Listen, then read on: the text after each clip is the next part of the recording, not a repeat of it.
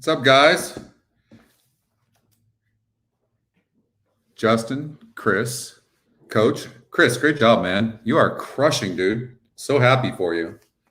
Way to go. I think you know how to use the system better than I do.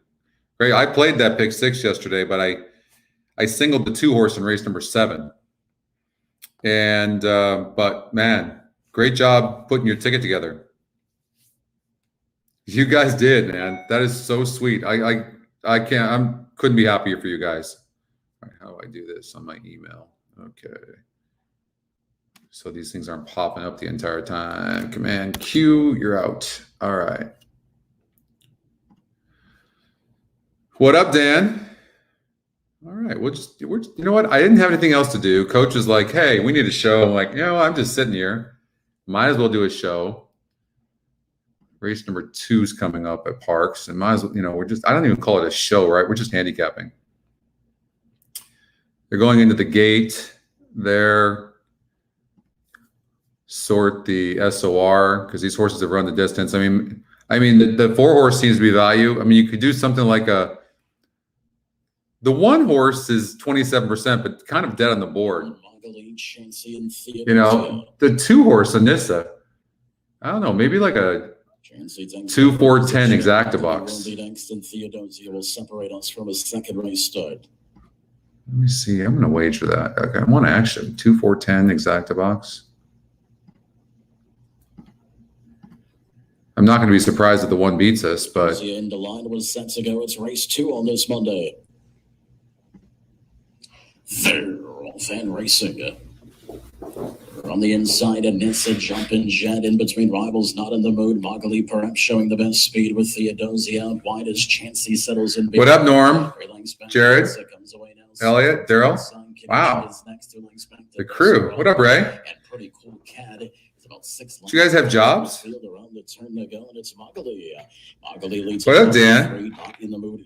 Chicago. I know Coach said it's free. That's like cold everywhere. This weather is absolutely crazy. We love. Can this 4 just relax a little bit? We'd love for this 4 to get in the money. Followed by a rail skimming in his Desperado is next and still well. All right, 2 is third last right now. You work from home? Hey, Lex. Frozen out. I know. It's cold everywhere. I'm wearing sandals, you guys. Don't hate. I mean, it's 80 degrees outside here. Is next.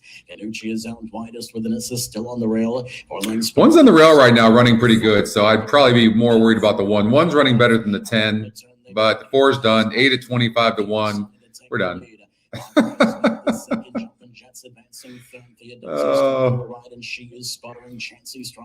Oh, 4 doesn't seem done. Here comes the 2. 1's done. Oh, maybe the 8 will stop. Come on, 4. How about 2, 4? I mean, 2's going to win the race. Can the 4 come back? I thought the 8 was stopping, but maybe I'm wrong. Come on, 8, stop. 4, 2. He's kind of stopping. I would bet on the 2 right now. The 1's coming as well. No, the 8's not stopping. He fooled us. 8, 2, 1. Oh, you got it, Bill. Man, we got the crew in the house. Good morning. Afternoon. Did you guys see? Good friend of mine, Brady, played Laurel Park, race number 1. But let's just see if we can get in there. What's going on with that? I have to show you guys this. Wet track. They're circling for whatever reason. But in race number 1, look at it. The 4 horse won, top Scotty pick. But here's what was interesting.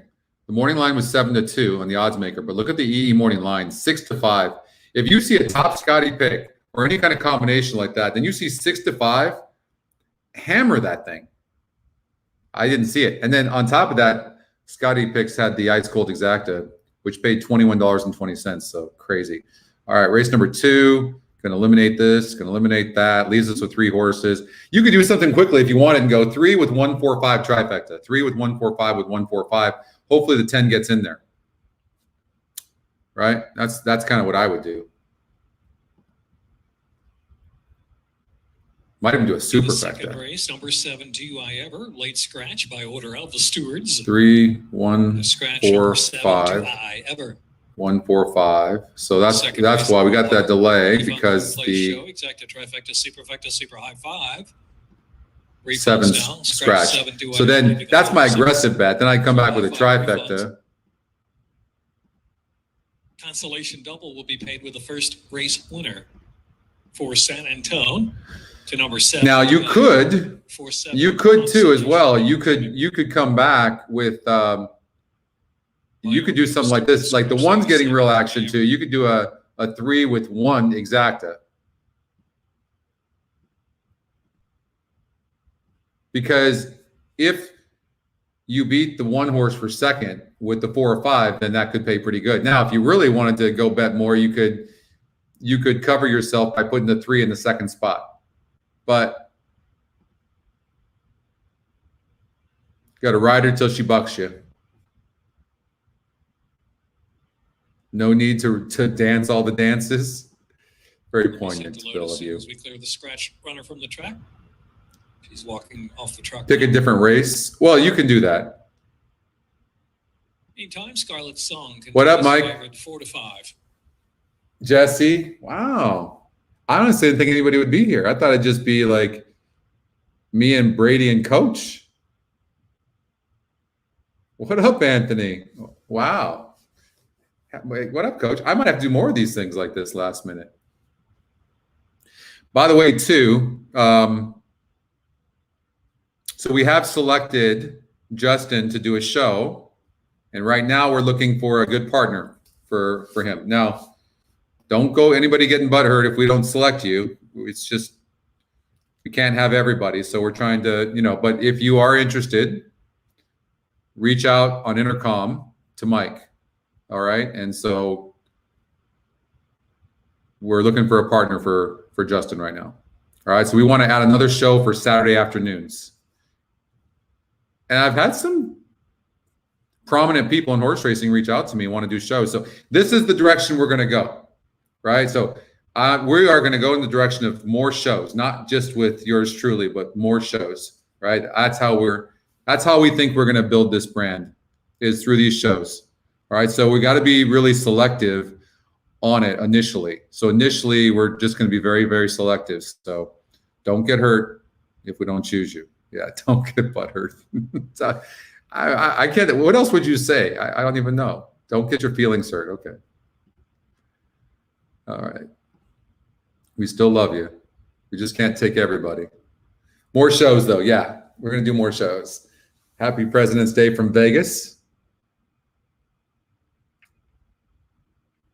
I love this crew, man. Hey, Greg. This is like the best. Like all you guys. Man, it's really cool. I've said this in the last show, but it's really cool to be a part of it, to see what we're building here. We've got some really good things in the brew right now. Moonlight Miss. I heard that, oldie. Somebody was telling me that last night, that Chris is the man in quarter horses. Maybe a quarter horse show. That's a possibility. I might be into that. Hey, oldie. I might be into that. The Smarty. It's just business. Yeah. Hey, Marco. Marco, thanks for your reaching out on that. That was awesome. It's nice to see how you hated this thing when you first started, and all of a sudden now you're like, it's great to see. And it's something I think that you can perfect. Well, I don't know. Perfect's the wrong word. You're never going to perfect it, but you can get better at it. Yeah, Elliot. Moonlight Miss, reloading. Straight in the gate.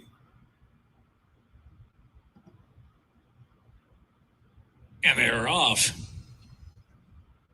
Chalichna breaks a bit outward, awkward beginning there from Moonlight Miss as they move into the turn now. There goes the favorite Scarlett's Song right to the front and opening up a 2-length lead early.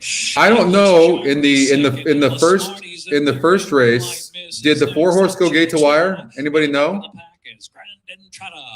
Brady, did you watch that race and see what happened? How are we feeling about this 3 being on the lead right now? I'm assuming with the weather that's been going on, they probably sealed this track. Maybe we have to watch closer on this. Good morning, Mark. I'm terrible with wet tracks. I admittedly, I get in my head and I start 4 came from off the pace. All right, let's hope that doesn't happen here. The inside lost Smarty. They're close. They're second, and so they're 5 or 6 lengths back. And Moonlight 5 is moving nice on the rail. I know we have the 3. What did we do? 145, 3 with 145. Left to go for the Laurel line. Scarlet Song in front from English. 3 seems to be moving easy. He's already asking the 4. I don't think he's even asked the 3 yet. Tries to move on now. Moonlight Miss getting interested. 5 is done. Here comes the 3's done. Right past Les Smarty as a new Whoa, look at this English 1. Charmer, but Moonlight Miss continues to So maybe horses aren't going to, maybe they're not going to win from the lead. Given way.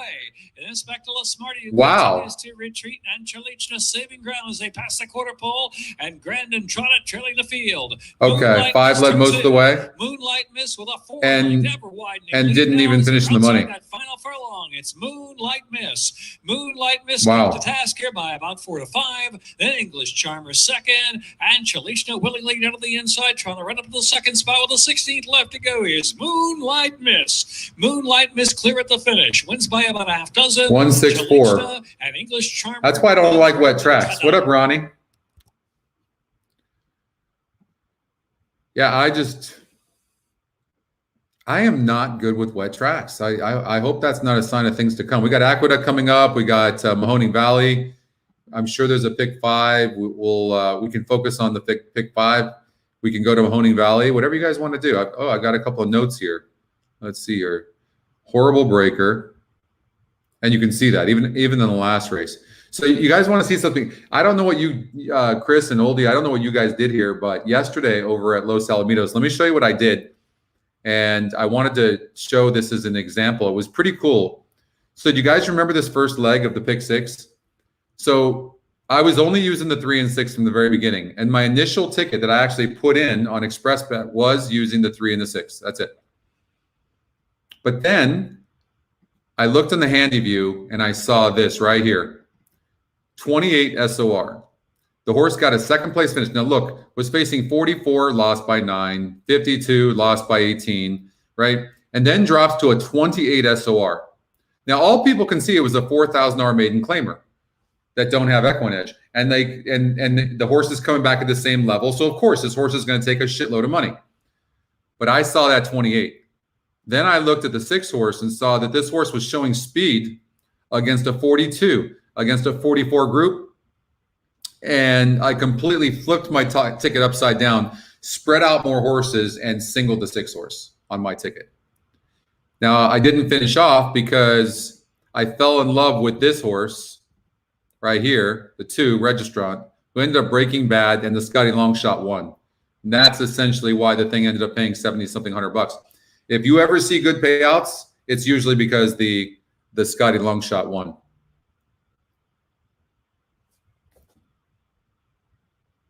Yeah.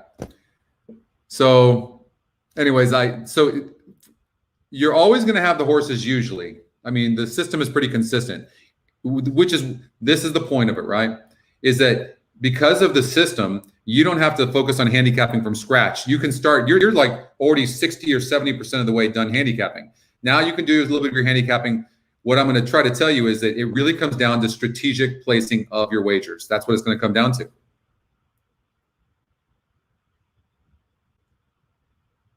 I know. I was, Tim. Oh, you were 100%, Tim. No, I don't deny that. Sometimes I get caught up in the show and gambling and all that. To be honest with you, the shows are better when I don't even gamble. Sometimes I'm not in the mood to gamble, but yeah, no. Believe me, in the last 2 months, I'm well ahead. So do I like losing like that? No, I hate it. Just, like after what the, but I'm well ahead. I won a couple $100,000 in the Pegasus tournament. And then I won the week after I won a tournament. And then prior to that, I had won a lot. So I'm okay.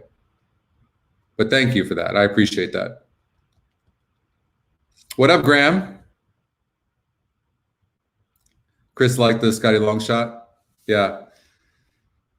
I mean, first of all, look at the Scotty Longshot. It did have an 18%. It did have an 18%. What was on the Friday?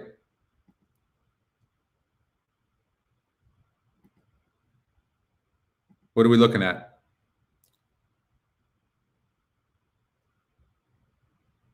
Late pick 4 or early pick 4? I didn't even look. Paid 6K.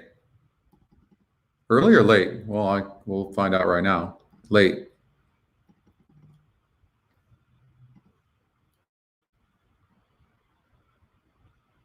On Friday? I'm looking at Friday.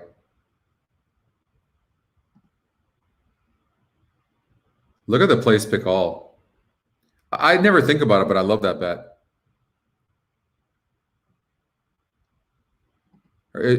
You singled the favorite. Where? Which race are we talking about? Saturday. Okay.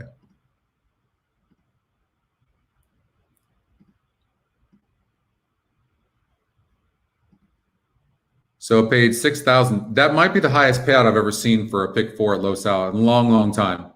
They don't pay that. And the 6-horse top Scotty pick 1 paid 420. And then the 3-horse who had an 18%. So you could have had that horse. The 6-horse, this is the one. How do you have this horse? Your first cat. I don't know how you have that horse. The only way you have that horse that I can see is, and look, and that was in a small field. I mean, you know what my style is, and it's not, I'm not saying it's good or bad. I hate to waste money. I probably would have used the 1, 2, 4, and 5 and thrown out the 6 like a moron. Probably would have done that. Yeah, I mean, I think you just have to do an all button. What up, Deb? You've got to work. You know, you should just, you put it up. You should just put me on the big screen with all the kids and teach them how to gamble, Deb. I think they would probably enjoy your class more than ever. That's what I would imagine. What up, Pat? The money management tool, oh God, it's far out. Now I will say this: what's not too far out is the ticket book. I was telling you guys that on Saturday. So the My Ticket book it's close. I'll just say that. Hey, Albert. Yeah, we're gonna 6 minutes. All right, let's go there. Thank you. Oh, I did have a note though. I just wanted to see. I didn't get a chance on the late scratch. I didn't get a chance to see what my note is here. Troubled trip, then the horse came back on a 36. What do we know about the 2? 2's dropping in class. It looks like a 2-7. Unless the 3-horse can run, cheap. 6-horse doesn't break good. The 6-horse is the type of horse you put in the 3rd spot. Like, I would do like a 2-7, 2-7 with 6 and do a backup 2-7 with 6 exacta.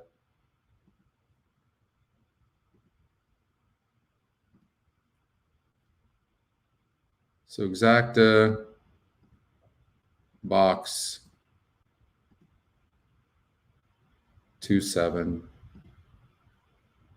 trifecta, 2-7, 2-7 with 6. You could throw the Scotty long shot in there as well. Why not? All right.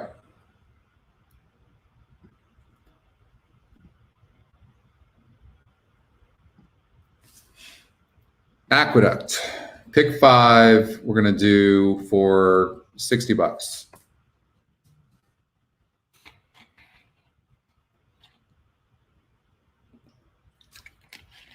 Justin's texting me right now. He's like, he's sick.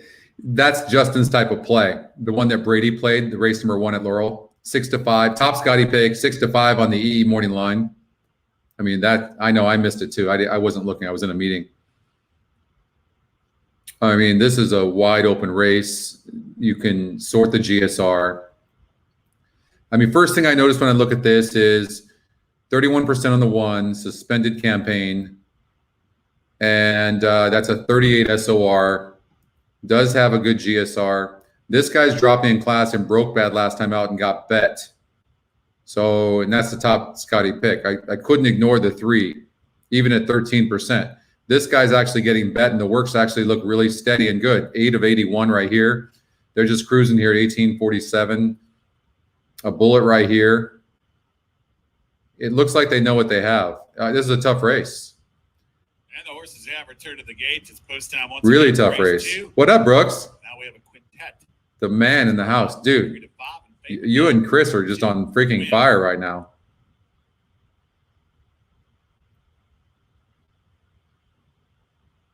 Lightning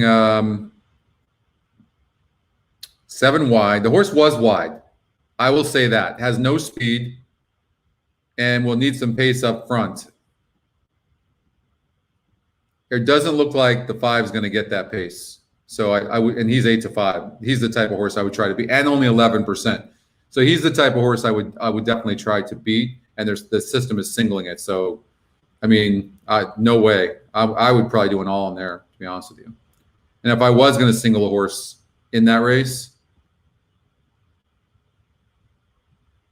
All right, Captain West. it would be the top Scotty pick, the 3. Locked up.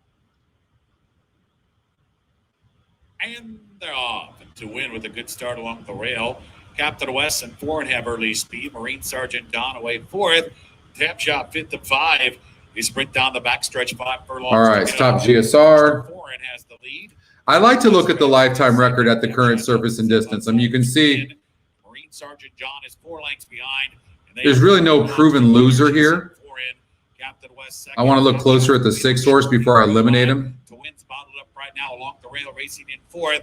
Marine Sergeant John still about 4 or 5 off the lead. Hit that far turn, 3 furlongs to go. Tap Shot Captain West has 4 and gives. So we did the 2-7. The Scotty long shot's in the lead right now. We would love a 2-7 with 2-7 with 3. That would be great.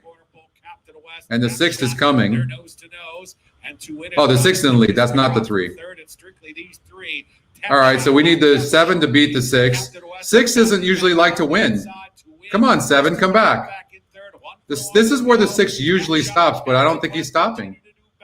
He's going to actually win. Tap Shot slowly getting away from Captain West. Captain West has no answer for Tap Shot, and Tap Shot goes All right, on. well, no bueno there. All right.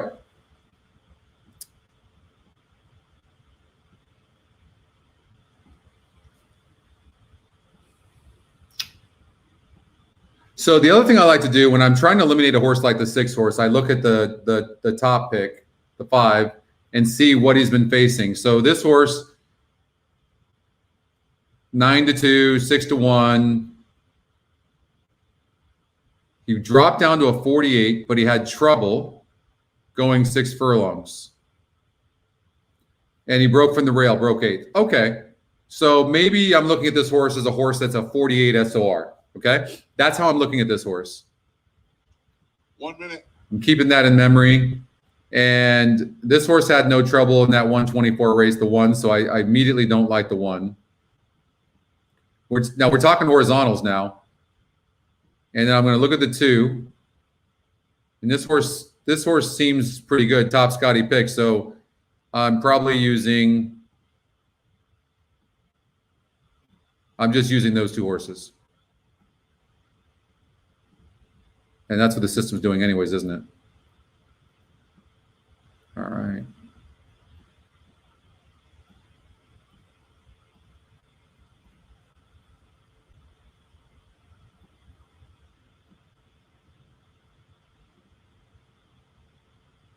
$56.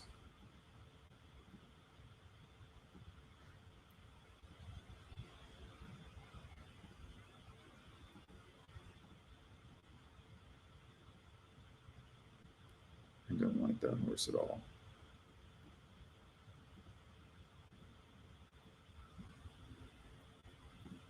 Note. There is much more speed in here. Seems like a front runner. So this guy looks like a front runner. He faced a 46 group. This guy looks actually really good. The 2, can the 4 clear? I don't know. The 1 can improve. I would just use the top Scotty picks. The field for race 1 has made its way to the starting gate, and it's post time. And I would probably have to use the top or that too. So we're not obviously going to play a $320 ticket. So what do we do?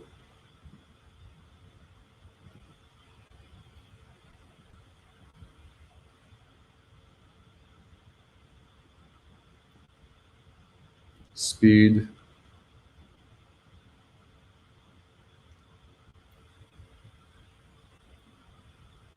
He's not the top Scotty.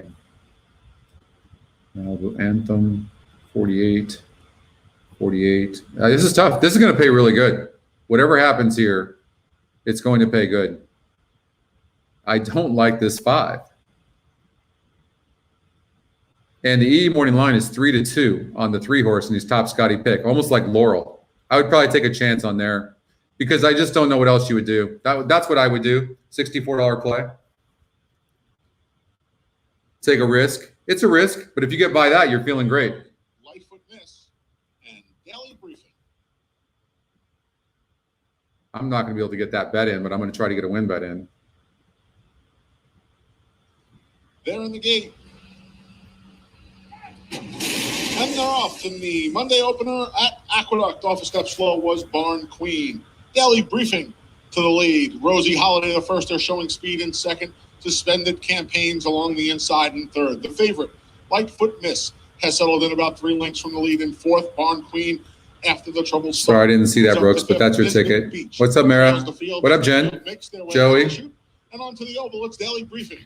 What up, Nate?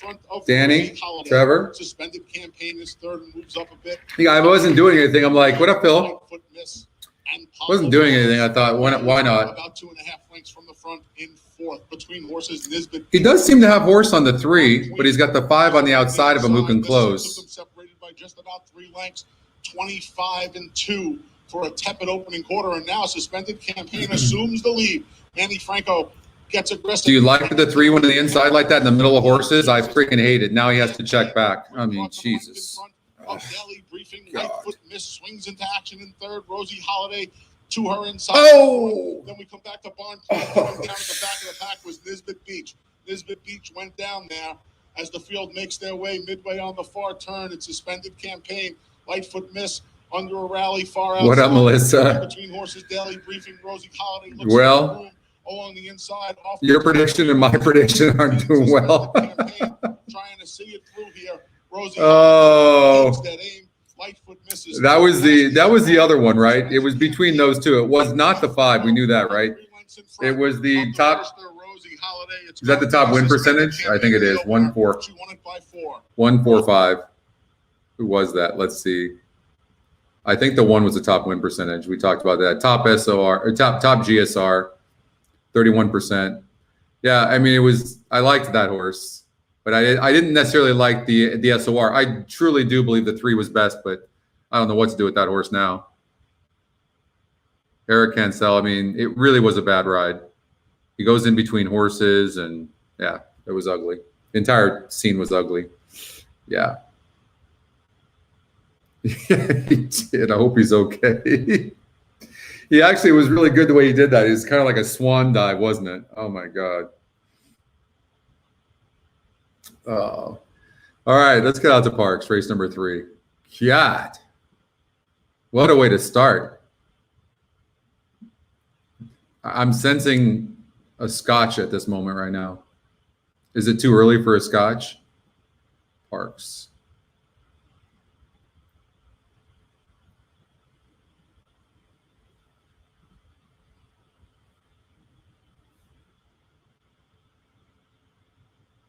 Yeah, it wasn't the best ride, wasn't it? What up, Keith? I didn't know either. Coach, I go on Twitter. Coach says, hey, it's freezing over here. We need a show. I'm like, I'm not doing anything. Might as well get on.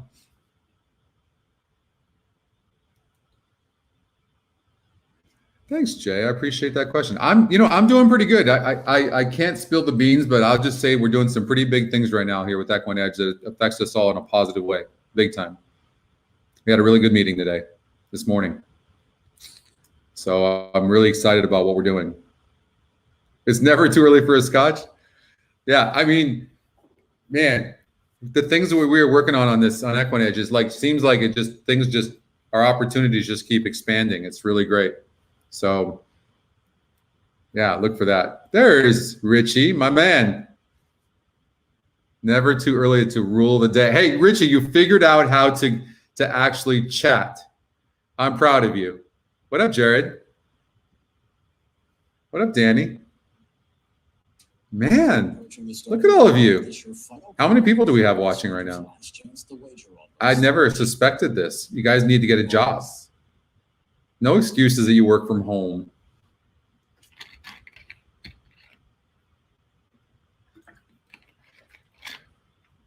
I'm drinking water right now. I haven't decided. 12700. That's pretty freaking good. That's pretty good for a last second call when normal people are working and us diehards. It's your day off, Angela? Sure it is.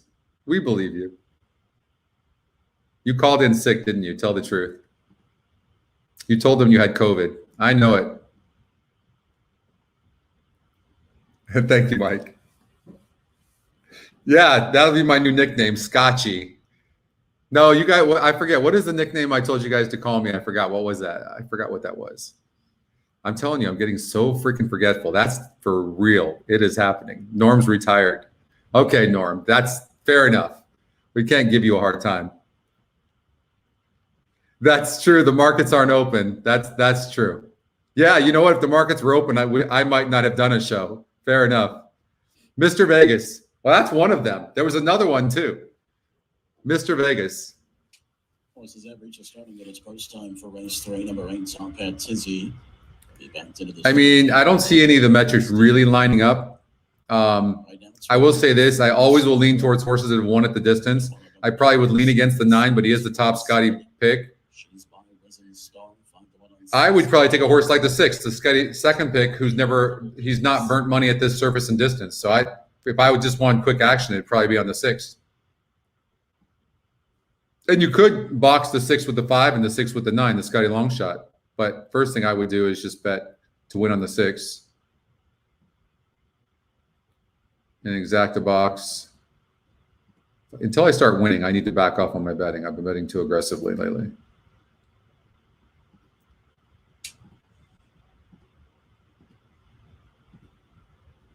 Something like that.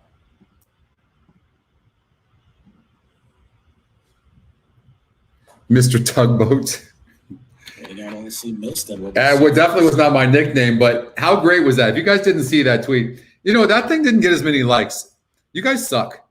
Like, how are you not liking that tweet? I was laughing my ass off watching this huge yacht go by and this tugboat, which is supposed to kind of steer it, even in the back, supposedly, because yachts don't go sideways.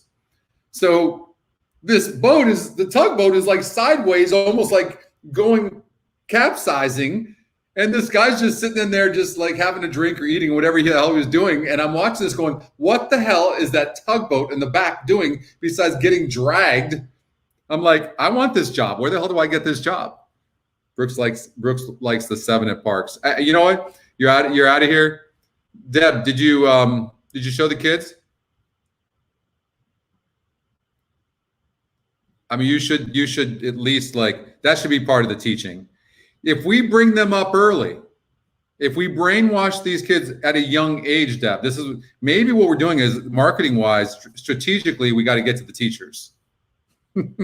That's what we got to do. Get to the teachers, get the kids. I mean, it's being done in political arenas. We might as well do it here. But that's another subject. You did show him Zenyatta's Breeders' Cup win? Yeah. That's what I would show him too. Speed from the middle from his star low along the inside. Enigmatica moves out now. On the outside, looking away, and comes Aussie Mist as they head towards the main course. I'm thirsty there in between horses. Now takes over third from Aussie Mist. They then spend Top Hat Tizzy's out wide of Knockout Kid. Princess Machias to the inside. The 2 trailers better yet, and She's My Risen Star. I'm gonna start picking front runners. Well, we did, right? We had that 3 horse over at Laurel, and it didn't do shit at 4 to 5. And now the 6 horse that I like is in last place. Red wine is good for the. Yeah, well, you're 84 years old. I'm sure you've had a lot of red wine then, and you're still kicking and looking like you do, Richie. To better get it, and She's My Risen Stars right alongside of her. They continue to trail around the turn. They go. It's Enigmatic on the inside. 9's running easy. Aussie Mist on the outside. 3 wide points to bounce. The lungs back on Thirsty is for Top Hat Tizzy starts to gain momentum, and from far back here comes Stars making up good. Brooks is 7. For the stretch drive outside, Aussie Mist now takes the lead. Miss Starlo is trying to battle back now, angling to the outside and gaining ground is on Thirsty on the. Brooks is 7. 7-9. Come on, 7, get up. Come on, 7, get up. Come on, 7, you got him. Done. Good call, Brooks. Bears down to the finish. She's my risen star. Did indeed. 8 got up for third. 7, 9, 3. Good call. Brooks is on fire right now. Might want to listen to him. 7-1 off is a favorite. 16%.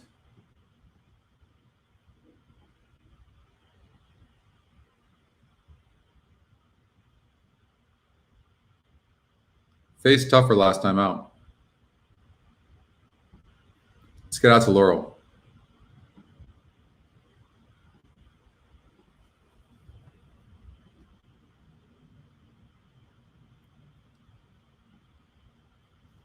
So we got a 1 to 5 shot in the 5. I'm not even going to try to beat the 5. I'm just going to see what other metrics interest me real quickly. Nothing. There's nothing wrong with the 1. Scotty long shot at 24 to 1. I would key the 5 in the top spot, so I'd go 5 with 1, and I'd come back with a 5-1 exacta, something like that. Jack gave back in Wicked Finn. Pirates Palace, post 4.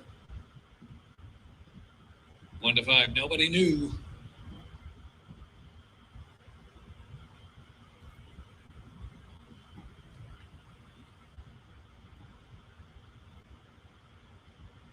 This guy seems to be getting better as well. I like that he improved from a 40 to a 50. I would look at the 2 horse to maybe be in the money. I might do a cover bet. 5-2. Or a trifecta. 5-2. 1 turn mile, second finish line. And they're off. Nobody knew into Chrome and Wicked Finn early foot 2. The inside is Twitty City is moving forward as well. Jack gave back, settles to the back and passed by Pirates Palace is underway on the far outside. Pirates Palace call widest to the ball for the backstretch journey now. It is Twitty City in narrow lead from Wicked Finn in the second spot and Pirates Palace and the ball's deep. To the far outside. Hey, you know what though? The horse was 6-1 on the morning line, so doesn't matter. That's great handicapping. Nobody knew on the inside and only about 3 from the pace. And last is Jack gave back, heading into the far turn. Twitty City in narrow lead. Pressed along. 4 is done. Broke bad, rushed up. So the 4 is toast. It's a matter of the 5. I hope the 1 horse will stay for second. I think the 2's running a good trip. 5's just sitting there. I think the 1's toast. Jack gave back into the turn. And we've already seen where horses coming from behind are winning the race. Twitty City is the first to give way. Now no excuses for Nobody Knew. Travels 4th right off the trio of leaders. 5 is going to romp by them, and I'm guessing the 2 is going to come as well. 2, I think the jockey in the 5 just doesn't want to go so wide. Palace on the outside. Here's Nobody Knew from in between horses looking to daylight now. And 4 ran a huge race. You might want to make a note of that, right? Here comes the 2. Jack gave back on the outside, and Nobody Knew. Nobody Knew just out kicking. Jack gave back for the final furlong. Nobody Knew. Jack gave back, running a big one, trying to chase. So 2 running huge, but moving up in class, and the favorite was just too classy. So 5-2. 4 I put a note on because 4 broke bad and rushed up and still hung in there. 5-2-6. We cover that? Did I even get it in? I don't know if I was able to get that in. Minute 39 is 16. No, I wasn't able to get it in, but that was the exact I was trying to do in my last cover bet. Anybody else get it in? 5-2-6. Nobody knew. Except everybody. That pays good too. To Jack gave back 6 to 4. You got 1 to 2. You like them favorites. I know.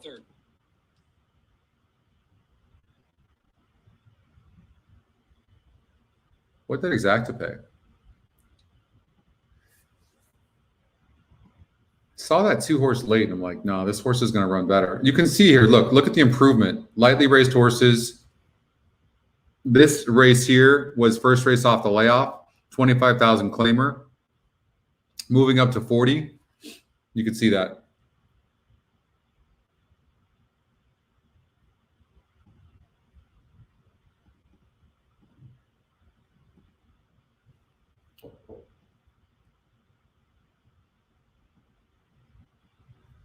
First time starter here for the 5. And these, I don't see, there's not a work that I look at and I say, hey, there's something here with this horse.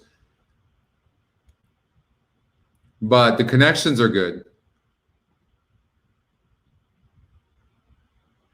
I would have to believe that somebody's better than the 7.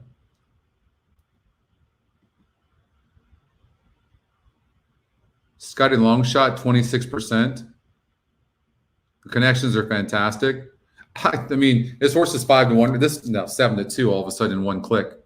EE morning line 5-2. The fact that the 4 is EE morning line even money. I mean, that's not a surprise, right? The system is just saying, hey, this horse is going to be the one that gets bet. But look at the money this horse is burning. Lightly raced though, 2 seconds.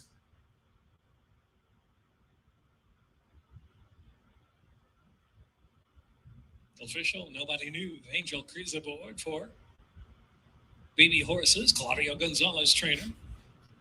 Written in Maryland by Mr. and Mrs. Charles. Yeah, I experienced that when I was in Australia. So in Australia, there you can look at those bookmakers there and you can select what you want. The exact about $8. Okay, good. Anybody? Did you have that, Manny? $2 exacta, $860. Trifecta, $24.70.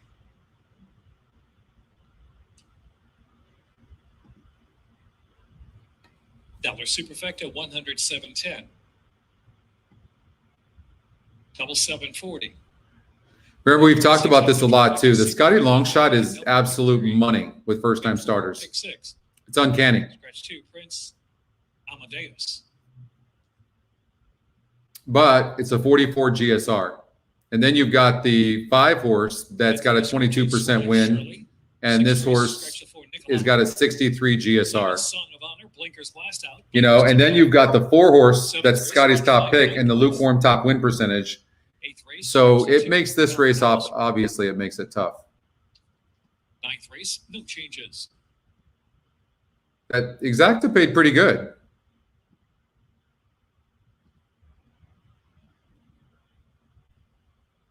I don't think the 4 horse should be even money. So when you have a note on a horse, Marcos, all you do is, let's see if I have one.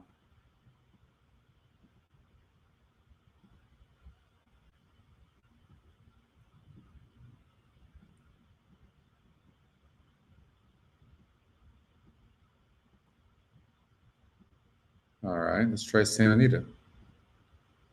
Okay, so if you have a note on a horse, it's going to be blue like this. It's going to tell you have a note, Marco. So then you would click on the horse, and you can see here the script. You open it up. First off the layoff, had a troubled trip. In a 58 SOR is the way I would read that, right? So then I look at the favorite. Now, just a minute, the horses are approaching this. And this horse beat a 56 group going gate to wire. So, yeah, I mean, this 7 horse is only 5%, but the top win percentage is only 25. So I would look at that 7 horse in the race number 1 at Santa Anita, just off my note alone. Trouble trip and a layoff. All right. 1-2 in favored. 4 mile alone. And alone inherits the rail, and she is in. I'm just watching this one, but the horses of interest to me are the 5 and the 8, the first time starters. So the way I've started so far, bet the 4 and 7 exacta box. Left the low now. Q, the band. 36 degrees. That's actually pretty warm. What are you complaining about? Other places are like colder than that. I mean, we're sitting over here at 80 degrees right now. I'm about to go for a swim. It was show, swim. I had to make a choice. What up, Spencer? Let's see how this Scotty Longshot's going to do. 5 as long shots will do will break bad. I don't think the 8 has that much to beat. Yeah, you see, I mean, he was obviously meant. After the slow start, Le Club, she has spotted them about 7 lengths. Good golly. Now, watch the 5 carefully. This is where you start kind of building on your notes, right? -5. Holy crap, Tyler. This is where you want to watch the 5 horse carefully. He doesn't have to run all the way to the end, but what he does need to do is show some potential. We want to see this horse move up a little bit. So the Scotty Longshot's not going to win. The 7 horse looks good. Is third at about 6 lengths behind. Cue the band. So I'm going to put a note on the 8. No excuses. Had a perfect trip. No excuses. He might have needed the race. How good was the 5? Right? I mean, the 5's been the most impressive. Back to third. Far outside to the club, and then it's Norma's Hopeful Girl. 1 furlong to go. Cue the band opening up with. I did say bet the 4-7 exacta box, didn't I? Cue the band going on to an easy win. Mine Alone's back there in second. Mama said that. The band, impressive. It's cold in LA, 62 degrees. Was second, the club was third. Golly Miss Molly ran fourth. That's true, Justin.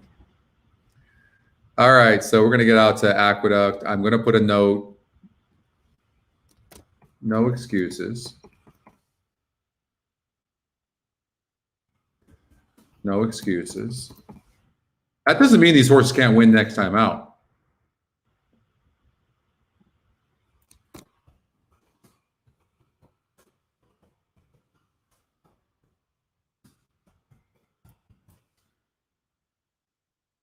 These things make a difference. But you have to, watching video. And so like yesterday, I didn't have really a lot going on. So I was just watching races and I was putting notes as I was watching races. It's kind of fun, actually. I couldn't do that before. Now I can just sit there and I don't have to bet. I'm just watching the races and going, okay, I saw that. And next time I'm on and I see these things, it makes a difference. So in the tournament, in the Pegasus tournament, there was that horse. I forget the name of the horse, but it was the 5 horse. And I had a note that says this horse is going to be a monster. And I keyed that horse and bet that thing hard and won a lot of money on that. So that note right there helped me win the tournament.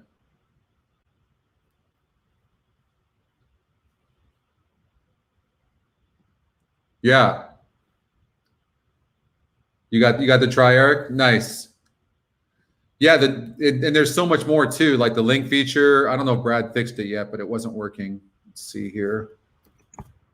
You guys are I can already see it now. Okay, I want the link feature to do this. I want it to do this. I want it to do this. I can already see it. There's already an unexpected error and I haven't gone in yet. So you're gonna be able to click here and let's see if it's working yet. No.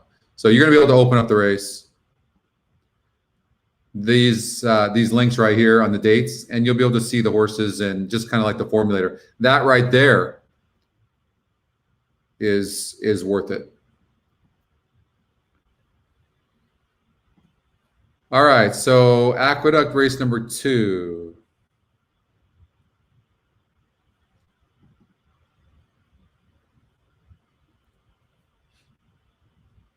$56 degrees in San Francisco. I mean, it's always cold there, though, isn't it? So I know we had narrowed this down to the 5 and the 2. Okay, so we know that already. I had a note on the 7. No, it was just the horse was claimed. There's nothing here on this note. I will say this, though. It's the weirdest shit. It is a Scotty Longshot, and I've noticed that whenever I have a note on a horse, it just no matter if the note's good or whatever, it just seems to run good.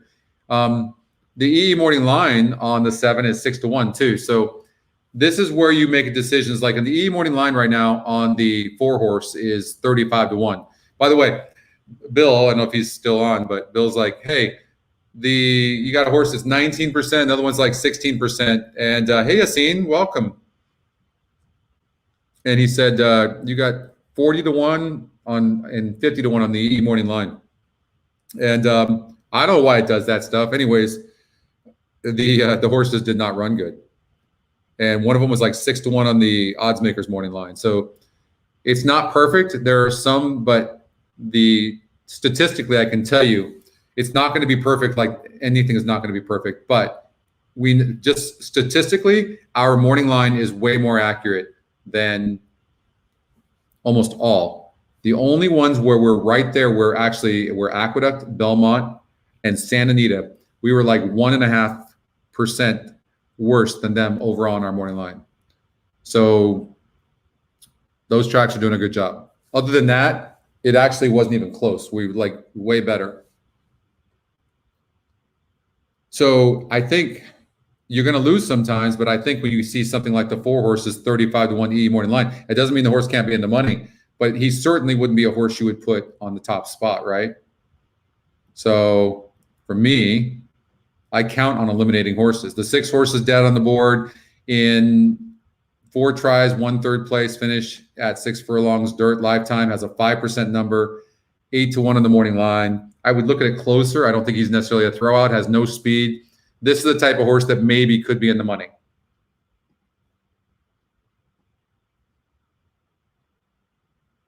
We talked about the 1. This is just a personal preference. He's not my type of horse.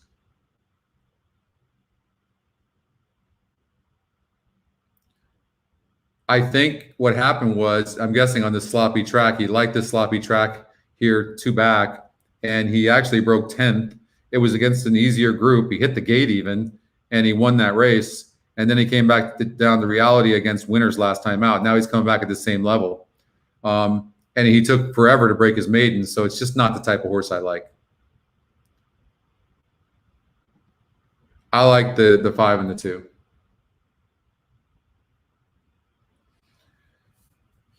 The morning line is important because, yeah, please don't forget to hit the like button if you don't mind. That would be great. It helps our channel. We got, I have like 20 or 30 new Facebook, VIP Facebook users. You can do that as well. Nice picture there of Chris. And Chris has been on fire too. So, but it's important because, first of all, in horizontals, right? If you see a horse that's 20-1 on the morning line, when he should be more like 9-2 or 10-1 or something, there's a high likelihood when you're playing horizontals, you won't do that. You won't use that horse. And so what we all need is more people winning, more churn in the game, higher purses. So it's the more accurate, theoretically speaking, from my old school perspective, the more accurate the morning line is, the more money and that goes into the pools. So everybody makes more money. Yes, Nick, I can tell you statistically that's a fact. That's a fact. But we're pretty good. He's only like 1.5 points better than us. But I believe he does Belmont as well. So there was only like 3 tracks that were better than us, and it was Aqueduct, Belmont, and Santa Anita, but not by much. So accuracy, because whether all of us want to admit it or not, we just can't help ourselves. We look at that morning line, and so if the morning line odds maker is bad, and for those of us, and I'm pretty decent at not looking at that. Sometimes I won't even look at it. I'll just use EE's morning line, but sometimes because if there's a more accurate morning line and people aren't betting, so here's the point on the odds maker's morning line, if he sets it way wrong, then we can get some prices because of that. So you can utilize the EE morning line to benefit yourself. Like I was telling you about that story where we were 9-2 on the morning line when the odds maker had the horse at 20-1. The horse went off at 20-1. I guarantee you, if the line was set at the 9-2, like EE's morning line was, that horse would never have gone off at 20-1. Because people instinctively are thinking, well, this horse should be around this. He should be around 9-2, and he's 20-1, so I'm going to bet him. So the horse would never have gone off at 20-1, and I won $4,300 just betting $200 on that horse.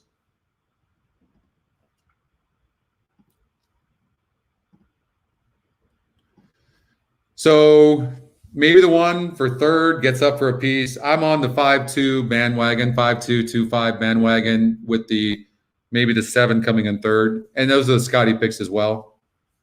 Also, we do have, but see, the EE morning line is a tough one because I like to say it's fair value, but it also can be, it was initially set up to predict where the bettors are going to bet.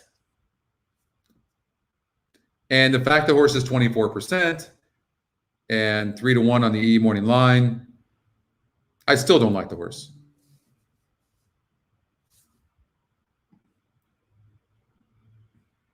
I will say this though, in her favor, it seems like a lot of these horses sometimes that take a while to break their maidens All of a sudden they just come back, right? I will say this too, on a positive note. It seems like this horse, you know, has been kind of knocking on the door of late. Now, I'm not sure what happened. I'm going to guess that there was a tremendous speed duel in this 12:31 race. And so what you're looking at is a horse that just kind of prods and is right there. And now you're facing a horse like the 5, who doesn't have a ton of class. This horse, the 2 horse, also broke from the rail last time out. And that can be intimidating. Does draw an inside post again. I also like that this horse isn't a proven loser at this level. Dropped in last time out, same level, got a 3rd place finish against 6 other horses.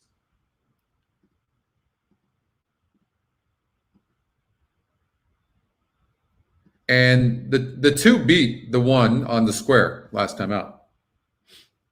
And this one, we're waiting on Shannon's Girl. I lean towards the 5. And Elite Speed. Yeah. 5-2. We'll see how the Scotty long shot will do. They're in the gate. And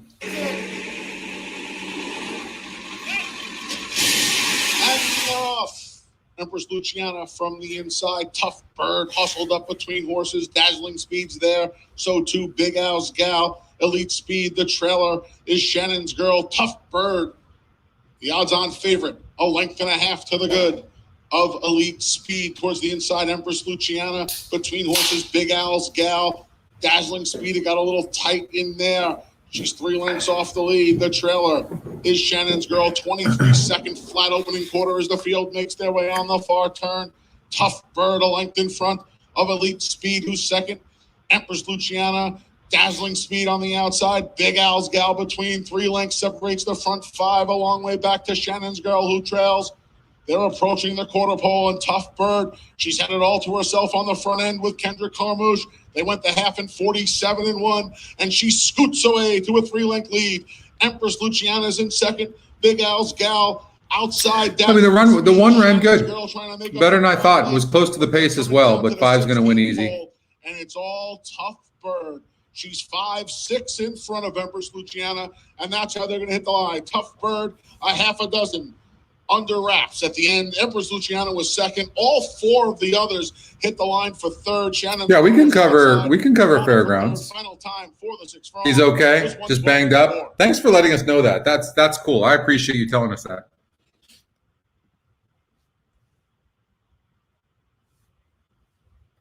Thanks a lot, Steve.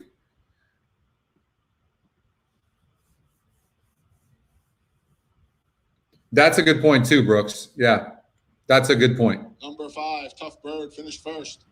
The 1, Empress Luciana, was second. Gets a photo for 3rd. Yeah, it does. You see that a lot at Aqueduct, actually, as far as speed bias.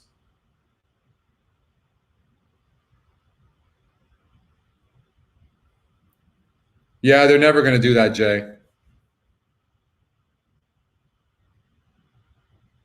Yeah, I told you guys to never look at a speed number. Like, just don't even look at it. As a matter of fact, we created an algorithm with a speed number, okay? I tested it for a week, and I gave it back to John and said, I don't want this. You keep it. It has to get by my test first before I'll put anything up on the site. You know, so speed numbers, anything with time. The bottom line is you're always going to have these run-ups where, you know, the gate position is going to be in different places, right? That's why time is irrelevant, because you don't know if they were starting right at the spot they're supposed to start at that's a mile, or the horses are running a mile in the 16th. And then the clock starts at the mile, as an example. You don't know. Time, so you're trying to compare time against, and even on the same day, they might move that. Because of the underneath ground, they can't just keep digging up the underneath ground in that spot where they start.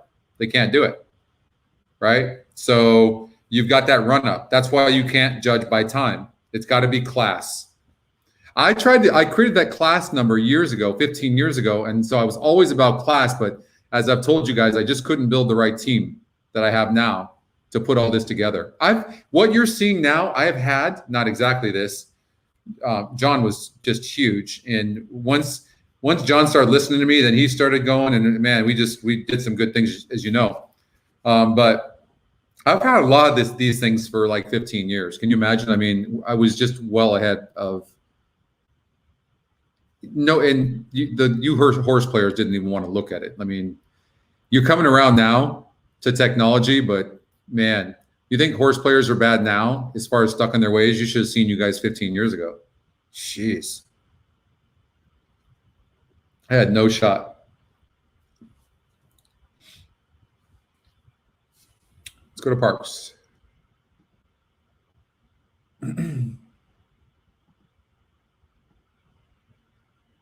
So I'm just eliminating the 1% horses right now that aren't getting bet. Sometimes I will do the GSR first. And when I see the horses on the bottom, you got a horse 1%, 61 to 1. EE morning line, 50 to 1, 4%. Not a Scotty pick, not a Scotty long shot. 20 to 1 EE morning line, 18 to 1, 3%. I mean, this is the type of horse that you can see could like get up for a minor spot. He was 8 to 1 on the odds makers morning line. It doesn't mean this horse can't run. When you see a situation like this, it does not mean this 8 can't get in the money. What we were just more accurate on where this horse would go off at. Okay, so eliminate carefully is what I'm saying. Yeah, exactly, Justin.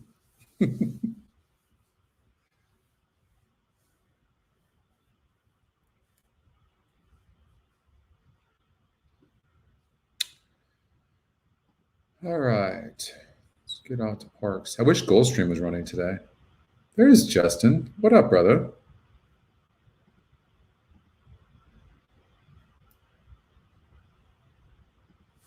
So in this situation, again, Brad tells me tonight there's going to be an update on the ticket generator, and he thinks he's got most of it fixed. So we'll see what happens.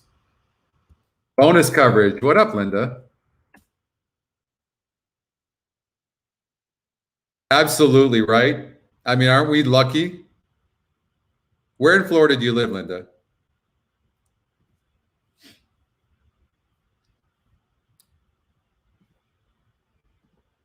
So you can clearly see what the trifecta algorithm is doing right now, right? Or the vertical algorithm in the trifectas. So for each wager type, it's a little bit different.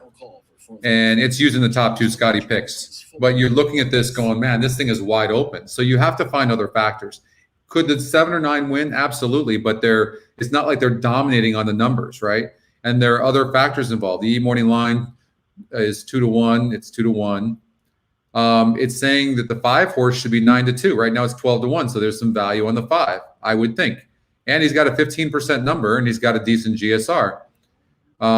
He's dropping down. So here's the thing. He faced open company. You see where he's facing non-winners of 2 lifetime here for 16, all that. And all of a sudden he's not doing crap.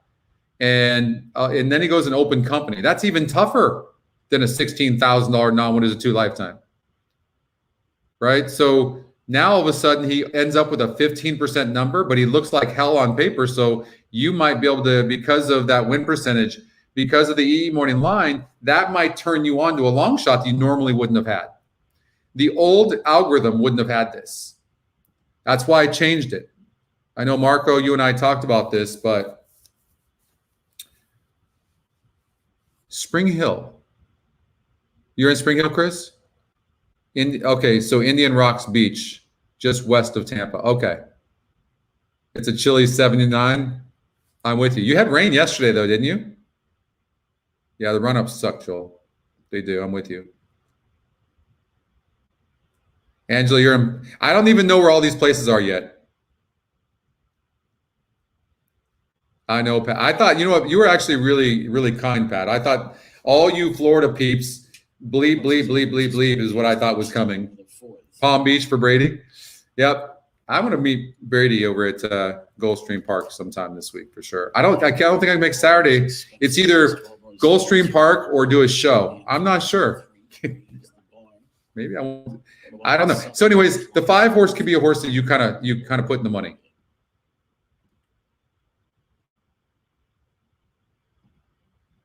single digits to 9 to 1, 5. I saw it all. I saw it all. I like the 7 best. I like the 7 best. I might just take a risk and do something like this. I'm sure I just put the 9 in the winner's circle. I keep doing that shit, but you know, maybe something like that. And I might even play a little bit bigger ticket and add the 8 in the 3rd spot. I mean, it's something like this, but this is a wide open race. And then you could come back and do the same thing. So you're spending $25 by putting the 7 in the 2nd spot. Right? I mean, that could happen. And I think the 3 could win. I mean, 17%. EE morning line is 7 to 2. Look at you want to see, look how good this morning line is. And you look at it in comparison. Miami Citizen and Taylor's initiation separate us from a 4th race. It's incredible. That's what we mean by accuracy. I mean, it's pretty deadly. And that helps you, especially because we're competing against each other, except all of us are betting a lot of the same stuff. But we're competing against other people out there. And if they don't have the same tools, then we have an advantage over them. And the EE morning line is what can take you over for that advantage. You've never seen the snow, Danny? Initiation. God, no, thank you, Ron. What up, Martine? To go, the 4th from Parx. What up, Michael? 3rd, often racing. Good start from the outside for Shandy and wide of that one rules. These 2 out away towards the inside. Racehorse in a red moves up towards the inside. Rodeo Red now takes over 3rd up the back stretch. They go just enough on the outside. Brooks, isn't there a tournament? I think there's a tournament this weekend, isn't there? I might do that. Inside, I saw it all. And widest now comes Taylor's initiation. How about this 40 to 1 right now, pressing on the 10? I mean, I don't know that I'm seeing things that great right now. So I'm going to tell you what I do. So the 7's toast. So 9's going to win the race most likely. But here comes the 3, and we like the 3. And I'm going to show you what I do in this type of situation when maybe I'm not. My eye's not in the ball. I'm picking the winner. I'll show you that in a second. 2 lengths. They straighten away for the stretch drive. Shandy in the one to catch. Rules races 2nd. On the far outside, Taylor's initiation tries to come on. Racehorse in a red to the inside. Graze the bars in between rivals. I saw it all. Had to steady up. In the meantime, Shandy's gotten away. They're inside the 16th. 5 on the rail. Probably going to get 2nd. Shandy wins by 5 in the end. Speaking of 5, I saw it all. 9-5-3. Well, the 5 we talked about. Did anybody have that? We talked about that 5 horse being one that could get up in the money. Yeah, 5 got it. Justin had that. All right. So see, that was an example of what we talked about, right? So yeah, I'm so glad you guys had that. So here's 6 to 1. So when I'm not seeing things that great, you had the exacta, Justin. Sweet. We will, Pat, for sure. Wow. They're minus 35 in Canada. Holy mini boom. You had to. That's not well. Who got 3rd? 9-5-3, huh? Yeah, I can see it. Okay. So when I'm not seeing things in the 1st spot, now what I'm going to do is I'm going to change up and go. I'm going to find that horse to key. Who's the horse that's going to be in the money? Since I can't pick the damn winner right now, and I'm going to change up. You got that? Nice.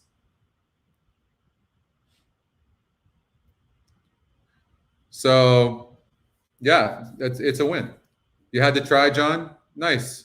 So that's what we'll do. So obviously we can find horses that we feel strongly, like the 3 horse and the 5 horse of being in the money, and we can position bets around that and go, okay, I don't exactly know who's going to win, but we can go in that direction, right?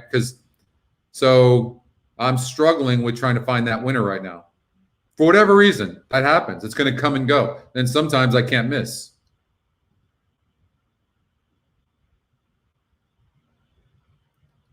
We didn't miss Fairgrounds 1 yet, did we?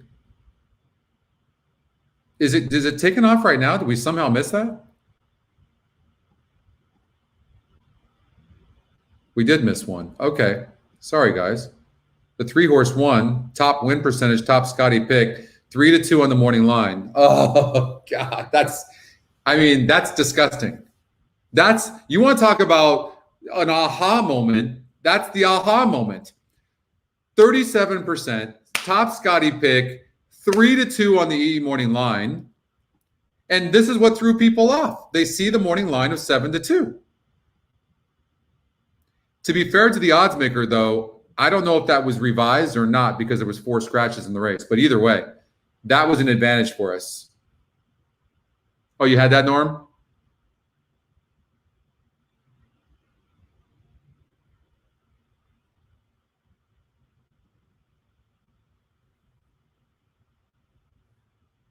Oh, you have a single? All right, when we get closer to hold that, Michael. When we get closer to it, let us know. Anyways, I mean, when you're not going good, like me right now, last couple of days, that stuff like that doesn't it just seem like it happens? Now, I'm going to keep a positive attitude. Don't get me wrong, but I'm just saying, like, that kind of happens. What up, Chrissy? It is. We decided to just jump on. I got a tweet that says, "Get off your ass and can we have a show?" I'm like, why not?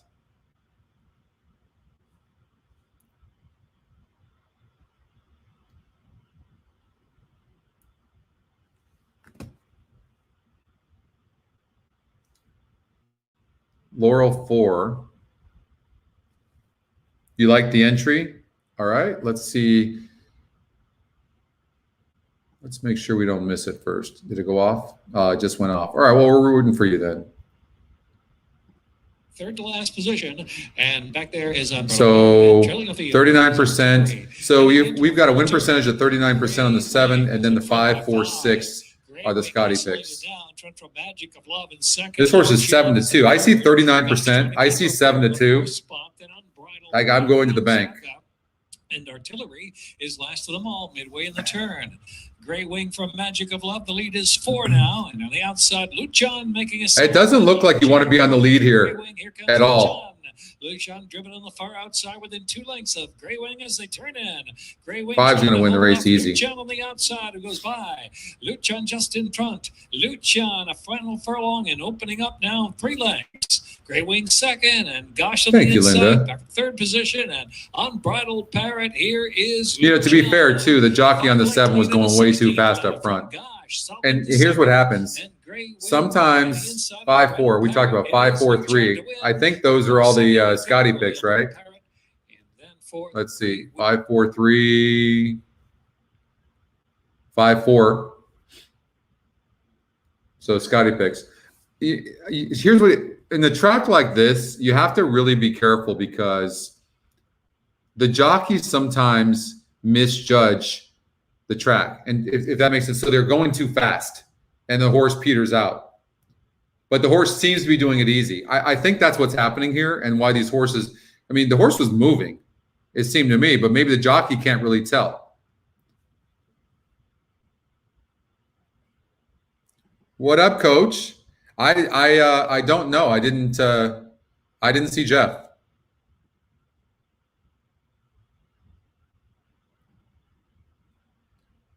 Seven went out like croutons in the soup. That's a new one for me, Justin. I hadn't heard that one before. You had the 5, Keith?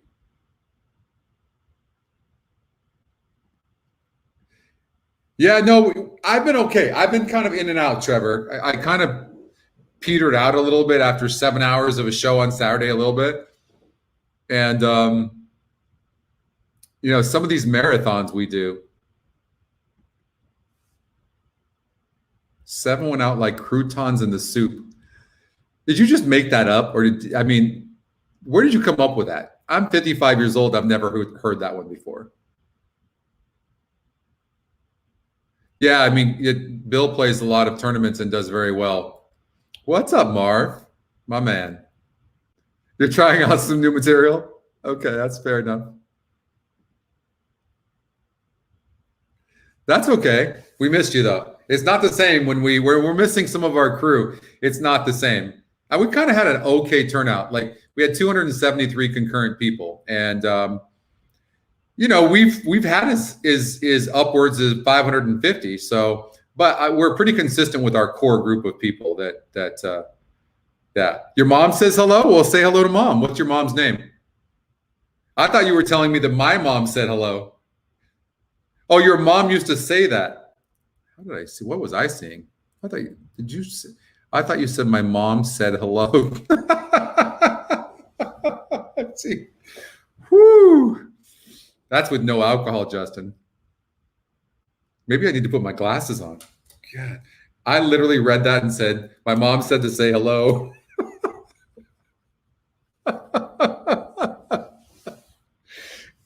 What up, Michael? I read that article. I did get that, Graham. I've read that article before. Float to the top and get soaked. I mean, you're really getting on fire here now, aren't you? Look at you.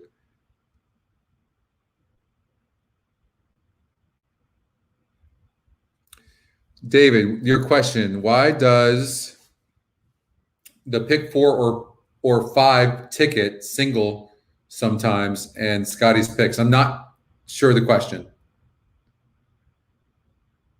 Okay, Joey, we might have to do that. I mean, it is a holiday. It is a holiday. 5 wins. Why does the pick 4 or 5? I'm still not understanding. Sorry, David. That could be me, not you. Can you start all over with that question? Sorry, brother. We got Aqueduct race number 3. Let's see here.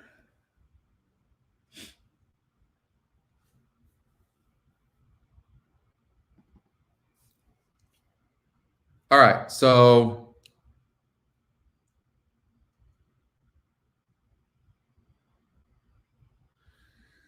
you wanted to find the best single. Oh, I'm sorry to hear that, Justin. Good. Hopefully, I bet she heard, and she's laughing with us right now. Love your mom. I love my mom. If only she could make pancakes. That's okay. She's got me to make the pancakes for her. She can cook other things. You can leave the pancakes to me, Mom. It would be great to have a setting for telling the ticket generator we wanted to find the best single. That's what it's already doing, though. If you think about it, right? It's already doing that. It's finding what it feels is the best single. If I understand your question. And then you can manipulate it as well after it does that. So it's giving you, based on your ticket amount, it's giving you what it thinks is the best single. And then you can decide whether you agree with it or not. It's doing its job if you think about it, right? What is a ticket generator supposed to do when it's got 5 horses that all have between 9, 21, 37, and 28%, especially the 1, 3, and 4, right? What's it supposed to do? It's got to make a call. So then you have to look at it and go, all right, I feel you, ticket generator, but I don't necessarily agree with that. So I'm going to add this horse, because I've always talked about make 1 or 2 changes to the ticket generator. And if you're right, you're going to probably win. I don't even know. A lot of people, I've tried to preach this to you guys. The ticket generator is a flat bet profit on every wager type, except I believe it's either daily doubles or exactas. And I'm sorry, I don't remember. And so that being said, then if you just, but it's going to give you probably, well, we did change the win percentages, so we're getting higher payouts now, but you need to make 1 or 2 changes. And if you do that and you are right, you're going to win a decent percentage of the time. I'll tell you that right now. But if you think about you go put in, I want to play a $48 pick 5. I mean, think about what the ticket generator has to give you for that. I mean, to hit that thing. To expect that thing to win all the time is just ridiculous. You can't. You're going to have to throw some of your own opinions in there.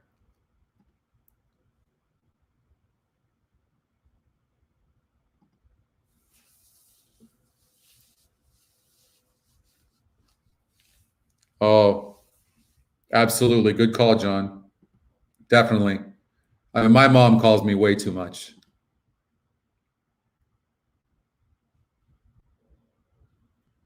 Yeah, then you work with it. Hey, Mark, you didn't have a good day? So many people had a good day. I didn't have a good day, Mark, but so many people had a really good day.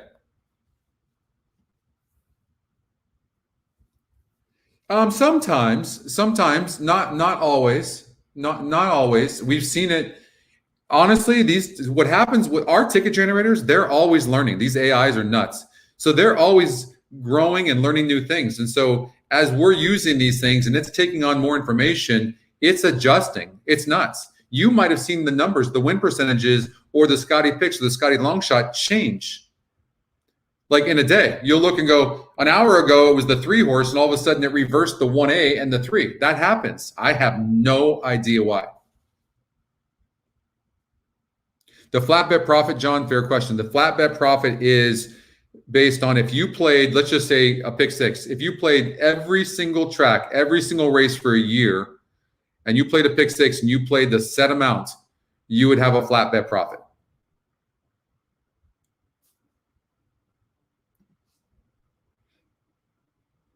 Oh, we hope so. We hope so. Yeah, we're always here if you have any questions. I mean, don't forget, I think that the more we can teach people and explain to them that these are just tools, they're interactive tools. The ticket generator is interactive. It's fun. If you want handy view past performances, you've got past performances here for us that have been doing this a long time, right? I know it's great. How could somebody not like this? It makes your job so much easier. It just does. But if you have the expectation that I'm not winning since I got this, that's like your expectations are just way too high, and just you're not going to enjoy anything. I know it's easy for me to say, but I mean, genuinely, I feel that way. Like it's like having a relationship. If your expectations are so high of that individual, what are the chances it's going to be successful?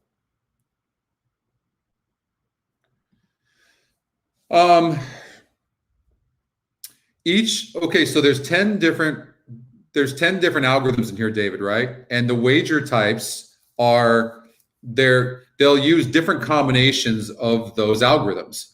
So like we have one algorithm that its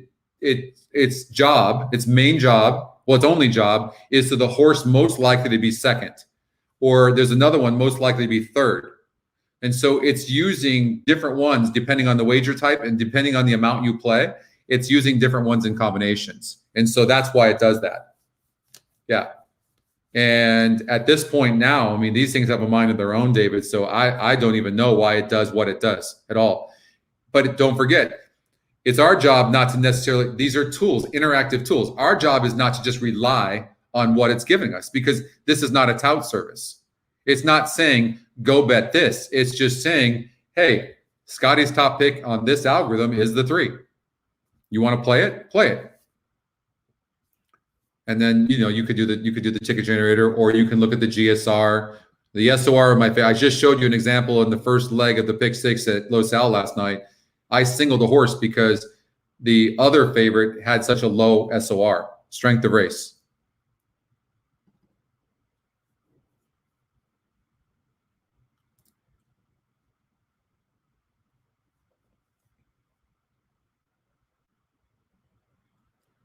Yeah, I appreciate you bringing that.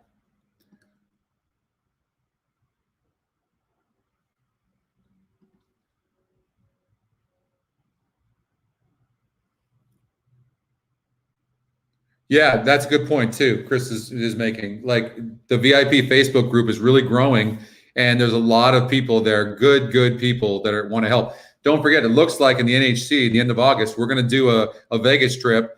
It's what we're going to do is I'm going to use my connections to get everybody a good deal. Obviously, it's not going to be free, but we don't obviously make money off that either. But we're going to get some connections. We're going to put that out probably in the next couple of months. So if you're interested in coming to Vegas and meeting everybody, it could be a lot of fun. We'll have get-togethers. We'll have a conference room playing. It's going to be a great time. And then hopefully I can win the $1 million bonus over at the NHC for winning the Pegasus tournament. If I win the NHC, I win $1 million. I mean, it's a long shot, but I'm the only one that can claim that. So that's kind of fun. If I missed one of your questions, and I love that you guys are asking these questions. It's so cool that this is all, all these are coming through. Get back to me. What I'm going to do right now, John, hold that thought. I'll try to remember to get back to that because I want to go out to Aqueduct. Yeah, that'd be fun, Marv. Hopefully you can make it. I would love to meet you. I'm going to leave that up to John's question, but let's get out to Aqueduct. So these are when I eliminate horses. Eliminate is one of my favorite features too, because I don't want to look at every horse. Now, initially I had thrown out the 2, but I'm not sure I want to do that because it's a Scotty long shot, and he could get up in the money. So we'll do a ticket generator, and we'll do it for $5. The amount that I choose to play depends on how big or how many horses are in the race, right? So that's what it gave us. If I could make one positive change, and I think I have time, I will. It's just going to increase my odds of winning. So if I could just do one thing to this that I see, well, one, I have to add the 2 in the 3rd spot at least. So I'm going to lock that. And I would say I would do something like this and go, if the 4 doesn't win or come in 2nd, well, this horse likes to come in 3rd, and he's not getting bet. So if I'm right, then this is going to be good. Not in the Scotty picks, doesn't seem to like to win. EE morning line 7-2. So I'm going to eliminate the 4 in the 1st spot, and I'm going to regenerate. There's my change. I made 2 changes. So 136 with 1-3. Now the system did its job based on my $5. If I make this $6, maybe it'll do something else. Maybe it'll add the 6 horse to the 2nd spot as well, possibly. It didn't. It kept it at 5. Maybe $8 gets it there. No, now it does 136 with 134. So that's what it gave me if I did it that way. So that's an example. EE morning line on the 6 horse is 9-2. Horse has a 9%, and this horse is the favorite. We do know that when our top win percentage is not the betting favorite, that horse, that betting favorite only wins 16.2% of the time. And on top of that, that horse only has a 9% chance of winning on our numbers. Ronner's off to number 1. Yes, you're I mean, I'm gonna make 2 changes. I'm gonna get rid of the 6 on that. I'm gonna say 1-3 with 1-3-4-6 with 2-4-6. The problem I don't like with this is that nor the 1 nor the 3 can come in 3rd. But I mean, you live by the sword, you die by the sword. But it's an interesting concept, anyways.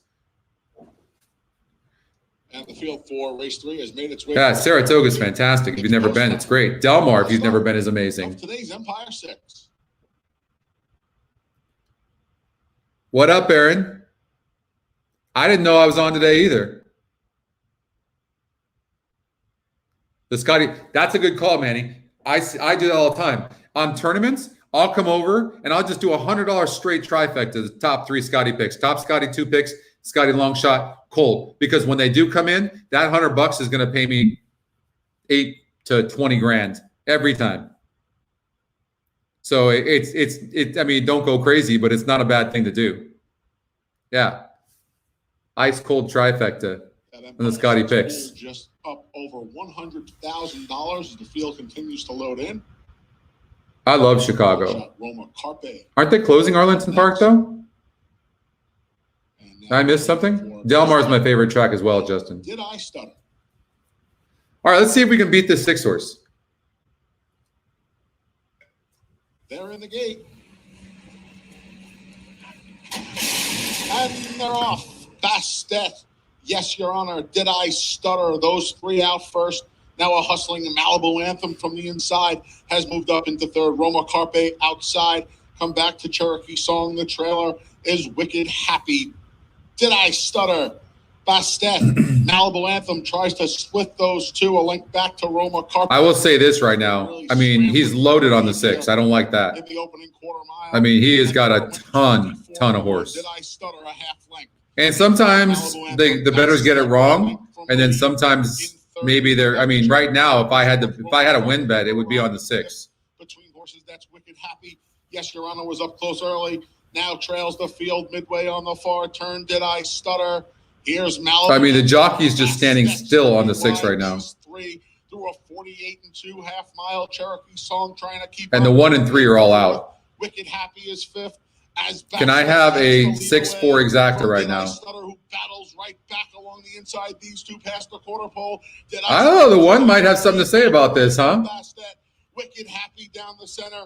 Malibu Anthem at the inside. Come on, 1. Trying to hold off a Bastet. Come on, 1. Re-rally. Wicked Happy down the center. Did I stutter? Hey, when the Scotty long shot's going to get up for 3rd, we knew that the 4 horse. Look at that. Did we hit that try? I think we did.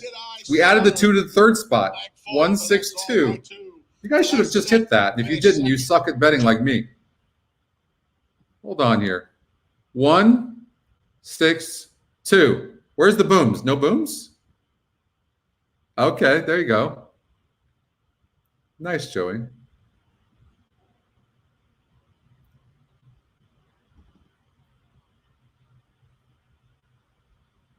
I know, David. All right. Where did John's question go? All right. Do you know a money value on that flat bet profit? Like if my budget was $5 every ticket, the win percentage has to be a lot lower than the $200 budget. Is there a budget that has the highest win percentage? So for each wager type, there is.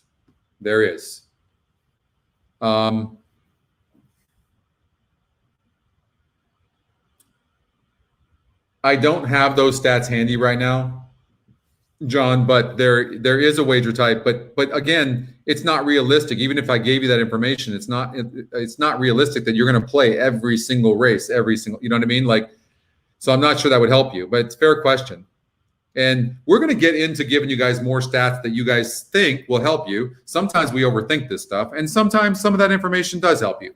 Fair enough. Yeah, I think Oldie's right. There seems to be an inside bias for sure over at Aqueduct. Somebody needs to bring that up to us and remind us that as well. Not that we would have necessarily seen that one on the inside showing that much speed, right? Because that horse actually wasn't on the inside. That horse was on the outside. I don't know about that, Elliot. That 6 wasn't that wide. Seemed to be running easy. I don't think there was any excuses. The horse ran good. I think the 1 was just better, and I think maybe the speed, and there was a bias there. I mean, either way, that trifecta, you got 2 to 1 over 5 to 2, but the Scotty long shot getting in 3rd was huge.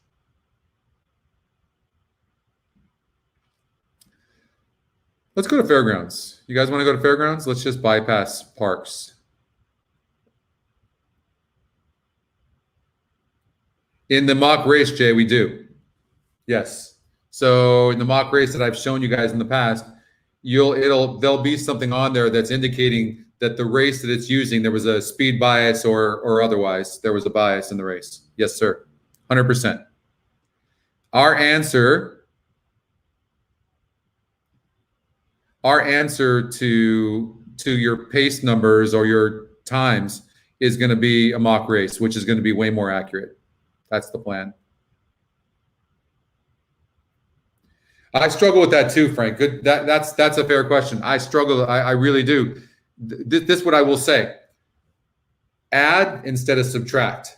Meaning, if the metrics aren't really lining up, it's telling you. Like right now, metrics are lining up pretty good for the 3. Look at this. Top Scotty pick, 55% win percentage, and has been in the money 8 furlongs dirt lifetime in all 5 starts. And oh, by the way, has earned more money than any of the other horses. Oh, and has the 2nd top average SOR to only the 7 horse. But you have to remember, yes, the SOR on the 7 is a 59, but he's only had 1 3rd place finish. So even though a horse has a 4%, I would suggest maybe putting the 7 in the underneath spots. And look at the EE morning line on the 7, 5 to 2. And what about the 2? The EE morning line is 3 to 1, and this horse is 9 to 2 right now. Is the 5 getting over bet right now? It's 9 to 5, 9 to 2 morning line, 7 to 1 morning line. It is a price play. And the idea must be that this horse can go gate to wire. And maybe there's no speed. Speed. Okay. Yeah. 5 has to be taken seriously. I mean, so this horse went gate to wire in a 42 group. So these are better horses, though. These are better horses. I'm just saying. So you have to balance this, right? The 4 capable. I wish that the 5 was facing better horses, because then this horse is a strong candidate to go gate to wire. The 8 horse, the Scotty Longshot, is somewhat tactical. I don't like the 5. I don't think he's classy enough. I think he's getting overbet. I think the Scotty Longshot's going to be sitting on his flank too. For me,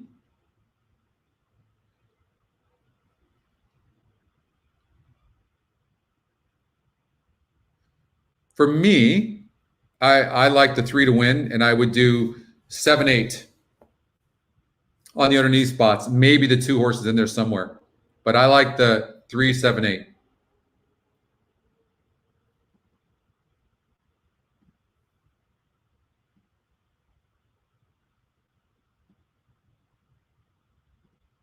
Let's get some Star Banjo.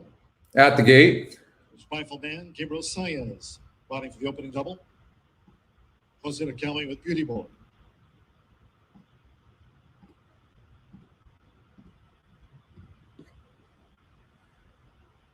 Now, the 5 to me would be really dangerous if he was classier, but his SOR is holding me back from wanting to completely key this horse to go gate to wire. And the Scotty Longshot's somewhat fast and has way more class. Some of these horses that are tactical, that are classy, you drop them in class, all of a sudden they show a lot more speed. Star Banjo, along with Beauty Boy, and the 5 didn't even get the lead. Green sleeves, an early attack. You got a wet track, so I mean the 5's toast. Both these horses are toast most likely. In 3rd position here in the early stages. Remember, this is up into 4th. We trail back then to, here's the inside, running 2nd to last is Rifleman, looking for bull trails. The first 2 of 8 furlongs in 23.65 seconds as they go up the back of this sloppy track. This beautiful was able to track by taking notes. No, I think if you found something, like I used to do something where I would take the top Scotty pick and the second top Scotty pick, and I would do an exacta box. So top Scotty pick with the Scotty Longshot exacta box, second top Scotty pick with the Scotty Longshot exacta box, and then I bet the Scotty Longshot to win. And I felt like I found a flat bet profit. So no, and what I would say is stay consistent with it, meaning take 1 or 2 tracks for the day and put in all those wagers ahead of time, and then just watch instead of getting caught up in and then you do it one race and then you don't do it another race, right?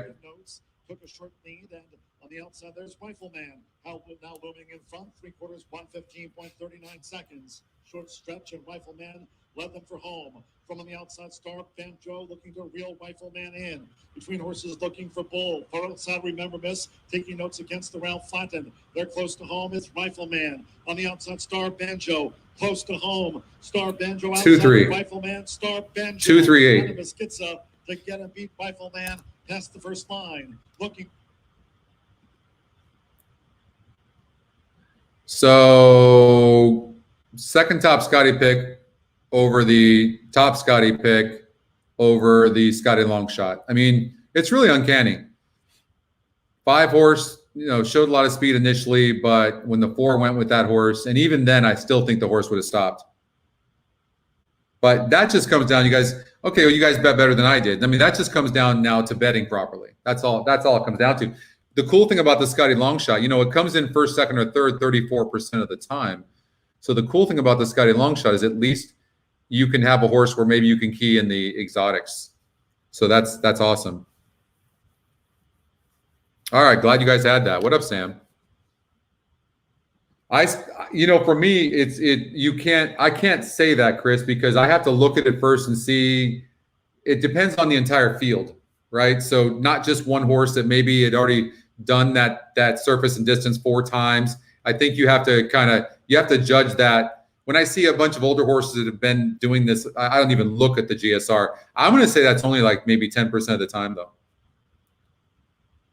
That's a good question, though. Daily doubles are not flat bet profits. I'm pretty sure, John. I remember that correctly. It's not. I think that was one of the worst ones. Yeah. That and exactas. I know those were the two worst ones. Now, that doesn't mean you can't be profitable if you find an angle or you make one change to it or something like that. You know what I mean?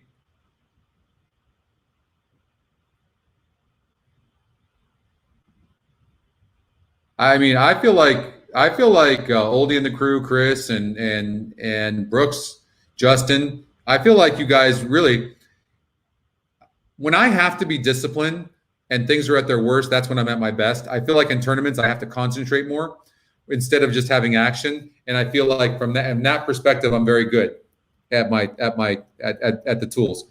But I feel like a lot of you are really getting good at this, and that's great. I love it. And maybe, and all of us are better than each other at certain periods of time. Right now, the guys seem to be hot right now. GSR is an amazing tool, for horses doing something for the first time or second time. They're amazing. Watch for the second time too.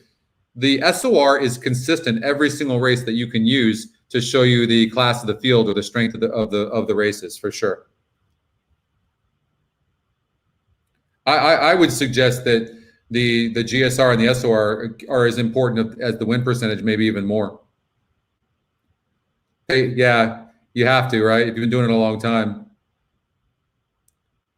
Yeah, the race one at Laurel is a prime example of, we were showing that, with the E morning line, all the tools to a certain extent, right? If you look at that race number one, that was a top Scotty pick. The EE morning line was 6-5. Incredible. Oh, I didn't even know. Top GSR. That's right. Brady told me that. Look at that. Top Scotty pick, 6-5 on the E morning line, 20% win percentage in comparison to the top number. It's only 30. And the GSR is 60. Oh my God. And by the way, the horse has got 1 win in 1 second and 2 tries at the surface and distance. And his SOR is a 56, tops of the group, at least tied with the 1 and 2. Holy crap. That's what we mean. That's a single. That is a single every day in my book. That's good stuff. What up, Greg? Snowblow. Oh my God. Yeah, I just took a shower and got all the oil off my back when I was laying out in the over there at the Riverwalk. It was kind of nice over there. Had a drink.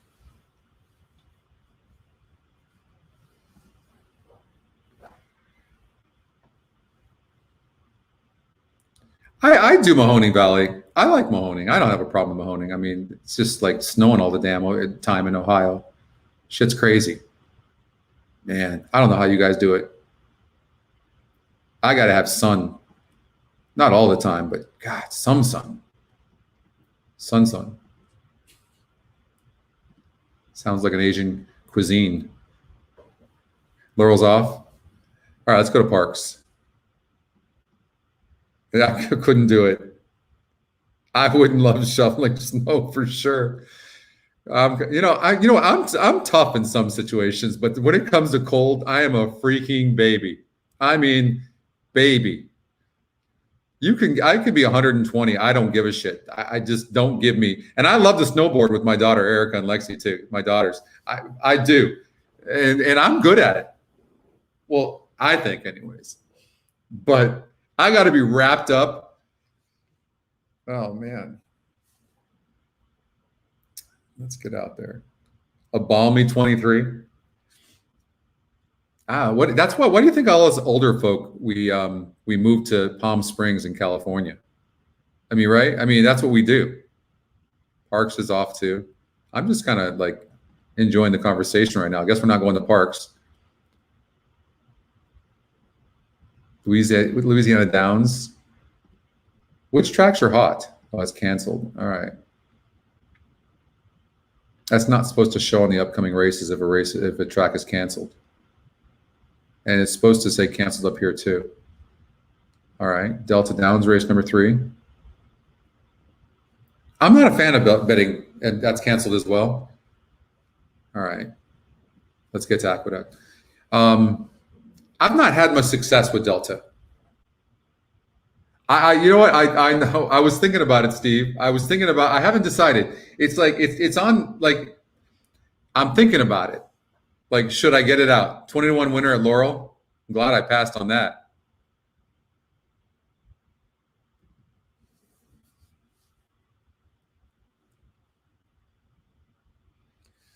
So here's what happens. When you've got to try to, we need a signal from Equibase that says, okay, track is muddy, but then you would show muddy stats. It's not going to be accurate. I know you theoretically think that showing muddy stats, we do have the GSR Plus that tells you how a horse does on a wet track. I just don't feel like it would be accurate, right? Because when tracks are wet, a lot of times it's a jockey's race. Maybe the track is sealed. You just don't know. And you had that, Oldie?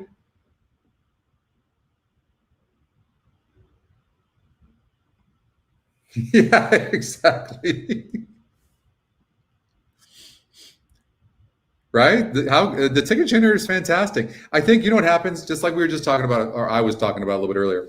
I genuinely think that if the expectation is that there's some wonderful tools here that are fast, quick, and you can have fun, you're still handicapping, and you've got the ticket generator. If your mindset is correct and you're like, these are tools, it's like, okay, this is what I see some simpletons doing. They're like, I'm going to do a trifecta right now. Okay, I'm going to put it in. And okay, I'm going to go bet this. Oh, it lost. I'm not winning. I'm unsubscribing. It's like, oh.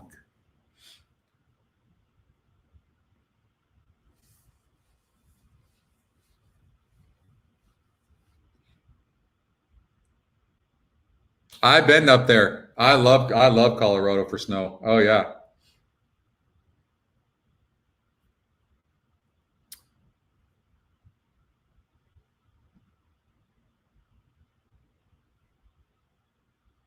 Colorado's beautiful. And you're in heaven if you smoke weed. I mean, that's just where you want to go. I'm personally not a weed smoker like Bill. I mean, Bill grows the shit. Now we're going to have to, I shouldn't even have brought it up because now we're going to have to hear about all the different strains. Give me one, and he has the weirdest names for all these strains. Like give us one of the names of one of the new strains. I just want one.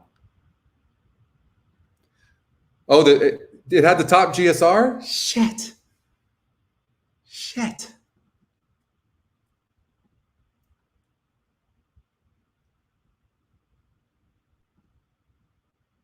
It did.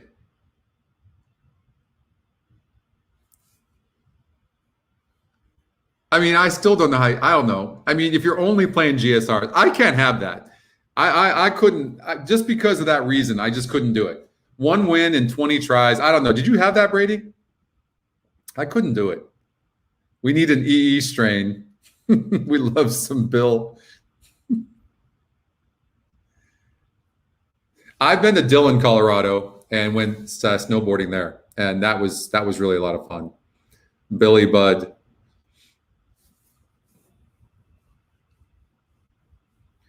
I mean, okay, that's easy to say after the fact, though. But did anybody bet that? Oh, wait, who did? Okay, wait, Oldie, did you bet that horse simply because it was the top GSR, like blindly? And how did you bet it?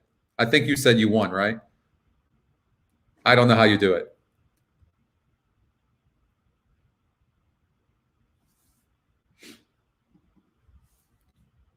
There's no way. I mean, maybe if I was playing a horizontal, I would add that horse. Fruity Pebbles. Well, I don't know where that came from, but I just saw the Fruity Pebbles for breakfast. I can tell you that by far, Fruity Pebbles is my favorite cereal. I Captain Crunch, Trix. We had a blast. Thanks for asking. It was so much fun. We tweeted that out, and I couldn't get Mike to smoke a cigar, but in his defense, he had a little bit of a headache, and so he was being a champ. We went out to this restaurant, and we had empanadas. And what was cool about it is, I'm going to make you guys even more jealous now. We were eating right on the sidewalk, right by the sidewalk where there was just tons of people walking back and forth. There had to be thousands and thousands of people out there. I mean, it was just a blast. I mean, you wouldn't even know COVID existed. I'm not saying it's good or bad. This is no politics. I'm just saying it was nice. That's all. I guess I'm a super spreader. I was wearing my mask until I sat down. But it was nice just to have some normalcy, and it was good food, and it was great. Had a great time. Then we went over afterwards and smoked a cigar. So you had a $30 pick 4, and you had thrown the horse in there? Okay. You had that in there too, Manny? You had that 5? The ticket trainer used the 5? Huh. I will say this: you've had a few people. I've had a few of you ask me about the Marco did yesterday about the win percentage. That's awesome. I'm glad you had that, Manny. So I've had a few people ask me the difference between the old algorithm and the new algorithm. So look, I want to make this clear because I would love your opinion. The old algorithm, about maybe 10% of the old algorithm, the win percentage algorithm, had the morning line in it. All right. Now, we did that because when we ran the numbers, it raised the win percentages, but it lowered the ROI. The other thing that sucked for that was, now, if you notice, we now give you tracks a week ahead of time, whereas before we were like the day before. You guys remember that, right? Well, that's because we had to wait for the morning line. That was it. We created the new algorithm that's 1% less in win, but it's using the GSR now and the SOR. The old algorithm wasn't using the SOR or GSR. It wasn't using it. It wasn't using it. Right? So I think that's why you got the 5 horse. I think that the reason it maybe popped up at Laurel Park is because it was the top GSR and the new algorithm uses that. So that would be great. So anyways, that's why we switched over. So you much better now, Dan? Okay, well, I know it's an adjustment, but then I was getting complaints that we were just using too many. It was picking too many favorites. You can't make that claim anymore.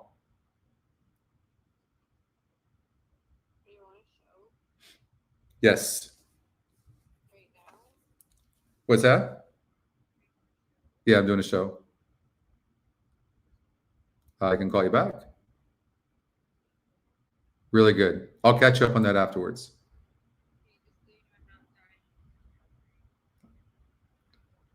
I will let them know.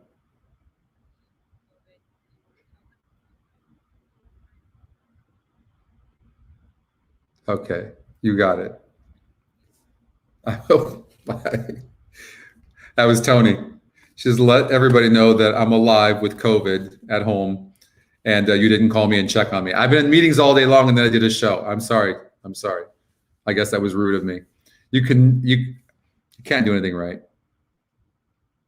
Right? Thank you, Joey. The win percentages, yeah. No, not the Scotty. It was the win percentages. We changed the algorithm. There she is. You know what? Wish Tony well, everybody, would you? I'm sorry I didn't check on you, but I've been in meetings all day long, and then I did a show because they're all demanding. I'm worried about you.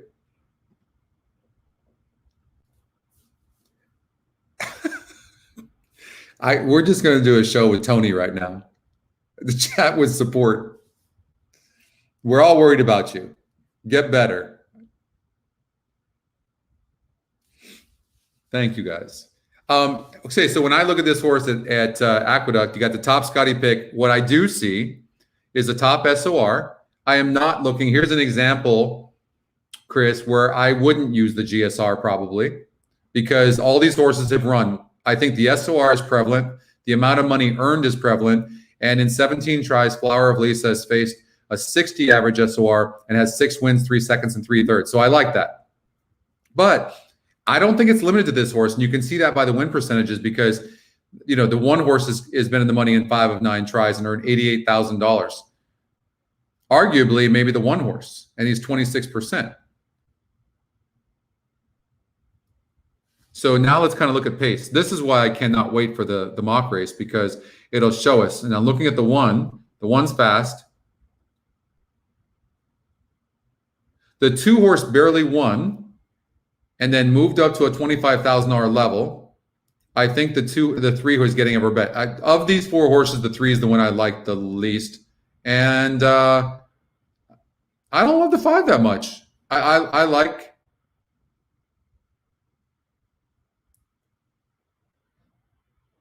I kind of like the 1, and I like the 4. If right now, those are the 2 horses I like the most, and they're not even the top Scotty picks. So this is where we talk about where you spread, because I'm not sure, and metrics are all over the place. It's, you know, and that's just what it is. See, Tony, people do love you. They care. She's going to milk it for all it's worth. I should have at least sent a text this morning. I'm sorry. All right.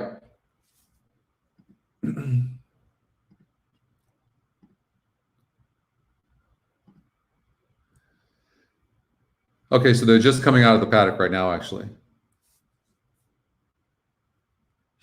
Well, and the thing I like about the 1 is, too, is this horse can rate some.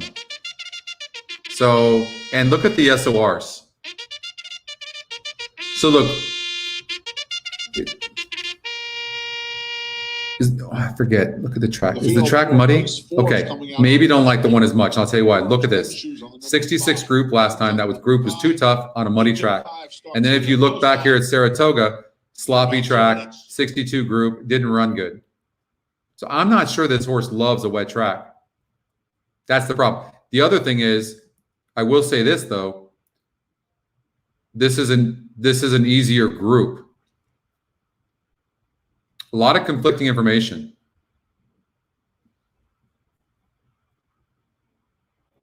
Here's the other thing. So 8 furlongs, current conditions, 3 races back. This horse went same level. No excuses. Was right there at the stretch before giving up late. Only faced 5 other horses in the last race. So now I'm not liking really the 4 that much, and the horse is dead on the board. So now, okay, so we're gonna delve into this a little bit deeper right now. The 1 horse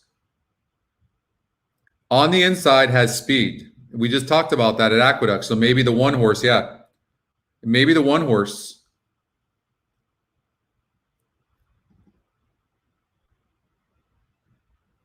The GSR, that's a good point, Chris. Thank you.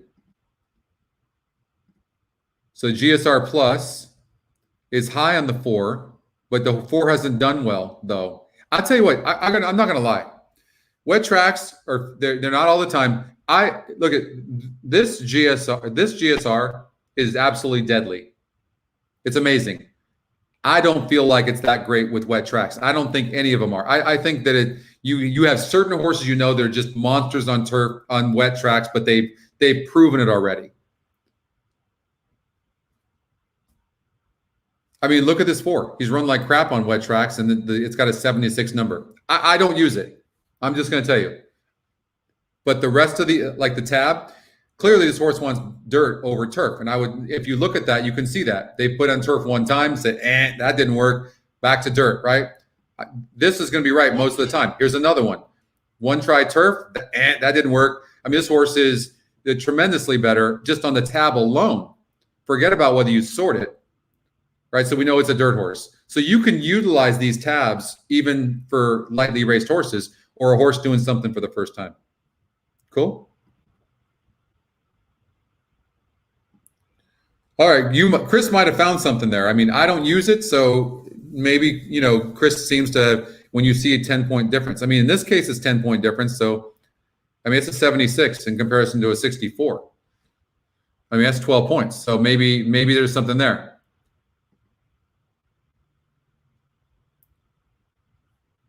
But I'm thinking maybe the 1 gate to wire from the rail, but the 5's fast. Are the 5 and the 1 going to duel?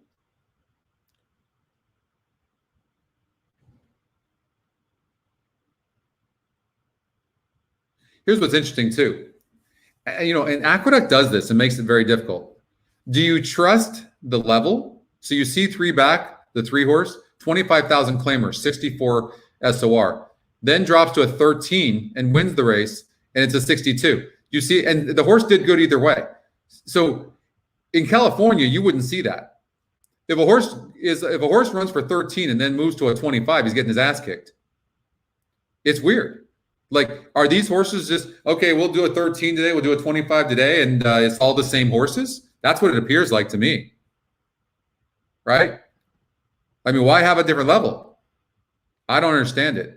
The SOR is telling you that these 25 to 13 is not much of a difference.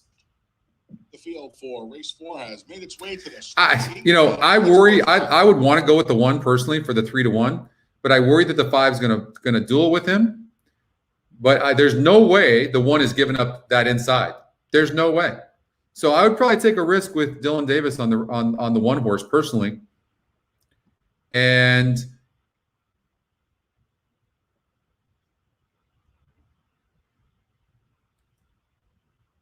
you might take a chance on the 3 because the 3 is the one that's going to be sitting close, but right behind the 1 and 5 dueling.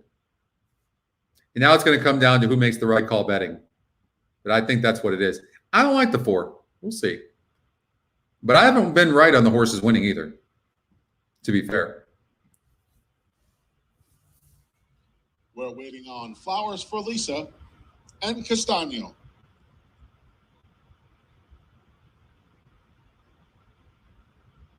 Chris is calling 4 to win. They're in the game. As long as you'll take my losses too, Danny. No. Flowers for Lisa, Castano, those 2 vie for the lead. 5 is faster than the 1. Group tries to hustle, but look at that. The 6 is pressing. The 1 can rate some, though. Fourth, just to the inside of Air Attack. The trailer is Parade Field. Flowers for Lisa leads them out of the chute and onto the main track. 3 parts of a length in front. Based on what we've seen so far, no shot in hell you're beating this 5 right now. Matter of fact, who wants to take that bet right now? I'll give you guys 4 and 4. The opening quarter set by Flowers for Lisa, where he likes to be on the front end. I'm going to say 2 to 1. No, he's probably 4 to 5 to win this race right now. 4 to 5. Air Attack 4 to 5. under a strong hold from Pablo Morales is 4th. Creative Style 5th. The trailers Parade Field 5 lengths from. You want that, David? As the field makes their way to the far turn through a 49-1. I just Flowers for Lisa.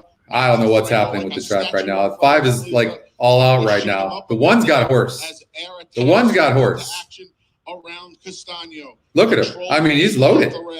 5's on the rail, though. Creative Style is back in last. The field makes their way. There he goes. Oh, I mean, the 1 is gone. Trying to hold off Air Attack. I mean, swinging attack. How do you beat the 1 right now? I'm calling my shot. I saw that at the top of the lane. Way to the 8th pole. Flowers for Lisa trying to take him gate to wire. Control group attacks. Parade Field up the inside. Why do you guys have no faith in me? Clinging to the lead. Control group trying to get him. Get up! Flowers for Lisa in control. Get up! Flowers for Lisa.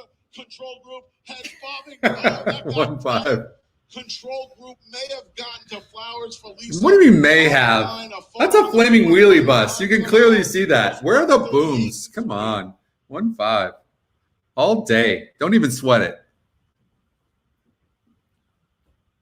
1-5. If somebody comes in saying 5-1, you're fired.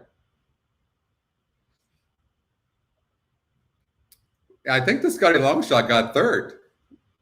1-5-2, right? Let's see here.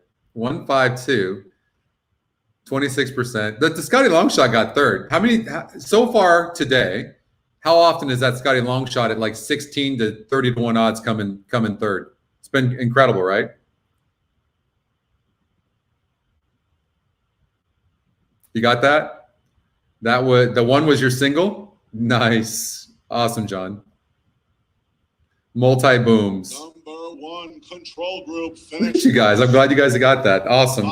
You got the Scotty Long. Hey, listen, you know what's amazing here is you guys are doing your own betting. I love that. That's what I had prayed for.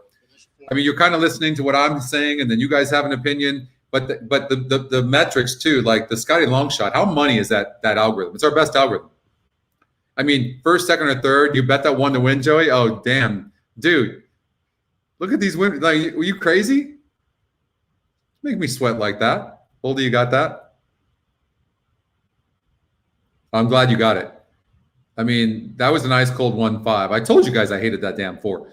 And then so Chris, you were finally wrong. 2 for 2 on the group ticket, though. No, but remember, I mean, seriously, you made the call. All of us have to make our own call and be responsible for ourselves. Just because I've been getting my ass kicked the last couple of days does not mean that the system is not doing its job. I mean, look at these tracks and how many are hot. How many flames do we have? All right, we got 5 flames and 10 tracks running, right? It's 50% of the tracks are hot. And if you go over here to the dashboard, we can see which tracks. Louisiana Downs, 50%. Delta Downs, 40%. Both of those tracks are canceled today, I think. Aqueduct is hitting at 44%. Golden Gate at 38%. That's coming up soon, right? So we all have to be accountable to making our own calls. The one go off at 4-1? No, it didn't. No, it didn't. Control group is a 7-year-old son. Did it really? Of Posse. Holy crap! That's like $700 for you. The New York bred control group is owned by Noda Brothers LLC. Nice, Joey. Zilla Racing Stables and Aquanova Stable. Trained by Orlando Noda. 4-1? God, don't you love when you call your shot on 4-1? That exact is going to pay what? 14, 15 bucks for a buck?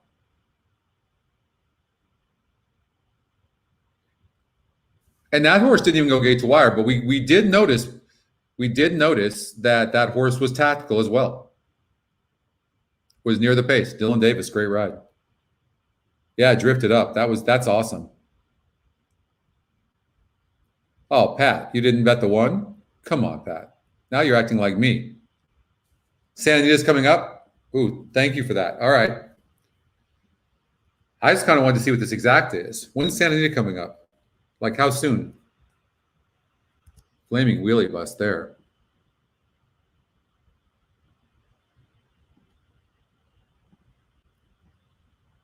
$26 minutes.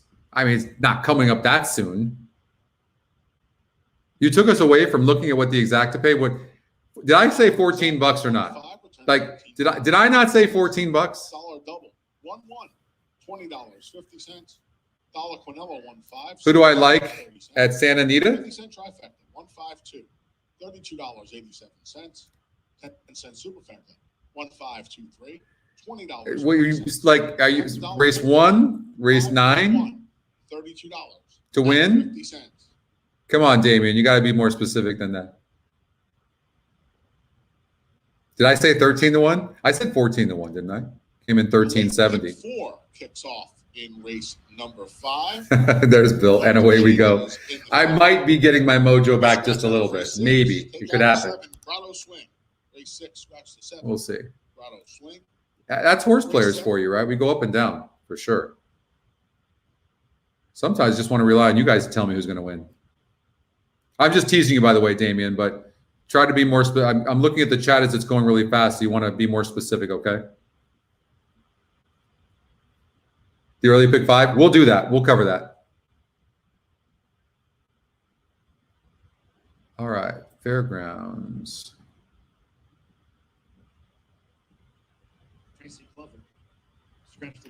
So what I don't remember. What has Fairgrounds been doing? Has it been like going like, is it in speed holding? I can't remember. Less than 1 minute.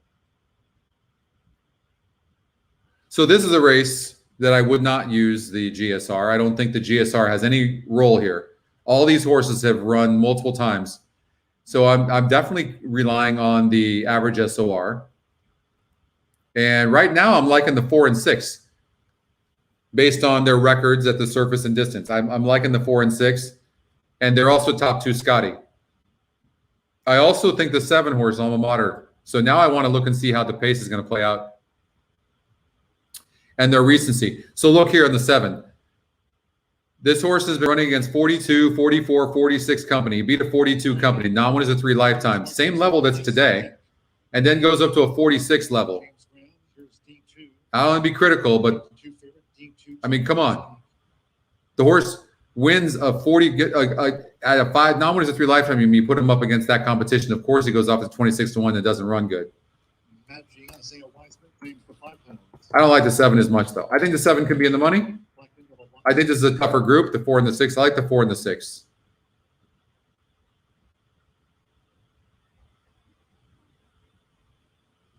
Magic given a 12-1 chance to take out the sprint on the sloppy track. And I lean towards the 4 going gate to wire, or really tactical from the beginning. I like the 7, though. I think the 7 might run good, and the 7's tactical. Back down to reality and where he's at. 6 on top for Justin. Yeah, I like. Thanks, Aaron. Oh, sweet. Wow, man, that 1 barely got there for us. Thank God. I think the 4 could go gate to wire here.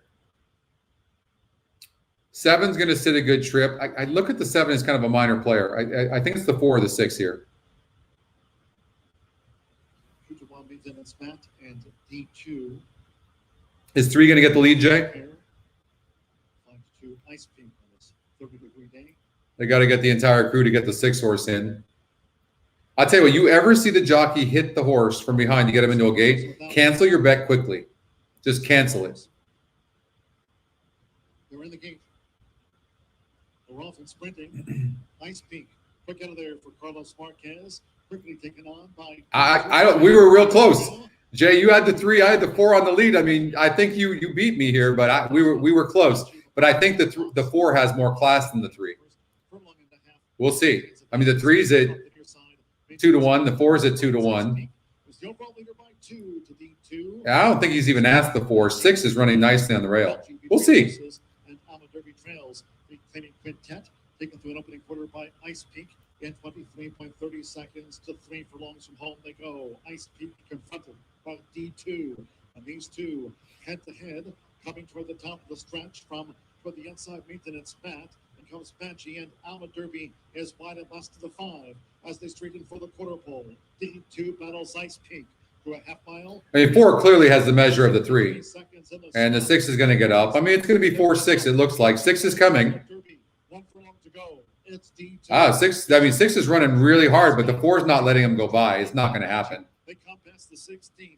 Maintenance mat outside. D2 the rail. James Graham D2. Adam Skitson and drifting. Maintenance mat D2 on the way. 4-6-3. D2 maintenance mat drifted. 4-6-3. Ice Pink from Maggi and Alma Derby was last. 2-1. Look at that. 3 horses at 2-1. The 7. There was something about the 7 I just didn't love.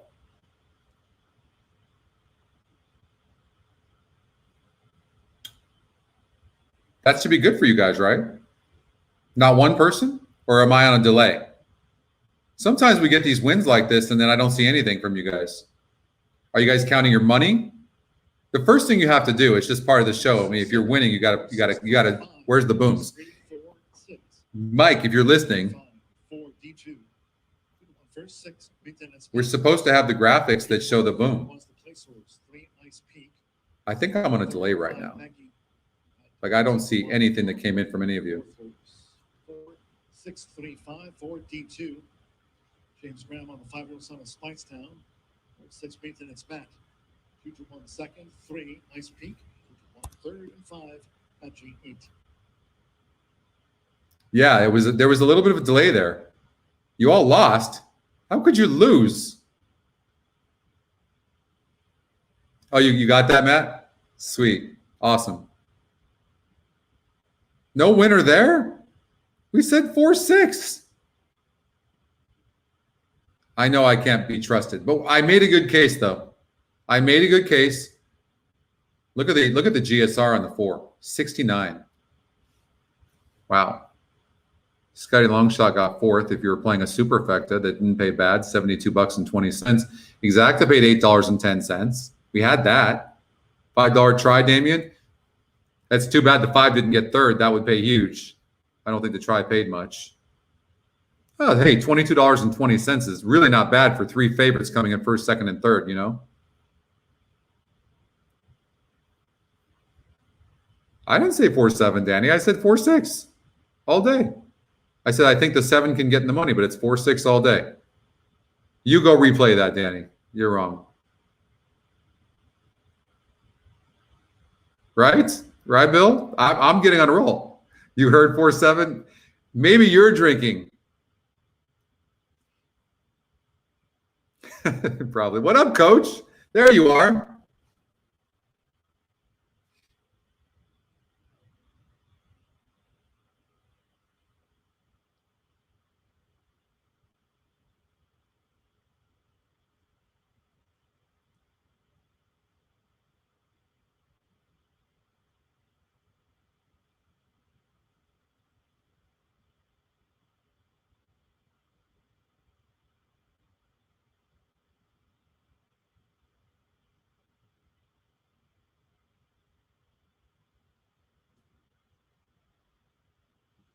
We are working on such big things right now, guys.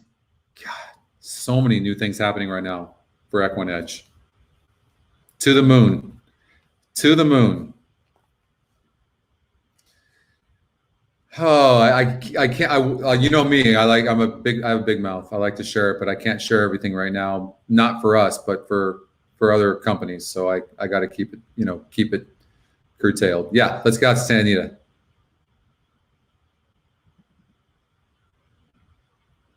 Yeah, thank you, Lex. What up, Gabriel? Thank you so much. Yeah, don't forget to like the show. Lost my train of thought there for a second. Don't forget to like the show. You can subscribe to our YouTube channel and click on the bell. Also, our VIP Facebook group. And you can subscribe to that. So a lot of you new people that are watching, I mean, first of all, if you're new, come on and let us know you're new. We won't bite. And we'd love to hear from you too, because hey, when we keep on building new people in the chat, EquinEdge, whatever it is, it's awesome. It feels good. Dave's in the studio today. Is he? My man. Thank you. Thank you. Thank you, Brady. I was shocked. Like I told Brad, I told the entire crew, I said, guys, it's worth redoing the win percentages so that we can have tracks up early instead of the day before. And not one of you said anything to me. Not one. You guys are so demanding, ungrateful. I'm like, okay. And now we give you tracks a day, 2 days before anybody else even has this stuff out. And not one of you says anything. Thanks, Brady. You guys are all fired. It works for all tracks, quarter horses, thoroughbreds, Arabians, just no harness. And in North America. Greetings from Fort Lauderdale, Lysandra.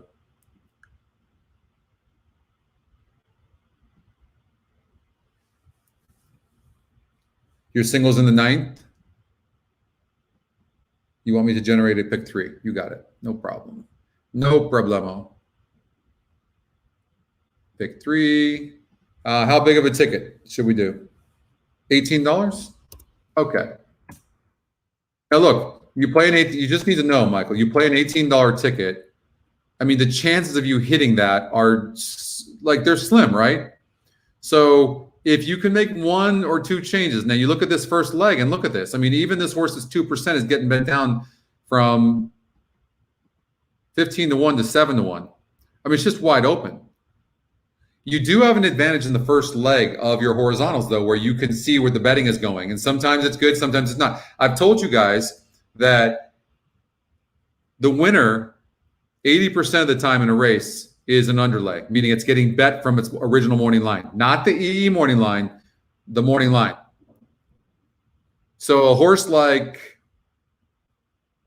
the 1, it's 17 to 1 right now, and it's 5 to 1 the morning line. Here you go. And it's the system's using it. Eliminate. It's not in the top Scotty. Eliminate it. That would be an example. You have a really good chance of beating that horse. Very good chance. So then it's using the 5. Top Scotty pick. I can't eliminate that. And it's using the Scotty long shot. It's not using the 2. The 2's an overlay. But there's still 13 minutes, so you can see a horse that could get bet. If you see the 2 horse going gate to wire, you would want to look at the pace to see is there any other speed.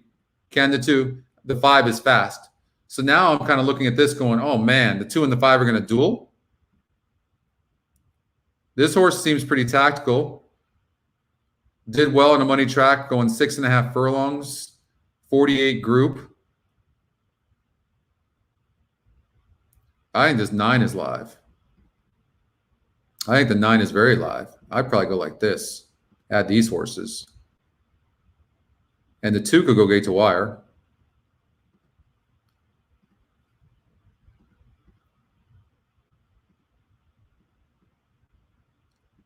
I might single a horse that had a really look at the E morning line and saying that the lowest morning line, this is crazy. The lowest one is 7-2 on the 6. I mean, good luck. I have no earthly idea what's going to happen in that race. I mean, I would have to handicap that thing for a half hour to even have a semblance of any kind of clue at all. I mean, I would probably look to single one of these 2 horses is what I would do. EE morning line, 2-1 and 5-2. But look at the 2. Who's been facing the better competition? I mean, they're both at 54. 10 horse. I mean, this horse has won 3 straight races.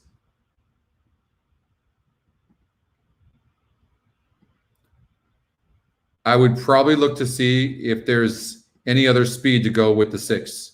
If there's not, the horse could be a single. I mean, it's those 2 horses. I mean, talk about putting me on the spot. This horse is going to need some help. Faced a 54 group. This horse obviously really needs to clear.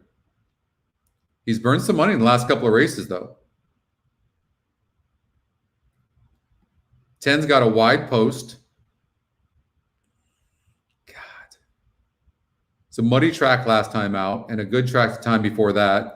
The weather overcast. I probably would single the speed. I don't like the post of the 10. 10's doing well. I would do something like that. Maybe I would, cover the 2, 4, 6, and hopefully you get lucky in there. Yeah, probably something like that. Yes. Thank you. All right. Santa Anita. You got it, Jeff.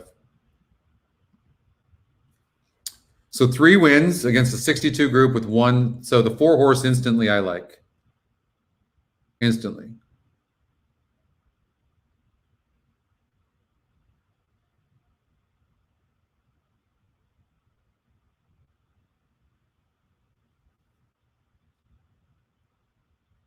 You know what, though? That's an interesting bug right there I just caught. This 6.5 is the old 6.5 down the hill. And Gypsy Blue is 7 years old. You guys just catch that? This horse has only been 6.5 furlongs here and got a 3rd place finish. So it's different than the downhill. So this horse was essentially 3 for 3 down the hill, Gypsy Blue. She's missing the downhill. So got a 3rd place finish. So doesn't mean as much to me now. Doesn't mean as much. 110, 3rd. Needed more. So, I mean, this horse faced the 4 horse last time out. And, this horse didn't break very good. Flavian Pratt's aboard.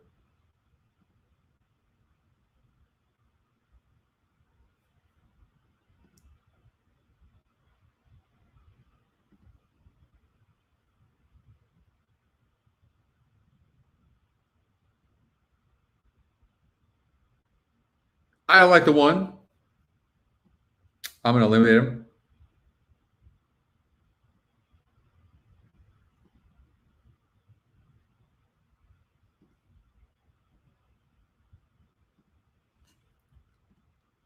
I'm going to say 2, 3, 4.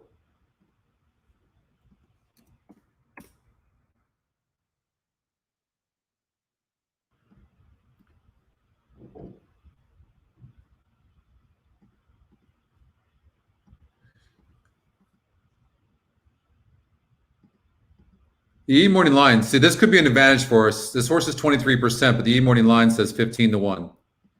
I'm going to say that the race is between the 2 and the 3. We'll lock that up. The system's already only using the 2 and the 3 anyway, so that's good. So I'm agreeing with them. Whenever the system, you agree with the system and vice versa, it's a good thing.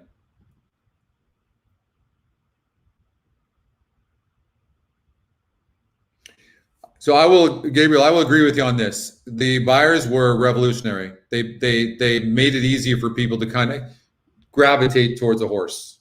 When you're looking at all this data and your brain is starting to hurt, and you look at that, you kind of gravitate towards a horse. At the end of the day, though, it's still revolved around time. And for that reason, why I don't like the buyers at all. That's just my opinion. But he was well ahead of his time, for sure. We got to give him credit for that, no doubt.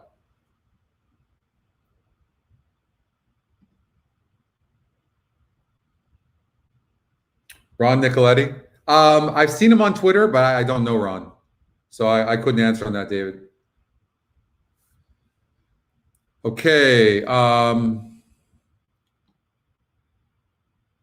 Any changes? No real changes there.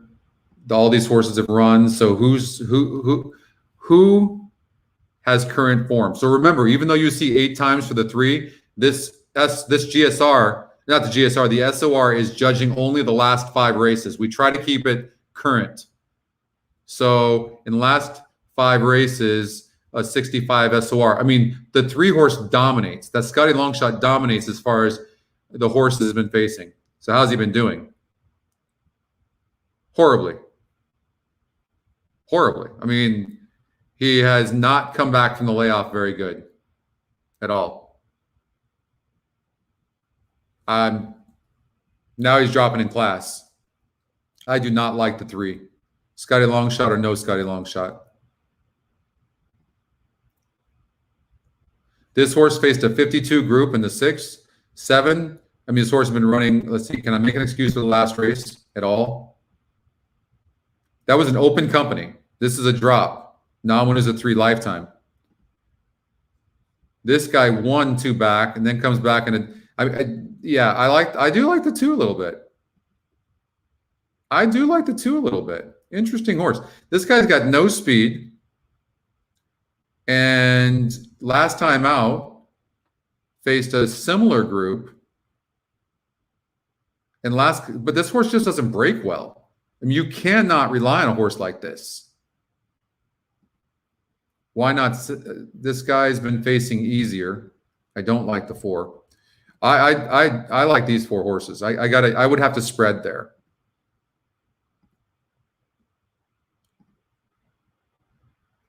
Top Scotty, top win percentage. EE morning line is 7-5, 69 SOR, 1 third place finish.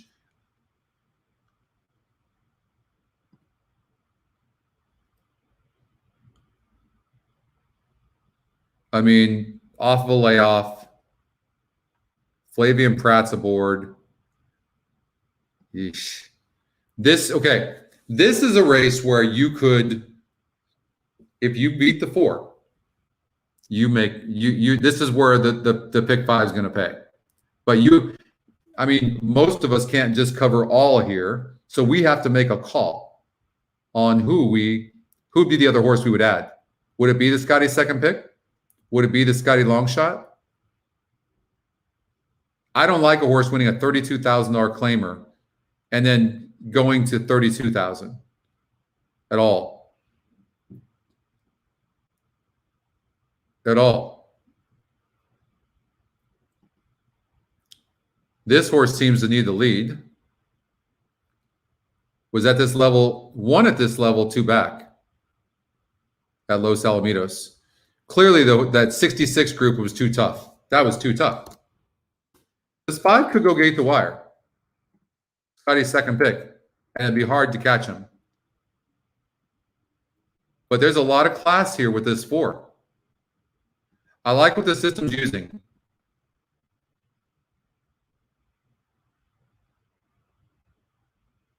This 6 horse has got a long shot look, but no, he needs the lead too, and he's not getting it. I take that back. This horse is lightly raced. Did you like the last race? Did you not? 4th place finish. There was very few horses in the race. Draws the rail. I mean, I couldn't eliminate this horse, but I think the system's using the 4 and 5, and I think it's correct. So I would lock that race, and then I would regenerate. It's going to give us less horses in the last race, for sure. We got 3 minutes before the race. If I missed something, you guys texted. I'm sorry. I have a note here on this horse, 2 back, C+ work coming into this and is run like crap. So, okay, eliminate that guy. This guy's going to go. 9 horse is going to go. Now we're going to look at the GSR. Let's look at if any jockeys got off. Jessica gets off the 13 to ride the 4, but the 13 was scratched. Brian Corner takes over for the 4, the Scotty Longshot. Broke bad, had a tough trip. Brian Corner is a really good trainer. Not having a good 365 days, but he can train. Top win percentage is very low. Let's look at the morning line. So the 5 is a Scotty second pick, 24% number and 4-1. So already this first-time starter is somebody we have to watch out for already. That could be a game changer. 10 horse didn't run last time out, but that was... I think the 10 could get over bet. I think the 10 could get over bet. 6 Cargo, first-time starter. Yeah, I would lean towards the first-time starters, the 5 and the 6. That's what I would lean towards. But I could, if you can afford it, then you would want to use, it would ideally, you would use these horses. Really, ideally, you would even add the Scotty Longshot. What about the GSR? All right. Vladimir Seren, this guy pops all the damn time. Abel Cedillo's aboard. Oh, yeah. This last race is a doozy, guys. Absolute doozy. It is. Yeah, I mean, this is a... I mean, look at this. I mean, the works on this horse are completely fine. Juan Hernandez aboard. I mean, this is a grab bag. And Kristen Mulhall is on fire. I mean, she's just been on fire. Top GSR. Holy crap. Yeah. You got $168? I might have to.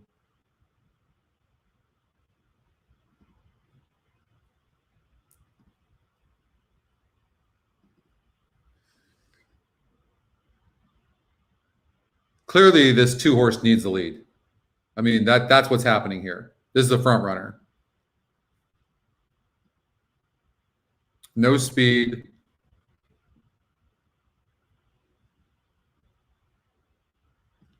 Two could get the lead.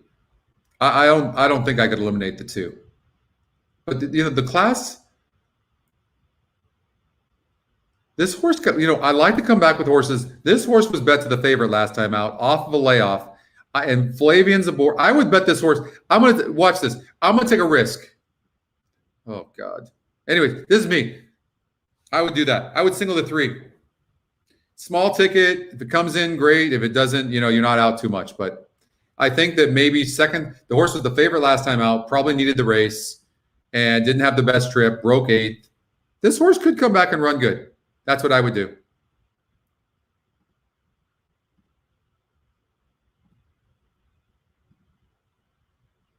And they're off. Sweet Rafaela in the center of the course is out very alertly. Dim lights, battles on. And at the rail, an Angel is rushing up quicker than both and takes the lead. Just in behind them comes an Eddie Surprise, a joint 4th inside of Gypsy Blue. A gap of 4 to Lucky Peridot, and Posh Holly is at the back. And Angel sprints to the half-mile pole, opens up 2.5 lengths. Dim lights in second. An Eddie Surprise at the rail. And Sweet Rafaela 4th, 4 lengths off the lead. Then Gypsy Blue, Lucky Peridot making a little bit of progress at the rail. 5 back to Posh Holly. And Angel in control around the far turn. 2-length lead and Eddie Surprise. And Dim lights on the outside. Then it's a line of 3. Lucky Peridot is down on the inside. Gypsy Blue in the blue is making headway while caught wide as the field turns for home. It's still An Angel in front. 3-length lead, center of the course. Gypsy Blue is starting to kick in nicely at the rail. Lucky Peridot, and in between them, an Eddie Surprise coming to the 16th. No, 3's not going to win. 2-length lead. The Lucky speed. Peridot at the rail. Gypsy Blue and an Eddie Surprise. I mean, it was those 3 horses, but speed holding up. Coast to coast. Really close for second. Maybe the 1. You had the 2, Pat? Yeah, 2 got there. Nice. You guys got that too? Super high 5. Nice. Yeah.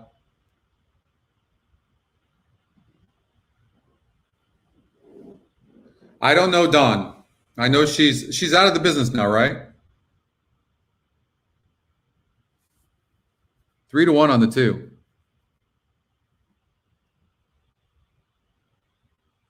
Number 2 at Angel was first. Photo for The second. 1 might have held up for second, actually. You got that, Danny? Good. 9 seconds.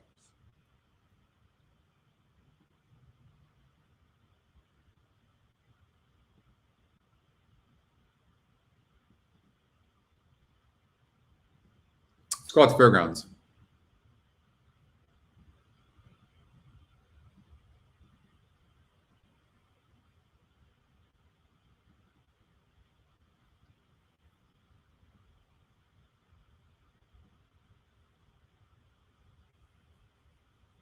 What happened at Aqueduct? Did we miss it? We win that?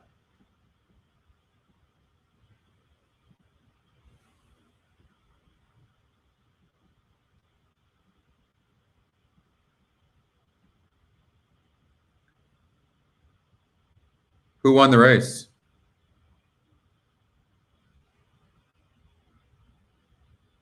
The Scotty Longshot won on the rail. 18% too. You see a Scotty Longshot Finishing second, number and the 4, horse has Gypsy Blue. a good win percentage like that. 1, Lucky Peridot. 4-3. Oh, yeah, I can see that. And 5th, number 5, Sweet Raphael. 2-4-1-3-5.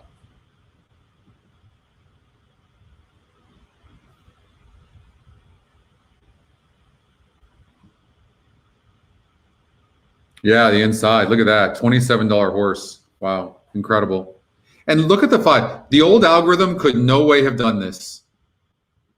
It could no way have had a horse like this at 12%. It just couldn't have. This thing is able to sniff that out. I mean, it's not a huge number, but the top win percentage is only 35%. Here's what's interesting, right? The EE morning line on this horse was 5-2. It's even money. On our morning line, it's 5-2. Instantly, my radar's up that I won't throw the 3 out, but instantly my radar's up that maybe this horse is not all that. That's another way you can use the EE morning line. That's another way you can use it. Watch for that. All right, let's get out to Fairgrounds for race number 4.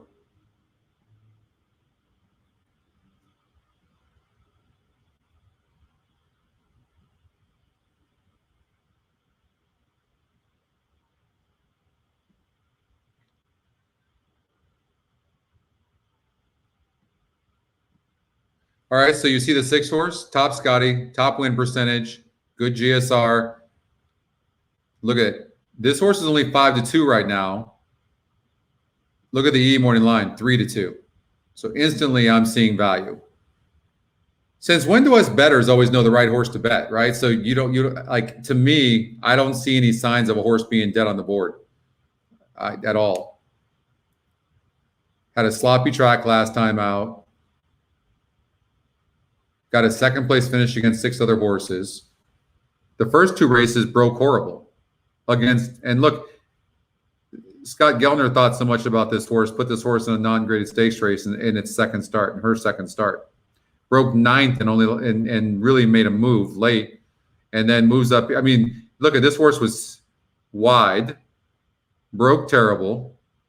I mean, look at all the trouble this horse had, and that was against a 58 group. I mean, if the 6 breaks good, that's a big if. You have to like the 6. This horse just kind of prodding along at a lower SOR level. Look at that. They can't see that like you can see that. That was a 48 group. Prior to that was a 46 group and got a 3rd place finish as the favorite. So that's kind of a disappointment. Whereas this horse is just facing better horses. Got to put it all together, but all things being equal, if the 6 breaks good, I like the 6 over the 1. On the 8 horse, I mean, not with my money. I know he's stretching out, but he's still like losing. Is the GSR that much higher? No. So people are just going to assume right now that this horse is going to run better going longer. But the GSR tells us that was a 65 going 6 furlongs. Now it's a 67 going longer. I mean, it looks like this, but it looks like the horse probably wants to go longer. Do I think he's going to run bad? No, but I don't trust him on the win. I'm still on the 6. And I think the other reason why we're seeing only 2-1 on the 6 right now is because the 8 looks like a contender. Now the 6 is the favorite. And the 1 looks like a contender. Makes sense. And the 8's a Scotty long shot. I think it's between those 3 horses. You got it, Mark. No problem.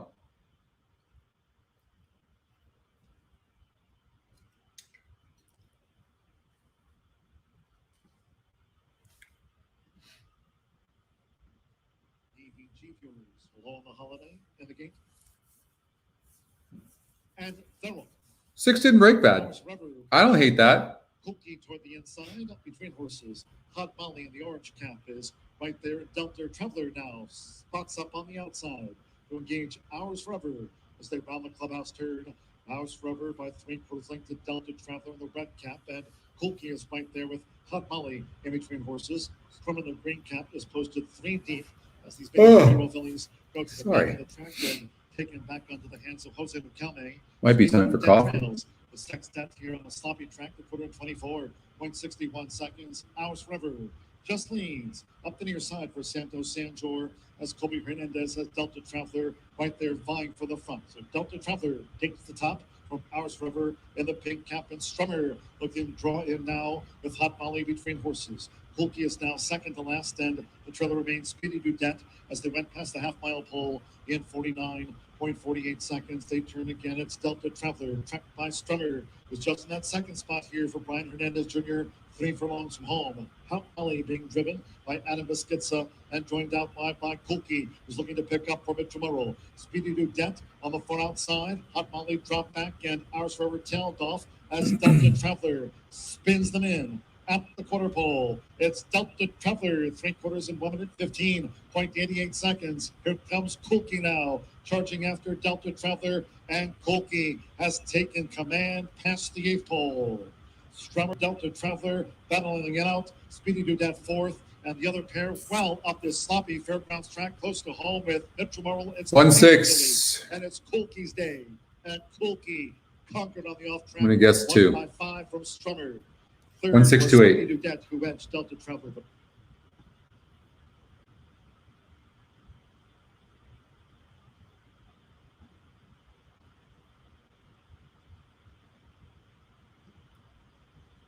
Two really improved going along. I mean, those are the numbers, right? You got that, Coach? No problem, Steve. It does not. It does not. We're gonna no. We have what's called the mock race that'll be out in about a year from now. That's gonna run a simulated race for you based on the pace, and it'll show you track bias. It'll include the track variant, everything. We don't have anything right now for that. The algorithms don't look into that. That's a fair question. All right. Well, some of you guys had that. That's good. Who are you alive to? To the pick 4 to the 7 coming up? Which race? Like, are they running right now, David? Oh, you got it, of course. Thanks for the question. Pick 4, Mahoning. We got to support David right now. Oh, so you're alive to the 37% horse. Okay, late pick 4. All right.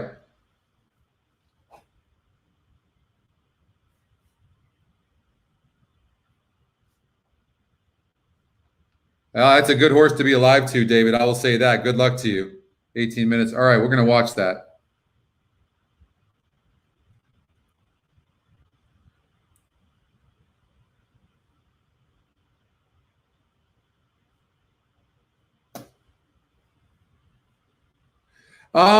Fair question, David. Let's look.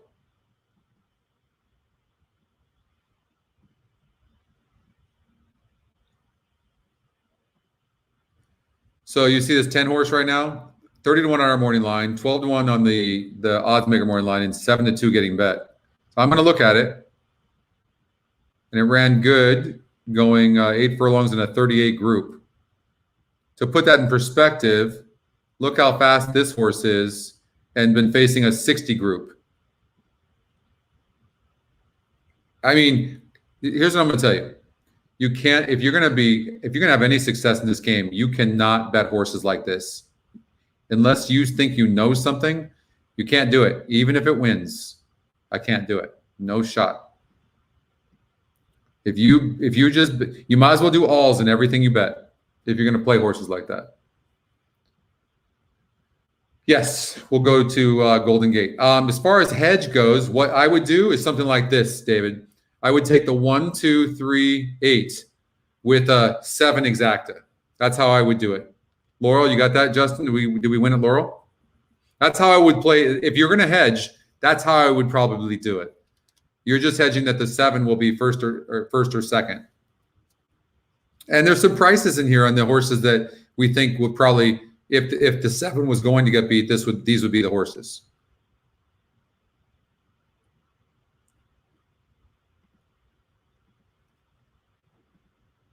Look at the EE morning line. Look at it on the 3. Scotty's second pick on the 3.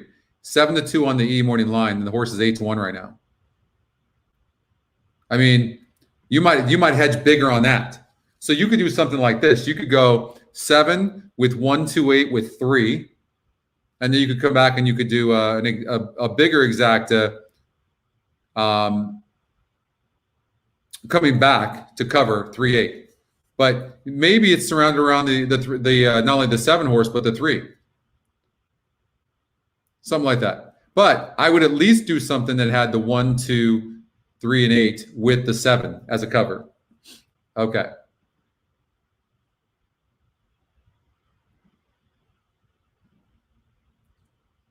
Look, this is the advantage you have right now. These are not going to beat you very often. They are not going to beat you. Scotty long shot here. Golden Gate.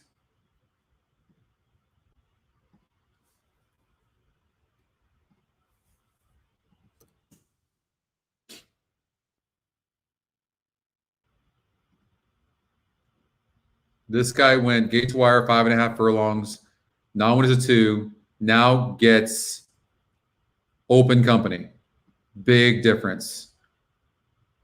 Now this guy's got to try to beat. That was a 42 group, and he's got to try to beat a guy like the 6 horse who's been facing open company. The 5 horse, excuse me, right? I like the 5. I can tell you that right now. And I think I think this horse is likely to run a good race as well, the 4. I like the top 2 Scotty picks. I don't like the 2. And the 4, the 1 horse can be the 1 is the type of horse that could get up late for the money. Like the 1 is the type of horse that I would key in the 3rd spot. This is the type of horse that you could do that with. On the starting gate at Golden Gate. I like the top 2 Scotty picks, 5, 4. I like the 5 a little bit more than the 4 though. And the E morning line on the 5 is 6 to 5.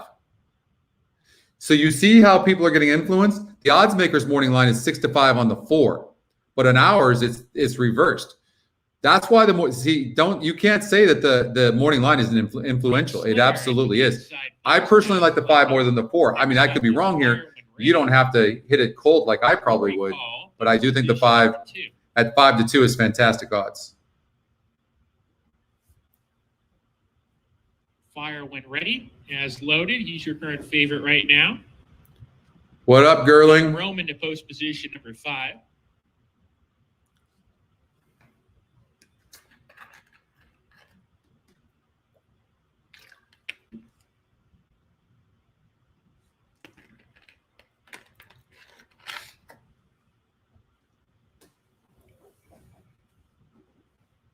Bold Roman has gone in. 2 back. Cinderella's Prince to the outside post and River North to round out the group. We're ready to go. The Scotty long shot just broke through the gate. Breaking through I already the didn't gate, like this horse Glory personally. Call, post position number 2. They're going to lead him back behind the gate. Take a look at him. And then if veterinarian They're better to take the horse gives him the around. green light to compete, he'll reload, and then we'll be ready to go. So stand by here. Number 4, Fire When Ready, is 3-2 on the board right now. 2-1 for number 5, Bold Roman. 5-2 for number 6, Cinderella's Prince. Of course, the odds could change, but those are the top 3 choices in the wagering at the moment. We've got 8 races today on President's Day. Happy President's Day to everybody tuning in. Our veterinarian, Castle Batten, taking a look at number 2, Glory Call.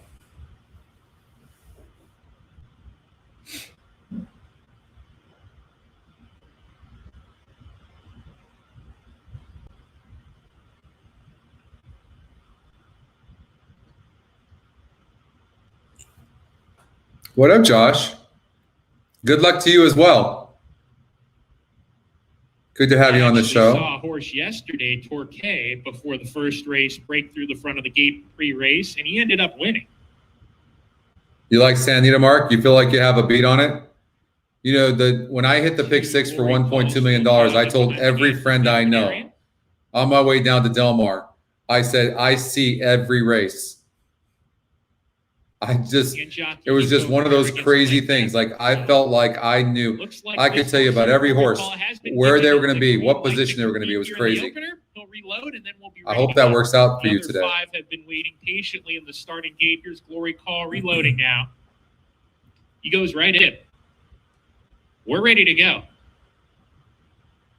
We're off and running at Golden Gate Fields. Glory Call bounced into the bridle very alertly today, is out on the lead with River North. Those two have the most early leg, from Bold Roman settling in 3rd. Cinderella's Prince on the outside. Fire When Ready, a joint 4th with Cinderella's Prince, and Rock Slinger joins that party. 3 runners, 4 lengths off the pace with a half mile to go. And Glory Call has the lead on the front end. Leads 3 parts of a length. River North, the Los Alamitos shipper, running in 2nd, pressing the pace. Bold Roman is 3rd, 3 deep, already closing in with 3 furlongs to go. 2.5 back to Rock Slinger. Fire When Ready's being asked to pick up the pace, a joint 4th. And Cinderella's Prince starts to roll on the outside. He's moving up, taking the 4th position from Fire When Ready, who's got to pick it up here. Top of the lane. Bold Roman up to challenge the leader. Glory Call. Bold Roman off the turn, sticks his blinkers in front. Cinderella's Prince is getting going on the outside. Fire When Ready is still 4th. The Scotty long shot ran huge. Bold Roman has the lead. Cinderella's Prince is trying to race past him now. These two with a 16th to go. Fire When Ready is up into 3rd, but he's beaten at this point. Cinderella's Prince, Bold Roman, head coming to the finish. It's a photo. I think it's the 6th. Pretty tight there. Cinderella's Prince on the outside got a good bob, but we'll wait for the judges to call that one. Bold Roman was in the photo. Fire When Ready was 3rd. I don't think so, David. I mean, I don't know how you would copy us. You know, it's going to be a very difficult thing to do. Clearly, that's the 6th horse. We already know that I'm king of calling these things, and you guys are really poor at calling these photo finishes.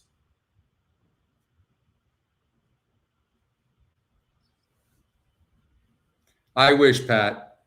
It didn't happen. It's a photo finish, in race number 1. Please hold all tickets until the photo is down and the result is posted officially. I know. You didn't get there, though. You had that, Justin? You had the 6? But you see, like, the 4 horse, like the E morning line in that case was just saying, hey, the 5 could have been a key anywhere. So for me, if I'm playing in tournaments, the key would be the 5. I put the 5 in the 1st spot and the 2nd spot. Ready, 4th, number 2, Glory Call. That's how I would do it. 4-2, your top 4 finishers.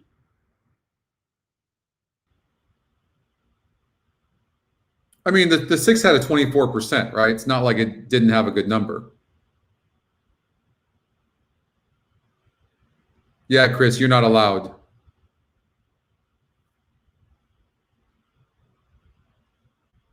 You're better.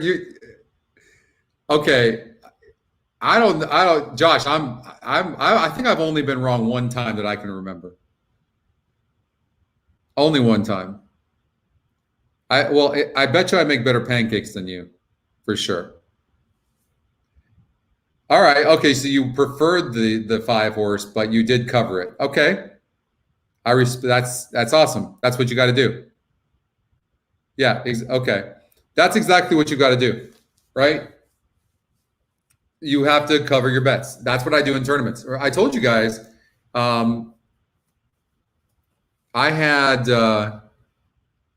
did a cover bet in the Pegasus tournament on the 5-horse where I keyed him in a trifecta. I covered like the horses I thought if he was to lose, I covered those horses in the first spot, and then I covered like a few more in the second spot, and this was my cover bet now, and I put him in the third spot. Now he was 10-1, so he was the one I was keying in the first, second, and third spots, and that cover bet, just the cover bet, paid me like $17,000.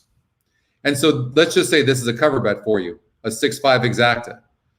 I mean, you probably made a profit because it still paid $9.40. Oh, the pancake house. Oh, yeah. I mean, or any Waffle House, right? I don't know. My pancakes are pretty damn good, Coach. They're pretty good. But I went to my first Waffle House back there when I was back in Arkansas with the boys, and it was a good time. Are you a good cook, Josh? Well, I don't know. I'm not a good cook, but I've perfected my pancakes since my kids were like this tall. I'll put my pancakes against anybody, that's for sure.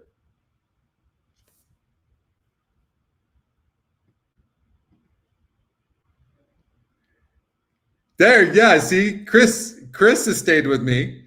Chris knows I make some good pancakes. Justin, he's been here. He knows. That was a good meeting today, Chris. We had a good meeting today. Good meeting. Okay, so don't forget, so we're just going to look at who's the speed. Is the 1 Bustin Timberlake and has okay speed. This one, okay speed on the 2. 3-horse seems to have some speed, have some class. The 4-horse is very fast, but no class. I do not like the 4. Let me just tell you, that's how much I don't like the 4. Class here and speed. 5-horse. There's some speed in here. Ugh. I mean, there's some speed. Who's tactical that can sit right behind these horses? So you would think this horse, but that was a 50 SOR, okay? You see what I'm doing? So I'm kind of measuring these horses up going, okay, you were here, but who were you facing? It could be this horse.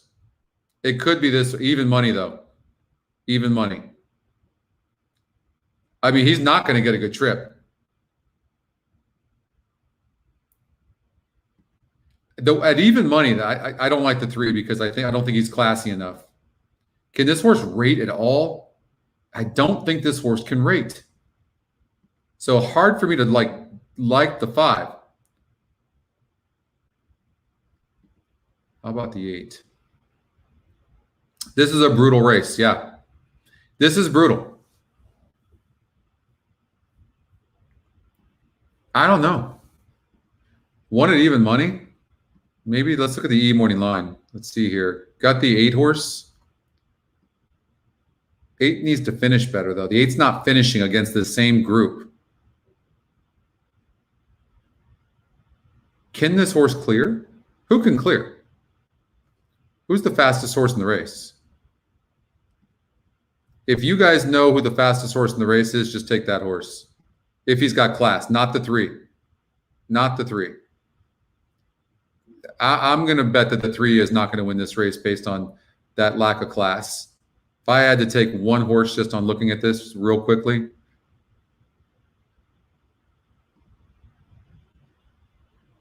it'd be the 6. I would just take a flyer on the 6 at 5 or 6 to 1.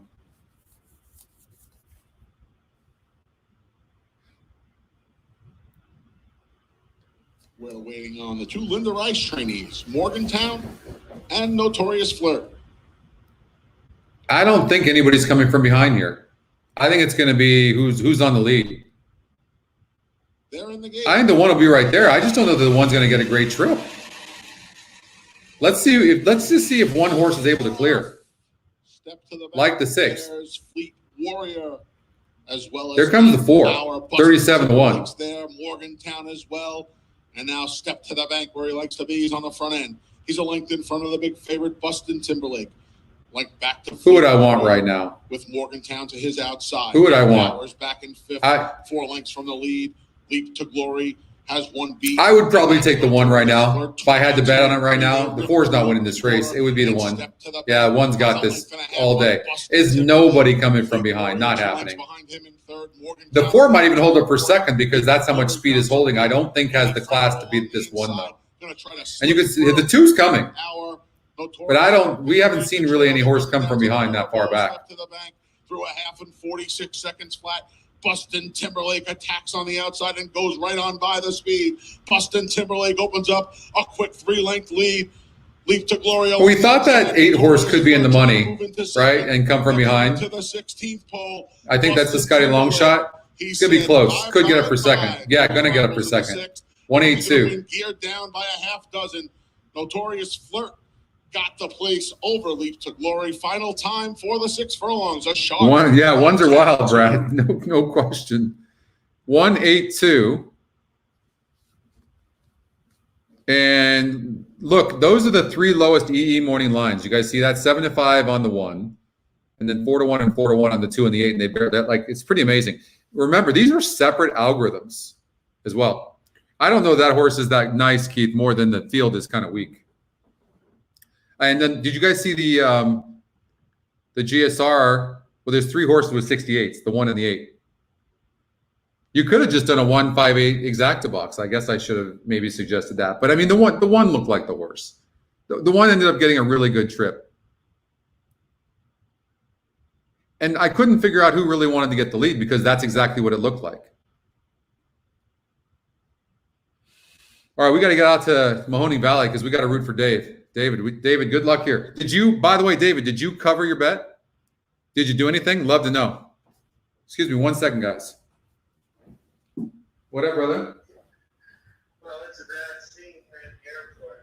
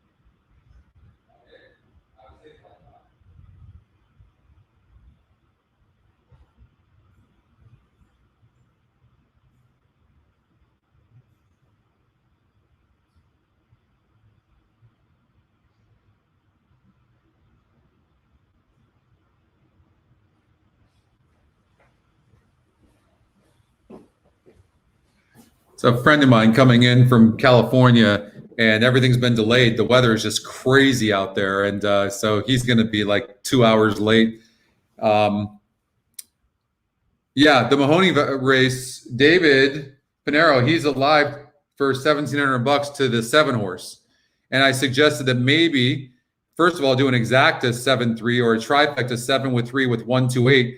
But you do have to come back with a saver probably and do like a 1, 2, 3, 8 with 7. But I also would maybe I would do a 1, 2, 8 exacta, 1, 2, 8 with the 7 exacta, but then I would do a bigger exacta as a cover bet 3 with 7, because it does look to me like it's pretty. Look at the morning line, the E morning line. Like it's saying there's nobody else in the race besides the 3 and the 7.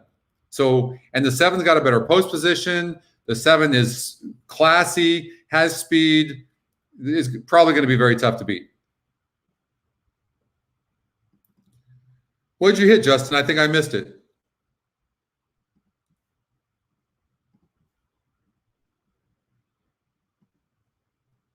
Thanks for letting. I should have put that up sooner. Sorry. Ron was second. To reinvested interest finished third. Tell me the 7-1. Loretta was fourth. 7 win. Yeah, 7-3. All right. Good job, David. Barely got there. 7-3-2. 8. All right. So we're spot on that. Look at that. All the horses we talked about. 7-3-2-8. Beautiful. Nice. Where's David? Way to go, David. $1,700. Sweet. Stoked for you. I'm sorry I was in about a 1 minute delay with you guys, but nonetheless, we did it right. Way to go. 4 for 4 at Aqueduct. So who are you rooting for in the pick 6, Chris? All right, so okay, Chris, let's talk about that after. Let's go to Anita real quickly. We only had the 2 and the 3.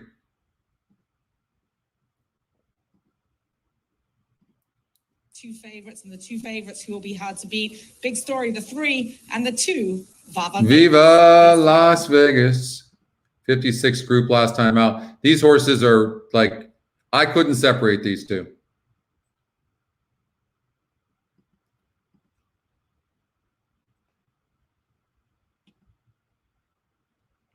It's post time for the second race. They're moving in.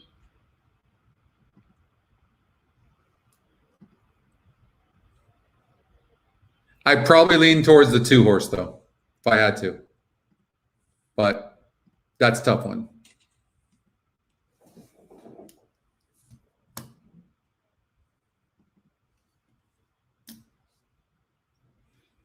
Race 7 at Aqueduct.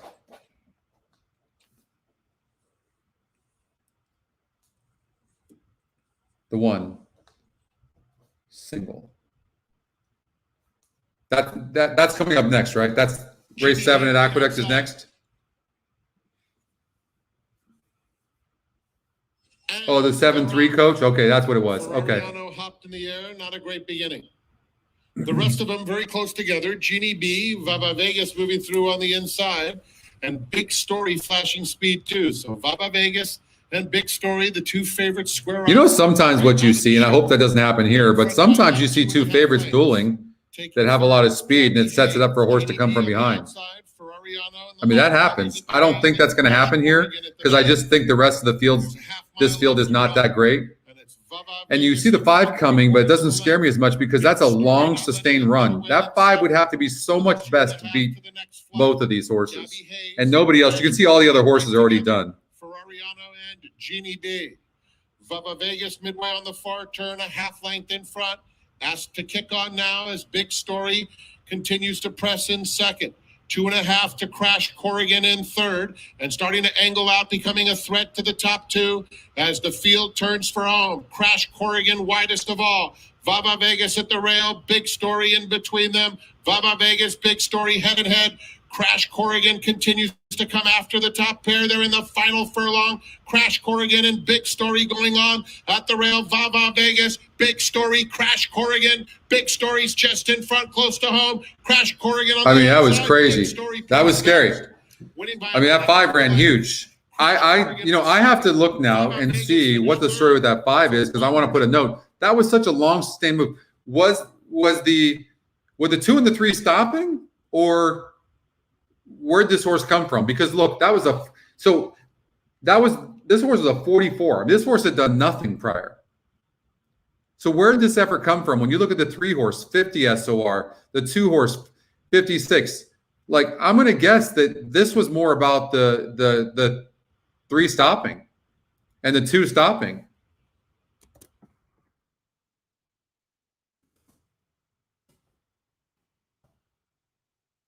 I'm saying that was weak. Beat a weak field. That's how I'm interpreting the race, personally, right? And if I'm right, then this note could really help me. If I'm wrong, then it's going to cost me. Yeah, that's what I think, Chris. I mean, that we had to sweat that one out because I know some of you played the pick 5. So was anybody sweating that one out? You had that ice cold. You had the 5. Where'd you come up with that 5? Was it the GSR? 3, 1, 5. Okay, so those are the top GSRs.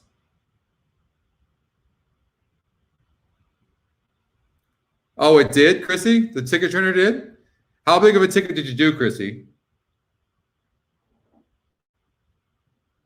Let's see. We'll do a $8 trifecta. 2, 3 with 2, 3, 5 with all is what it gives you. Okay, that's for $8. Let's do it for $4 and see if we hit. 2, 3 with 2, 3, 5 with 2, 3, 4, 5. Yeah, so you could have hit that on a $4 for 50 cents.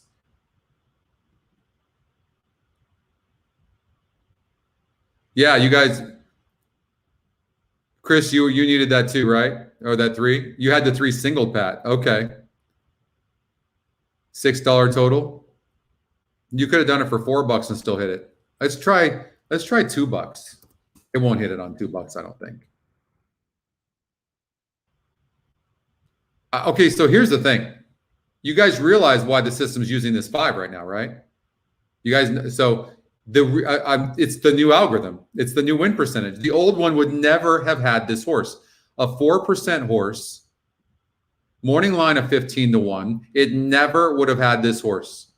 Couldn't have happened. What's interesting though, 15 to 1 on the morning line. Now, see, I can make a positive case for this EE morning line all the time, which isn't entirely fair. But that being said, you could interpret the numbers, the EE morning line saying this horse has better value than what the 15 to morning line from the odds maker is suggesting. Easy for me to do. I'd like to believe that. Or was the odds maker just more accurate? Well, in a sense, he was. He was more accurate what the off odds were, and that's what the morning line is supposed to do. What are the off odds going to be? But our morning line is also built to interpret value. So it's doing both. So you have to learn how to use the morning line. I couldn't have had that horse no matter what. No shot. But the system did. It's pretty cool. Yeah, the ticket sharing had it. Well, let's see what it paid.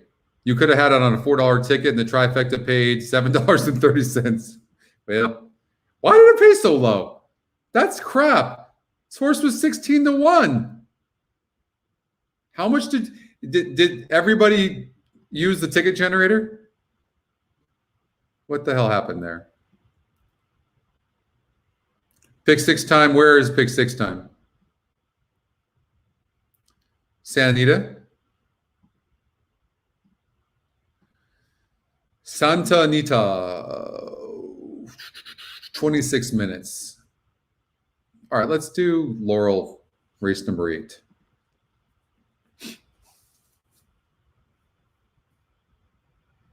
Scotty long shot and price play. Let's look at the EE morning line. It has the 1 horse at 6 to 5. It doesn't like the 4 that much, and it's not in the top 2 Scotty. So when you talk about things lining up, for me, just that immediately makes me suspect the 4 a little bit. Doesn't mean it can't win. It does have 26%, but it does make me re-look at it. I mean, this horse has got nice form. 6 furlongs, won easily in a 58 group. All right, we got to see how strong the competition is. This guy just won in a 62 group. Oh, this is a tough field. Oh, yeah, this guy's got some, he's looking good.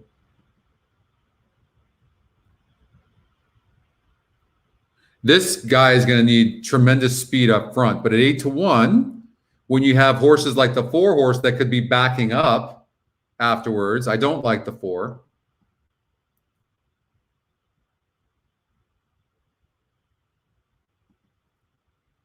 The 1's fast, 5 is fast, 3's tactical. I like the 150%. Give me the 3 right now.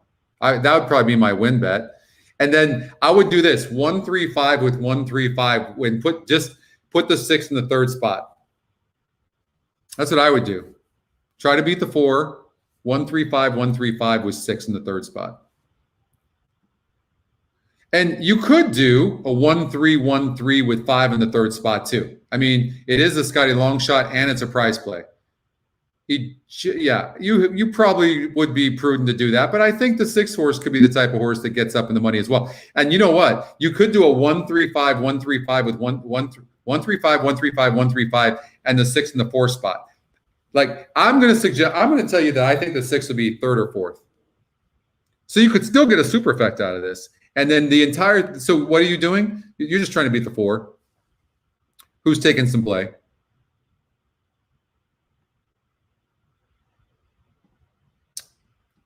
And getting bet a little bit late.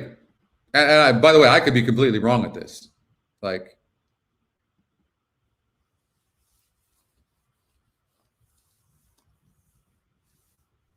that's true. Listen, I hit the pick 6 for $1 million, and I still had to work because I lost playing exactas and trifectas.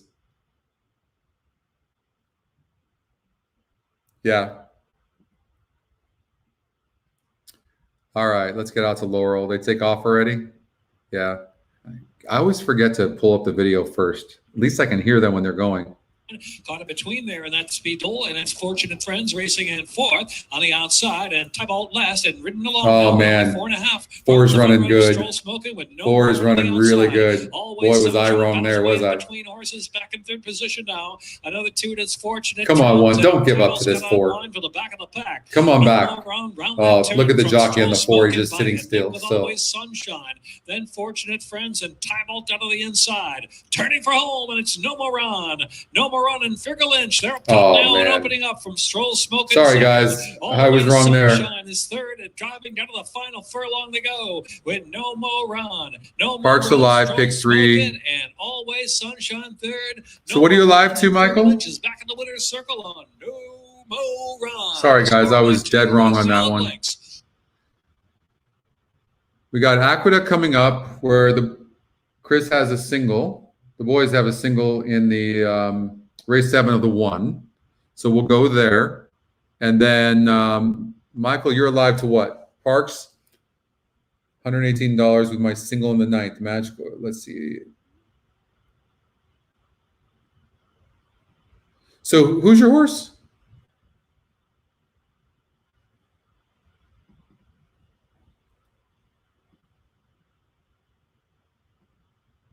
You've got the 10 horse. Okay. And the horse is 9-5 right now. I like you got to beat the 6. Who could go gate to wire, and the 10 has a wide post, but we're rooting for you. I hate wet tracks. I hate wet tracks. God. They're way harder to predict, no doubt about it, because you've got the factor of a horse liking a liking a wet track, right? Or a sealed track. It's just this is already a tough game, and it adds more factors.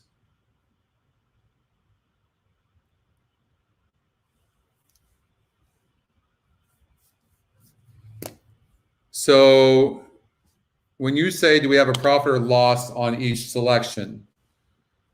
Are you talking about like fair value? Like, so the way you could do that, if I'm reading what you're saying correctly, is you can go, okay, the 10 horse is 37% to win. So I need at least fair value. I need 3-1 on the odds, right? So you could use the win percentages for something like that. If I'm reading you correctly on that, Gareth.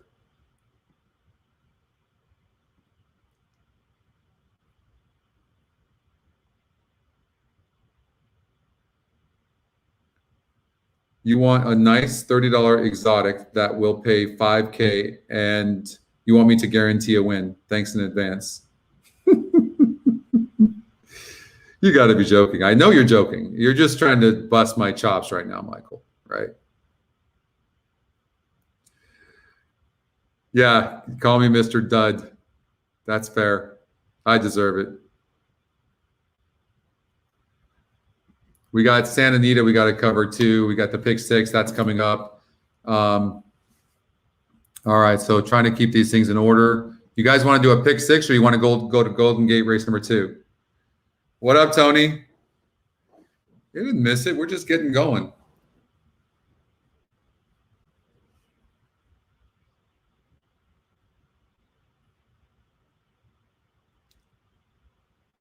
You want a bottle of Balvenie? Hey, maybe Justin will send it to you. Justin sent it to me on the show on Saturday, and I shut the guy down. He wanted my driver's license, and I'm like, I'm not giving you my driver's license. He was really frustrated with me.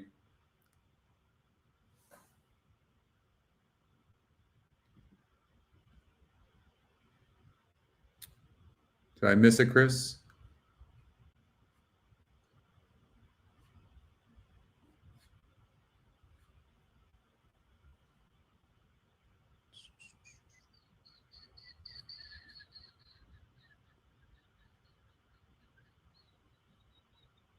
I can't find it, Chris. Did you send the ticket? Put that ticket up.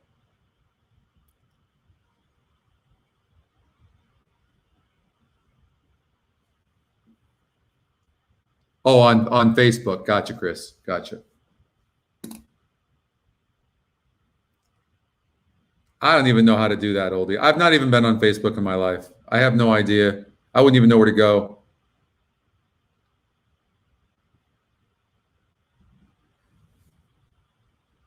Oh, the 21 years, dope. It's way better than the 12. Not even close.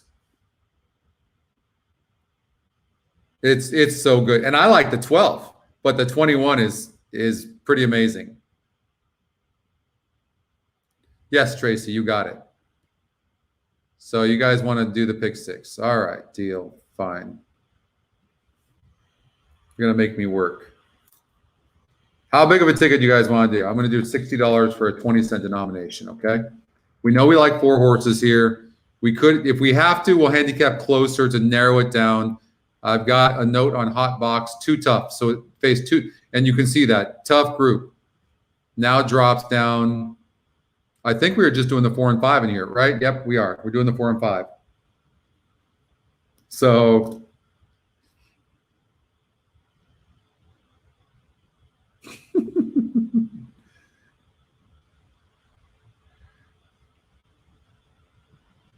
so that's it right there. Also, Mike says that if you want to mail Scotty a gift, send, no, don't mail me it. Oh, shit. No. If I had seen what you wrote there.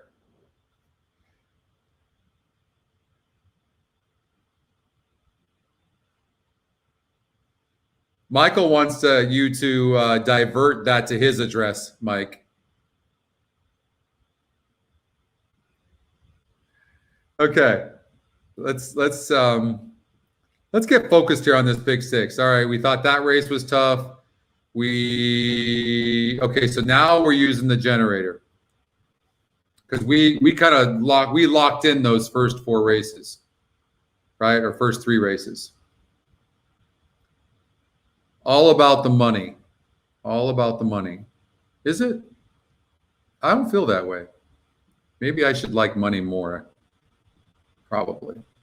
Oh, this is a wide open race. Oh my! Oh, right up front. Let me just say, holy Moses. Yeah. I'm not even handicapping that. I'm not. I refuse. Let's see here. Has no speed. Giddy. B-work coming into the race and ran like dog hell, but it's pulling. Leonard Powell, you are a good trainer, but what the hell is this horse doing in the American Oaks? I mean, really.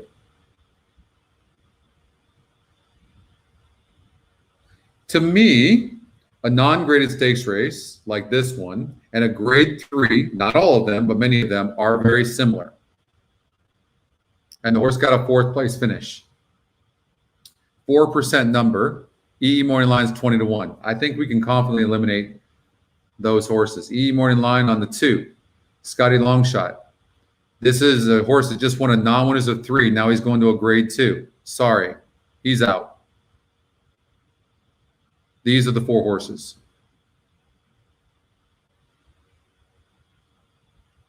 This horse has speed, but this is a big move up. Flavian or no Flavian? Who are the jockeys? On the turf, that's important. Juan Hernandez, Rosario, EE Morning Line, 3 horse, 6 to 5. I mean, that was a tough group. Look at that grade 3. That's a 78. The non-graded stakes was an 80. I mean, that is tough. I mean, 3 is very live. Was disqualified in that last race. This horse,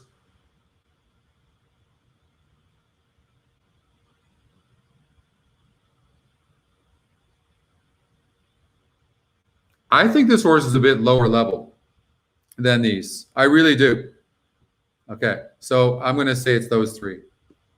Oh, but the system is singling the 3. I don't know that the 3 is a single. Let me look carefully. Oh, this horse, and this horse can run, flat out run the 7. And this horse faced the 3 last time out and didn't get bet. He's placed 3rd.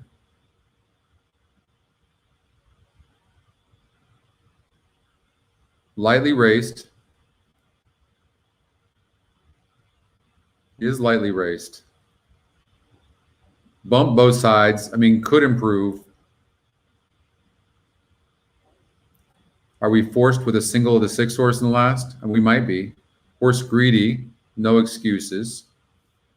And that was a 60 group. So when I have a note like that, then I want to see. And so, yeah, so he's coming back against similar company. He needs a drop in class. And EE Morning Line. And the EE Morning Line is pretty much saying it's the 6 and 7 and maybe the 1. Kristen Mulhall takes over. Oh, this horse is extremely live.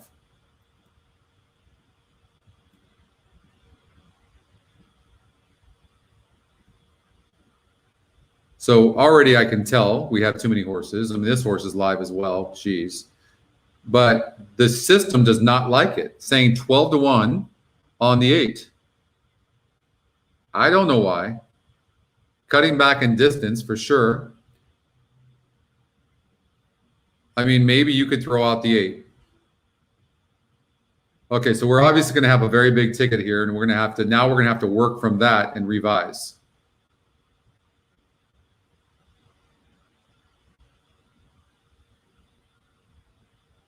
All right, so we're going to go over to Aqueduct and support the guys with the 1 horse right now.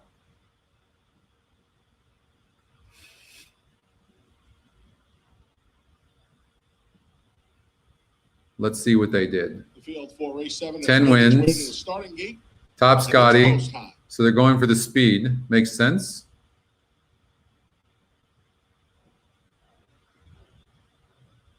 I mean, there you have us.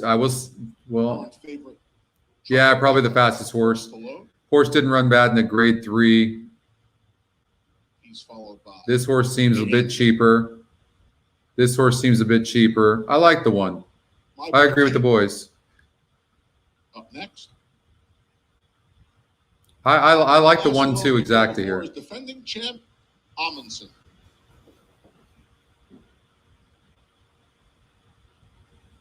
They're in the gate. Got it. And they're off in the Holly Hughes. Tribeca from his inside draw immediately to the lead. Big Engine on the chase in second. My Boy takes 3rd. And after a little bit of a flat-footed start, Amundsen rushes up. And Amundsen actually just put his head right in front of Tribeca. These 2 have opened up 2.5 lengths on Big Engine, who's back in 3rd. The trailer. I would think it would be very tough for the 5 to hold this position because he broke bad and then rushed up. And the 1's saying, I'm not giving up my position, which was very smart. It sucks for the 1. And it could set it up for the 2 and the 4. I hope not. Midway on the far turn. And Amundsen has put his head back in front of Tribeca, who battles right back. Big Engine and My Boy Tate have caught up. It's just 2 lengths from front to back as the field makes their way to the quarter pole. Tribeca back in front. Big Engine on the far outside. My Boy Tate look for some room between horses. Amundsen trails. Tribeca trying to fend off Big Engine, trying to hold off My Boy Tate. Past the 8-pole, Tribeca, Grimley holding on. Big Engine. Here comes my boy Tate. Tribeca, far outside, my boy Tate. Sorry, It's boys. My boy Tate. 4-2-1. Used by a length and a half. Over Big Engine. That was all about the 5. Pace makes the race. Who comes in last and just decided, I'm going to break bad, rush up, and just screw it up for everybody. Sorry, boys.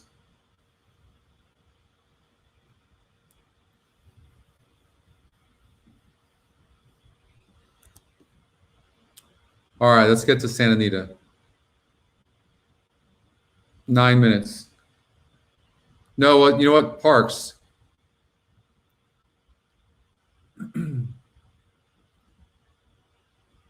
So at Parx, we were looking at the 6 and the 10. And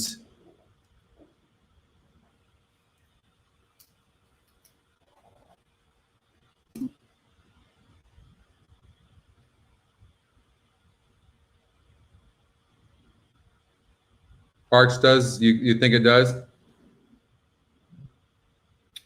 Yeah, that was just all about the 5, killing the 1. Because the one was running really good. That's all that was.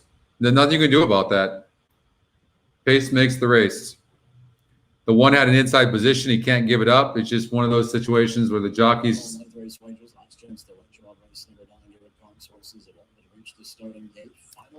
Let's do a ticket generator here.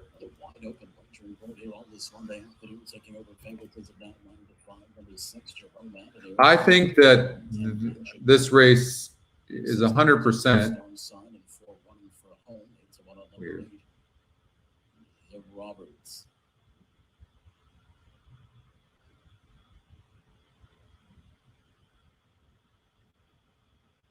6 and 10. And I think the 6 could go gate to wire. I don't love. It's going to depend on what happens with the 10 horse on the trip. So I know we're rooting for the 10 though. Yeah, if it wasn't for the 5, John, absolutely. I think this is 10. I'm rooting for you. I'm rooting for you. I just don't like the post, but we'll see if the 10 can get a good trip out of the gate. You know one thing, the 6 is going to be on the lead. You're going to have to catch the 6. I think the 1 is the type of horse that could get up for the 3rd spot. All right, good luck, Michael. We're rooting for you. That's a wide post there for the 10. Very often racing. On the outside, Jerome Avenue, there goes Insta Famous, Star Sign in between rivals, running for home is right there as well. Magic Michael's on the far outside. Crampers through along the inside, but it's Insta Famous and Jerome Avenue kick on. See, I mean, that's even that right there, Michael. I mean, I'm not to be negative on you, but when you're wide like that, even around that first turn, now you have to be so much better. Whoever said there could be in the 6, I think needs the lead, and the fact that the 3 is pushing the 6. That could hurt the 6 as well. So whoever said there could be a bomb in here could be right. Maybe both favorites are vulnerable. We'll see what happens. As it usually does, the Robert. Opening quarter, 23 seconds. Up the back stretch to go. And that's a fast pace. 23 flat is really, really fast. It's the Famous is second. O'Cram is in between horses third. On the outside, Star Sign is fourth. 4 lengths off the lead. Coming under a bit of a ride. 5th, running 4 home to the inside. Magic. I mean, he seems to have horse on the 10. I'll say that, but. And he had to go to the rail instead of be wide. 3's done. Getting a good trip now. Come on now, 10. Catch this 6. I think he's going to catch him. I think you got this. I think that 23 quarter is going to set it up for this 10 to come from behind. Under a confidence, so Barris there. They straighten away for the stretch drive. Magic Michael now set down for the drive, is only 3 lengths behind. Inside Jerome Avenue. 7 is moving with some interest on the inside, but I don't think he can get there. But he's moving good. Come on, 10. Get up for Michael one time. Magic Michael. It's Jerome Avenue trying to kill the clock outside. Get up. Get up. Don't do it. Oh, that's brutal, Michael. Sorry. 6, 10, 7. Sandband finished third, but Robert was fourth. Yeah, it was that first turn. That first turn.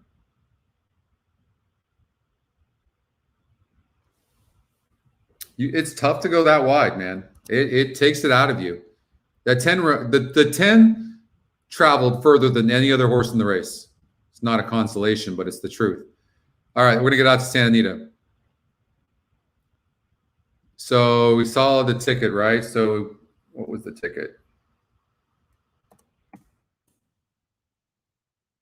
All right, so we have to make a move here. What's the move going to be?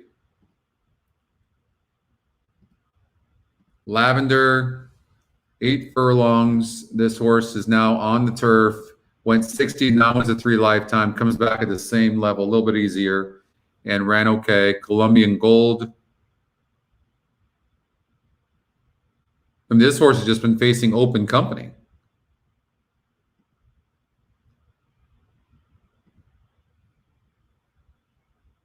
The more I look at this, I like the 7. So you can cover the 5, 2, 2, 6, 5, 7, but for me to break down this ticket, even make it smaller, I would probably single the 7 horse. And then for the smaller players out there, let's see if we can break this down a little bit more. I get rid of the 30 automatically on the low GSR. Get rid of that horse.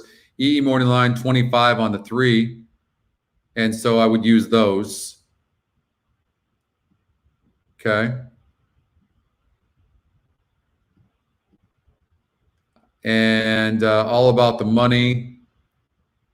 I have a hard time eliminating that horse. Let's see if we got rid of enough horses to make this ticket a viable ticket for the smaller players. 144.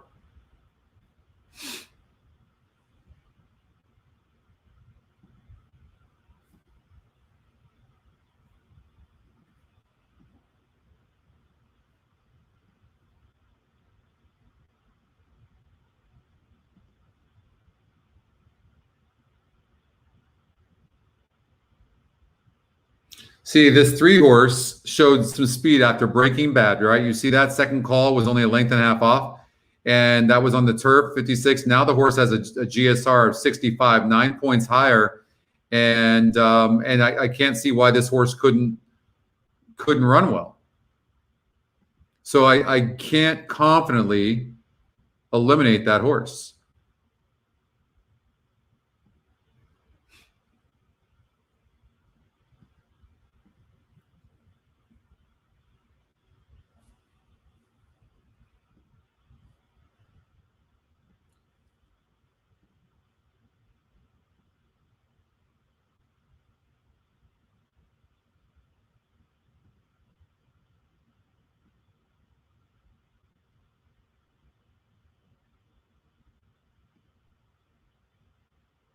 Ouch. Judas. I know I got to get this down for some of you, don't I? All right, so again, we're now we just gotta eliminate one horse here. The lead in is this for the taking, right, Pete? In other one. words, any jock that wants to be aggressive probably can get the lead. And Colossi, horse run, 13,000, moves up after a win, open company, 25. I mean, clearly the 6 horse is the horse to beat. What does that mean? What does that mean for the front runner? What does that mean for the horses who like to come from behind? So it muddles the handicapping of the race simply because the pace scenario is so unclear. When the rails are out, This guy's going to need tremendous pace up front on the 1. definitely is an advantage for the horses on the front. Yeah, I think so. I know that there's been studies done where some people would dispute that, but I've never done those scientific studies. But it just makes sense that speed would do better with the rails out. Horses getting close, minute to go. As I mentioned, this is somewhere in the neighborhood of 350,000. This guy's a bit cheap. Right now, The 7. we're at 325. So I think that. But he's Scotty's second pick. E morning line. Go a little higher. E morning line. The E morning line does not like the 3, so I would eliminate the 3. I think we'll get to 4. How about that? Because they haven't stepped foot on the 167. They're about to, and as we well know, some aggressive money comes in late. So it's good to see the players around the country embracing this wager, as well as all the other wagers we have throughout the racing day. Do you think there's a single ticket? I don't, Pete. I think, unfortunately, a few of the fields are a little bit short, and also a few favorites are likely to win. I've been a little bit off on this, so don't take that to be the gospel. But I do think that the jackpot will live to see another day, which our next racing day will be on Friday. It's about to make the turn onto the turf course, standing by on the grass. Zoe Catman. And Zoe had a tough beat yesterday in the pick 5. She had some really good handicapping shoes on yesterday. Was picking some good prices. Zoe, what do you think about this evening? Well, Pete, first of all, thanks for the props. Yesterday was a fun day, a big day of racing here at Santa Anita, but today's a tough day. I had a chance to chat to Quigley earlier on, and he conceded that it's tough as well. As far as this race goes, I actually really like the 2 in here, Subari. We've seen what Vladimir Serin can do off the layoff, and I mean, this filly... So I like the 7. Last time out, that was a tough Paradise. Zoe's pretty good. Numbers add up. So I'm going to bet the 7 to win. Now, if you can look past that, And then maybe do an exacta box, 2-7. She does actually look really good, and she looks as fit as a flea. We saw Serin win with Fit as a flea? Is a flea? I love you, Zoe, but is a flea fit? Top pick in here. Maybe just have a look at the I don't know. box that you can see. I'm trying to like process that in my mind. A fit flea. But looking at her physically and watching her works on XP TV, I think she is good to go. So Sabura will be my top pick in here. I had to giggle with the 4 Why Not Sizzle when I saw her in the paddock, because she That's okay, coach. Makes sense. Squealing, and she just looks about as happy as I've seen her. I mean, I cut that down as much as I could. I mean, that was tough. I wish we had a horse that we really could zero in on. I kind of like this 7 right now. I will say that. We'll see. Is feeling really good. I like the 7. Jessica Piper. I think the 5's getting overbet. Today, she is equipped with cheap pieces, like so many of Jeff Mullins do. And her number 2 back last October was actually good enough to make her a real contender in here. So Why Not Sizzle will be a long shot. I will admit that Lavender is the horse to beat, but I'm not sure we're seeing the same Lavender today as perhaps we saw last October, where she won in convincing style. She is on her toes, but I don't know. I'm just going to try and play against the favorite, play against Peter Miller. I mean, that's always a dangerous thing to do with favorites here, but I'm going to try and take the 2 Saburai as my top pick in here.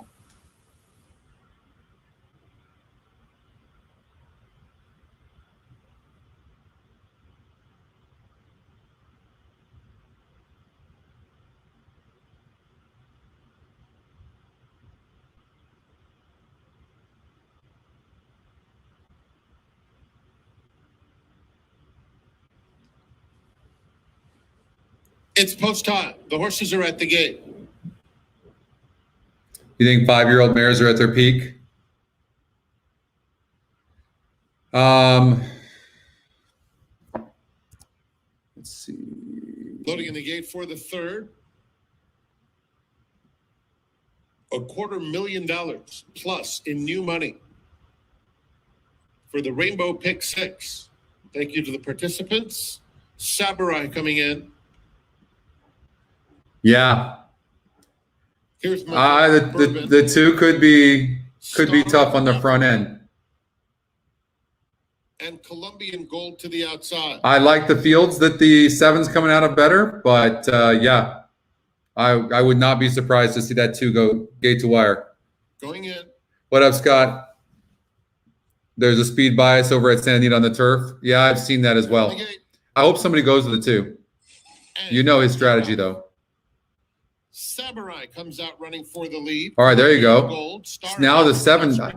I want to see the 7 just sit off of this 6. I think that hurts the 2 right now, that just happened. But the thing is like the 7 needs to relax. Oh, God. And Wind Tartar is at the rail. Star of Africa. All right, now you can see the 7 horse is a bit headstrong, so we really need just to get the horse to just relax. There you go. 3 lengths off the pace in 4th. Wind Tartar. We got 3 to 1. Sizzle and Lavender, the favorite, is biding her time. Onto the backstretch they go. It's Star of Africa, the boss. 3/4 of a length. Colombian Gold 2nd. Still Madame Bourbon and Saburai right together. And Wind Tartar is in 5th, 4 lengths off the lead past a half-mile pole. Why Not Sizzle and Lavender? They're taking a little closer order. 7 lengths covers the group. Star of Africa lets it out a notch, has it by almost 2. Colombian Gold 2nd, Saburai, Madame Bourbon, followed by Wind Tartar, Why Not Sizzle, and Lavender is now being worked upon, is still last with 7 to make up midway on the far turn. It's Star of Africa, Colombian Gold coming to her in second. Saburai is down at the rail in third. Then it's Madame Bourbon in fourth. Extreme outside. Why Not Sizzle in eighth to go. Star of Africa, Saburai clearly into second. The 6 was very relaxed on the front end. Gold belated rally from Lavender, picking it up late, but far too late to catch Star of Africa, a front romper. And you could see that the 7 was just headstrong the entire time. Sorry, guys. It just was not relaxed whatsoever. Like, this is not a horse that I would bet next time out. Now that I know this horse is the way this horse is, very headstrong horse.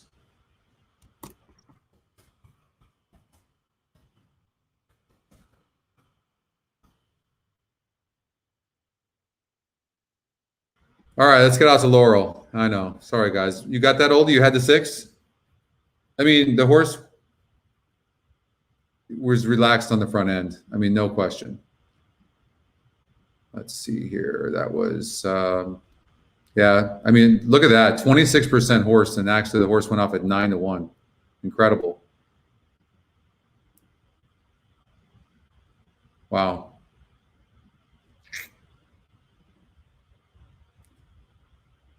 You guys had that? Nice.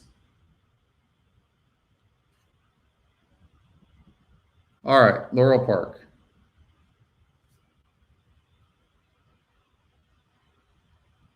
You had that? Yeah, I mean, for sure. In the pick 5 and pick 6, having that is huge. Came in 6-2, yeah. Okay.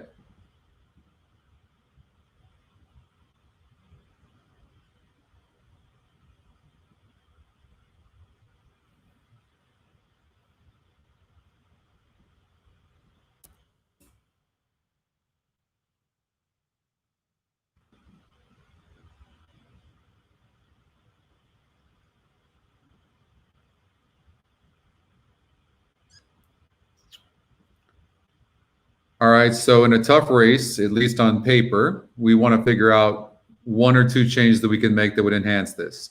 So this horse was competitive. You can see 48 group, didn't get bet. Goes down to a 44 group, goes off as the favorite. Moves up to a 50, doesn't get bet, and doesn't run. So we kind of know that this guy's probably like a 44, 46. Okay, so 4 is competitive. This guy only won it at 38. And then hasn't been running. 38 group 1 on the Scotty long shot. Who knows what this guy's going to do, but he's only beat a 38 group. So as a process of elimination, unless the 3 horse goes gate to wire, which is a distinct possibility. 3 could go gate to wire for sure. Then I like the 4-6. I actually like the 6.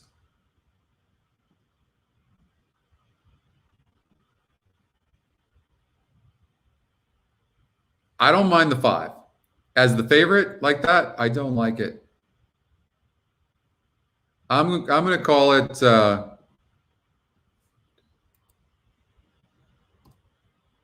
3 with 4, 5, 6. And then I might do some different combinations or something like that. I don't like the 1 and the 2.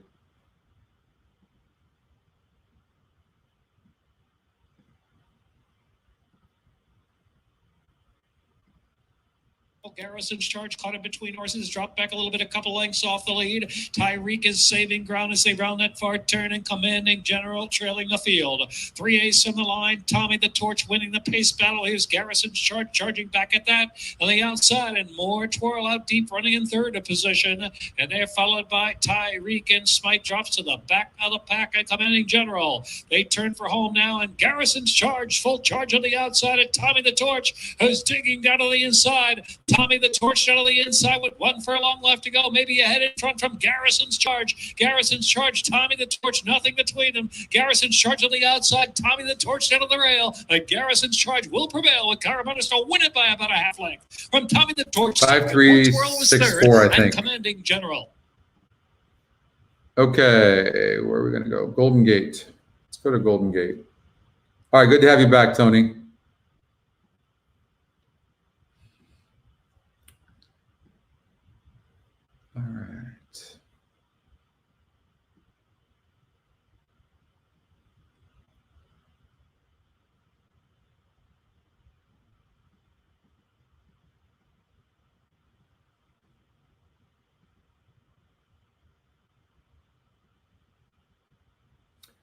I'd say, you see how I rely on these SORs? I mean, they're everything to me, right? Because like this horse, okay, he got third, he had an easy lead, going the same distance, same surface, and got a third place finish. And that was against only 4 other horses. Okay. So then you come over here and see that this horse barely lost to a 32 group. So the 4 is not that strong. And the 3 is faster than him. Then you have this horse, which you have no idea. Broke last, stretched out in the broke last, and now stretching out here, and has a 54 GSR, which is better than the 44 GSR, but still low. So that doesn't get me my blood pumping. This guy's just been burning money. That one doesn't get me going. 5 horse 38, and got a second place finish. I probably would lean here. The 5. I like 5 over 3.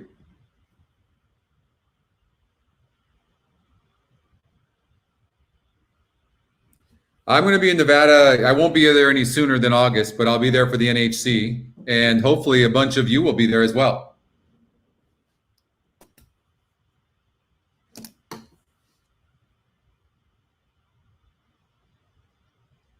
So I'm going to do, because the 3 could go gate to wire, right? So I'm going to do a 5-3 exacta box.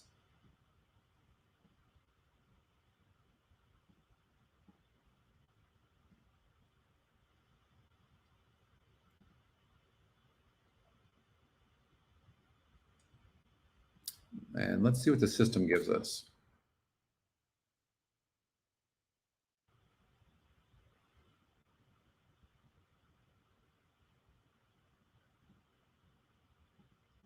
So who's most likely to be in the money, right?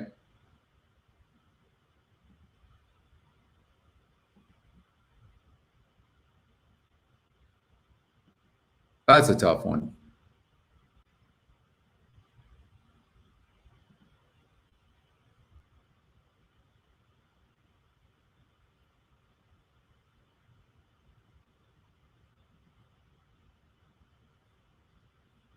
I think the 3 could go gate to wire.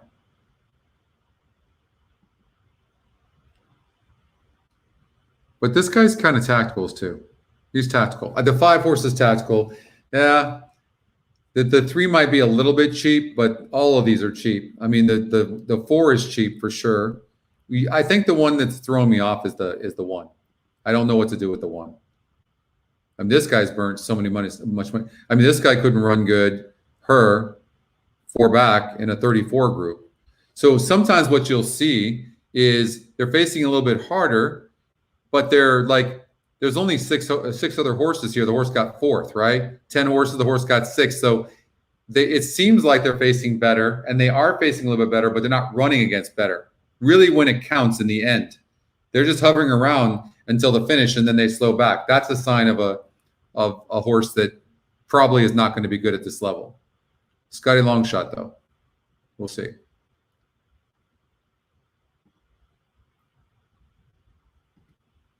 So I'm on the 3-5.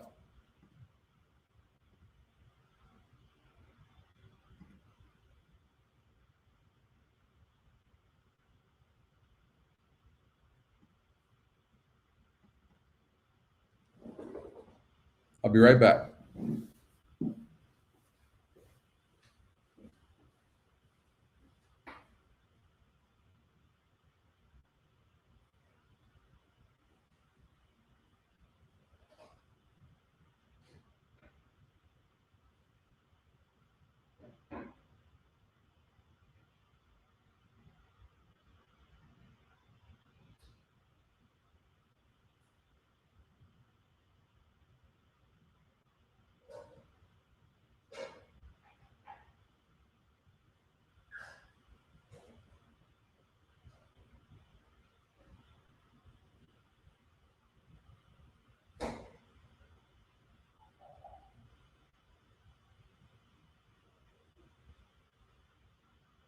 And the red light is flashing on the starting gate at Golden Gate Field as the runners have made their way towards the gate for race number 3.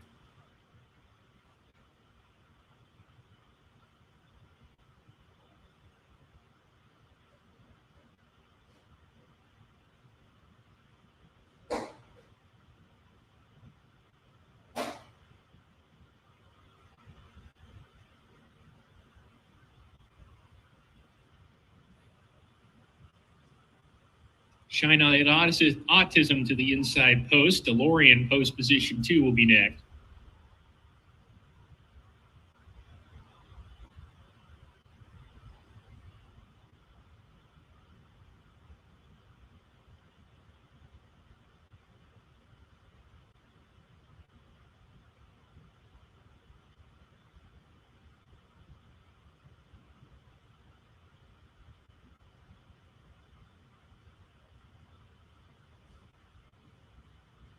DeLorean taking his spot, post 2. They've loaded Shine Light Autism already.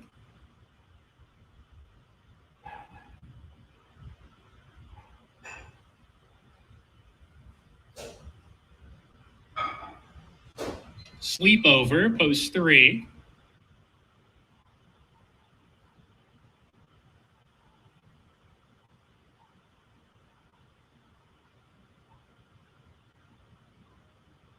Cody Action, post position number 4. They've unloaded number 1, Shine Light Autism, who was just a little stirred up in the gate, so they're going to load him last.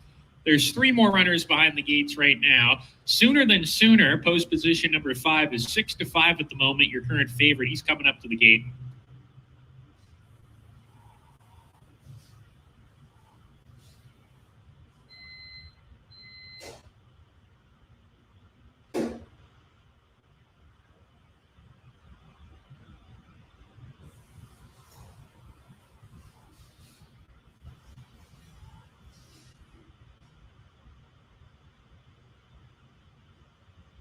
Coco's Mom to the outside post, and Shine Light Autism will be the last one to come up. Was in the gate, backed out. Now he'll reload. Shine Light Autism. Still the favorite, number 5, Sooner Than Sooner. Shine Light Autism up to the gate. He goes in. We're ready to go. And we're off. Shine Light Autism off his step slowly. He's in the 5th position early on after that. Sleepover takes command early from Shine Light Autism. Aggressive behind the pace. He wants to go. Is taken back to 4th right now. Sleepover maintains a clear lead entering the turn. Sooner Than Sooner taking 2nd from Cody Action. And then Shine Light Autism pulling pretty hard on the inside of Coco's Mom. DeLorean is trailing 6 lengths off the lead with 3/4 of a mile to go. It's Sleepover and Francisco Monroy, the pacemakers here, 1.25 on top of Sooner Than Sooner. Going well, the favorite on the tail of the leader. A gap of 2 to Cody Action, 1.5 to Coco's Mom. Shine Light Autism on the inside of Coco's Mom, still a joint 4th, a little more settled down with 5 furlongs to go. And he's put 3 lengths on DeLorean, who's still at the back of the pack as they make their way through the half-mile pole. Sleepover, no excuses, a length clear of Sooner Than Sooner still, and Cody Action in the 3rd position on a snug hold down on the fence. A gap of 2 to Coco's Mine. Shine Light Autism, Julian Couton asking him to pick it up a little bit on a loose rein entering the forward turn run. 2.5 clear of DeLorean under some pressure. There's 3 furlongs to go here. Sooner Than Sooner coming up nicely after the leader Sleepover. Sleepover just a neck clear of Sooner Than Sooner. A 1.5 to Cody Action, stays on the inside. He's loaded on the 4. The jockey clearly has a crap load horse on the 4. Shine Light Autism, not his if he can get through. Off the turn. Sleepover cuts the corner. Sooner Than Sooner is asked for his best. Cody Action tried to split that pair. Nowhere to go. Ducks to the inside. Comes with a run now. Sleepover has to deal with stablemate Cody Action. Sooner Than Sooner is beaten in 3rd. And Cody Action sprints in the final 16. Pulls away. Cody Action, Armando Ayuso will win it by 2.5 lengths. 4-3-5. 4 upsets the apple cart.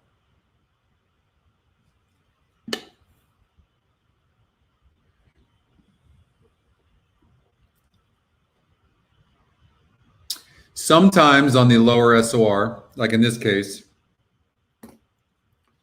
none of these really had great SORs, but like you take a horse like the 5, That was a 38. Lost by a couple of lengths. This horse barely loses a 3/4 of a length, 32. I mean, maybe they're like right there. The 4 was clearly best in this race. I mean, it's not a perfect science, but, and the 3 ran like we thought.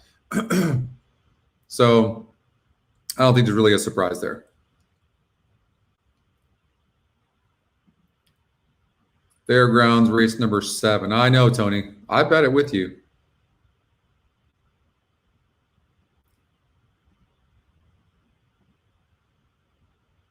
At the gate here.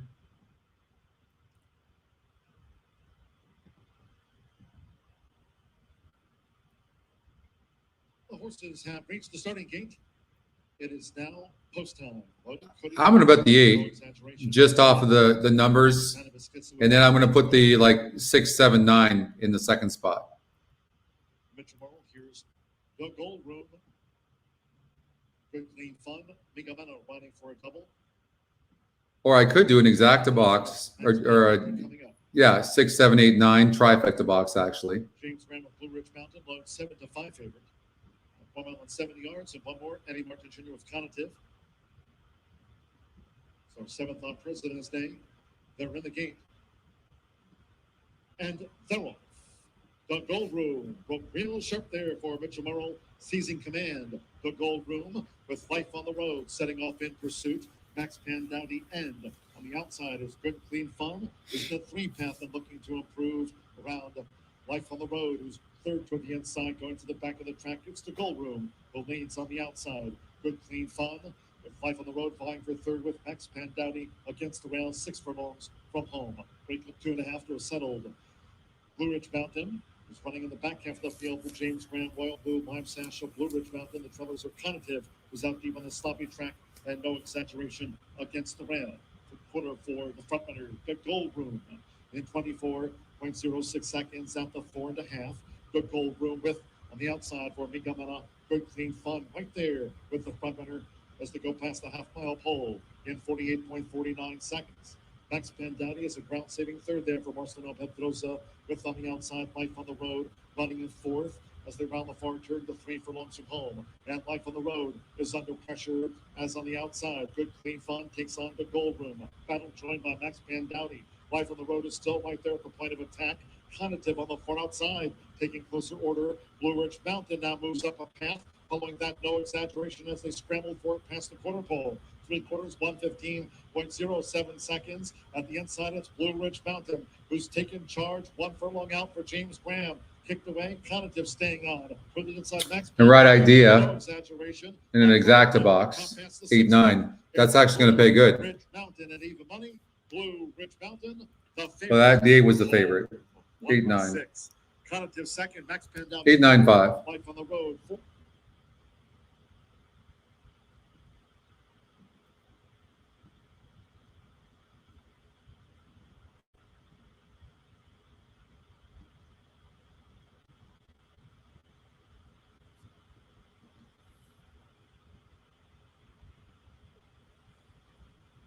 What did you guys say to Aqueduct?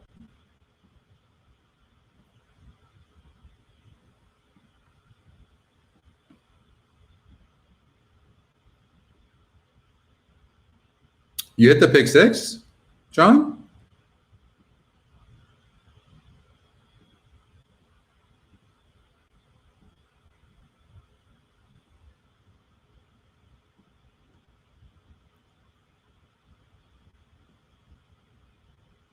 It won't let me pull up the video. The 8 horse, 851, top 3 Scotty picks. You guys got the pick 6. Did it pay anything? Let's see here. $4,200. Wow. You guys got that? John, you have that? Were you guys in partnership or you just have it yourself?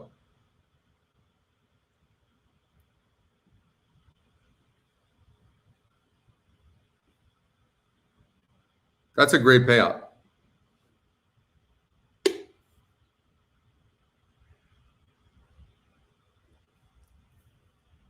Just John.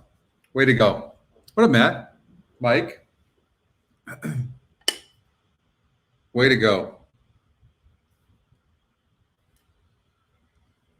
All right, let's go to Santa Anita race number 4. Pick 5.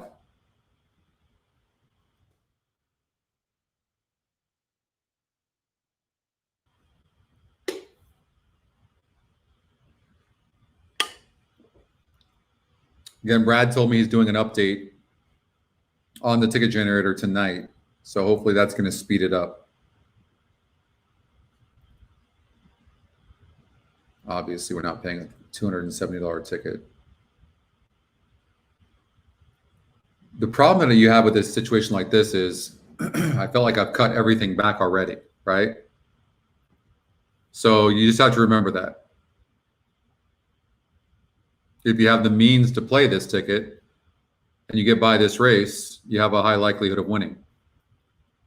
But I think what we have to do is we have to take this second, like the race number 5, we got to take it and see if I'm going to stand up for a second. See if.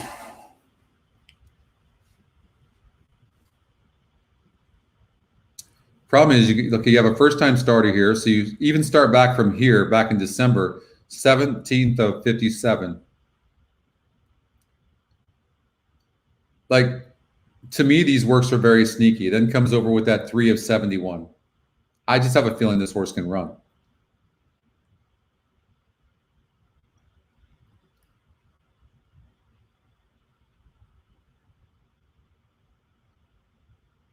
I can't bet the horse just because of the name, but this horse's works are okay. But you know how the square eddies are. On the turf, and he's Scotty's second pick. 10, 19 to 1. You know, the truth is, this wouldn't be the type of horse I would like. Right? So again, I'm doing it as if I'm playing this. So I personally, 10% horse. He's 5 to 2 on the morning line. I don't like him. But I'm not seeing things great right now anyway. So don't necessarily listen to me. I'm not a computer either.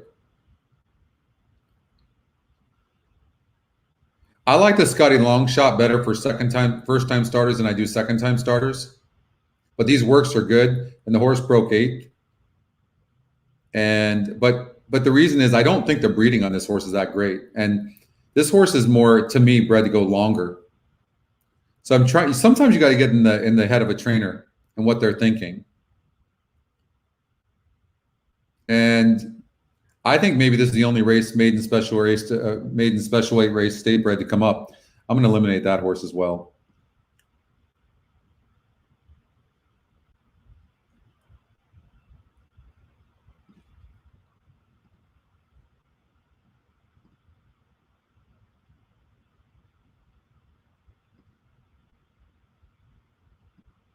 God, I hate to say it, but this horse Judas, 12 to 1 on the morning line. Look at the E morning line, 4 to 1.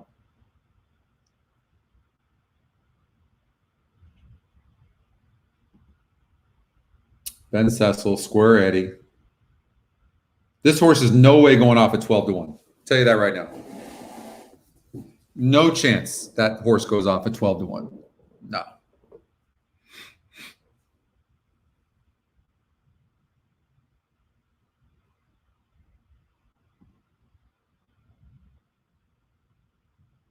I'm a big fan of Vladimir Serins as well. I think Vladimir is a great trainer. I really do. Very consistent.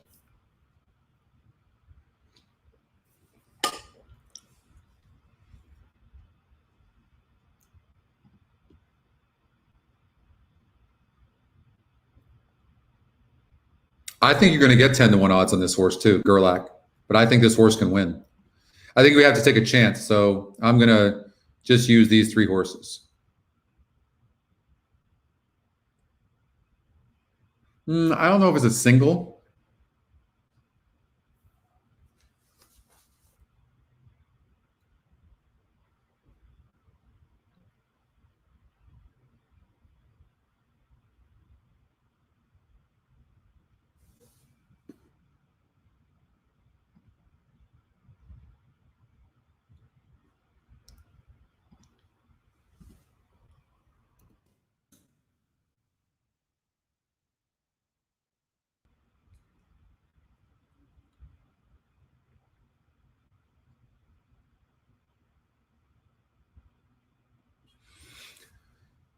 Okay. 2.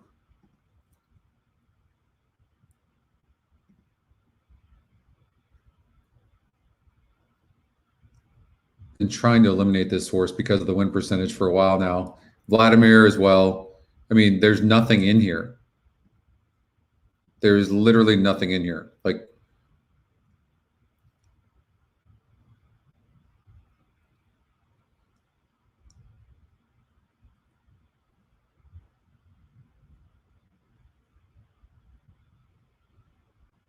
I will say this about this 6 horse here, Chasing Fame.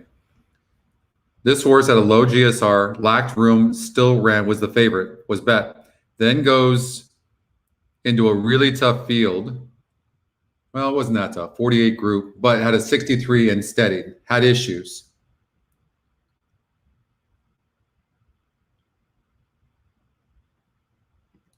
Burn money, though.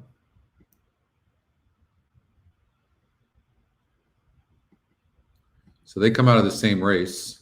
One was 5-1, the other one was 13-1. This one just, you see what I mean? Like 9-5 on this guy. How about the 2? Stretching out, 67 GSR, Bob Baffert, Rosario. What about that? The other ones have burnt money, right? Since we have to narrow down this ticket, what about singling Bob Baffert and Hosier?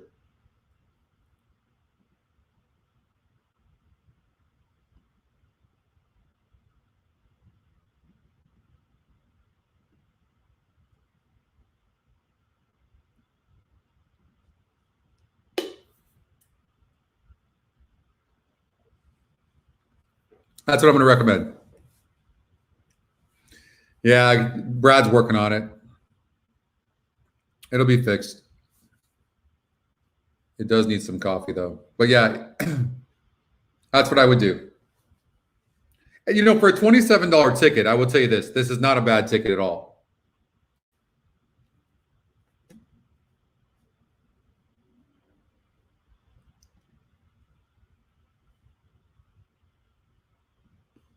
Man, I need some coffee to keep up with these. Why don't I put these races up here like this? Off the lead, and another 3 to come on Jenna. Oh. They sort themselves out around the far turn with Hot Box and Wedding Groom going on 1-2. Herd Immunity takes third on the outside of. I tell you what, the 6 horse is really running nicely. Right out of proceedings as the field turns for home. Wedding Groom and Hot Box. Wedding Groom just in front. Herd Immunity 2.5 back in third, and then Western Rule there at the top of the stretch. And Wedding Groom is just in front. Hot Box not giving 6 has up. got him. Herd Immunity is kicking in. And Herd Immunity just trying to shift in a bit, straightened up in the final stages. And Herd Immunity is going to prove best. Herd Immunity, a prompt favorite, pulling away to score by 3.5. 4-6. Wedding Groom 3. second. Lovesick Blues came alive again.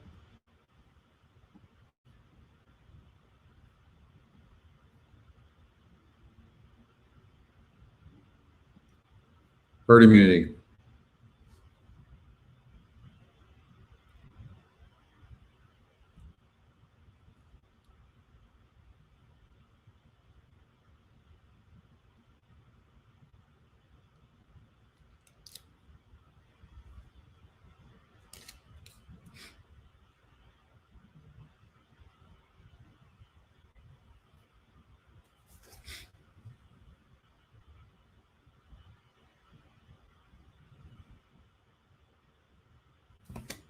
Yeah, good one, Brady.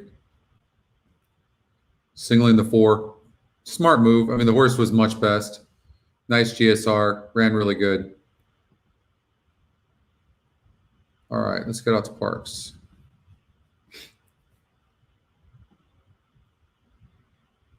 How about this horse? So 7 horse, 35-1. It is still 9 minutes to go, but this horse has taken action. So when you see the wagering like that, you at least should give it another look, right? Look closer. No speed, not the best breaker. Was there a change? So I would look at changes immediately. No apparent changes of any kind.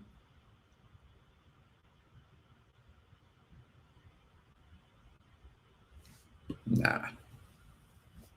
Sorry.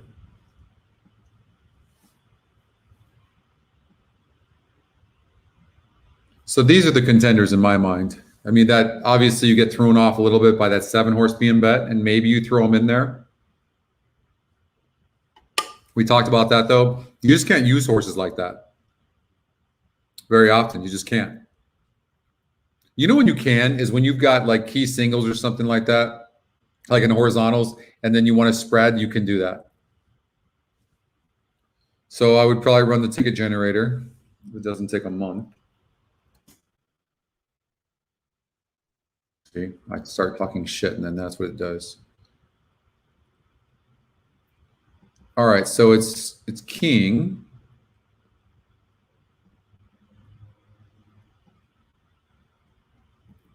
So the morning line from the odds maker is 8-1. The live odds is 7-1, but the E morning line is 9-2. So I certainly want to look at this horse closer. 2 back at 7 furlongs against a 56 group. This horse beat 9 other horses. It's a nice effort. Then comes back, apparently against a little bit weaker group, breaks 8th and doesn't run good.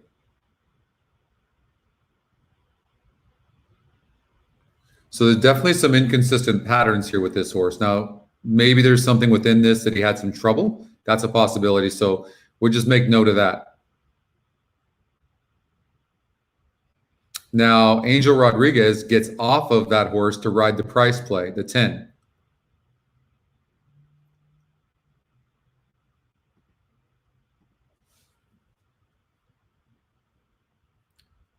Manahawkin. And this horse has 0 speed. Hard read. Not getting bet. Really hard read.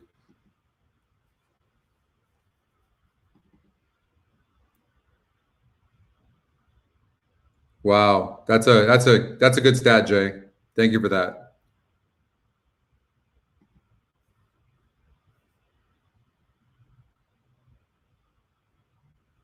So we know the 6 is fast. 2 is very fast, but stops.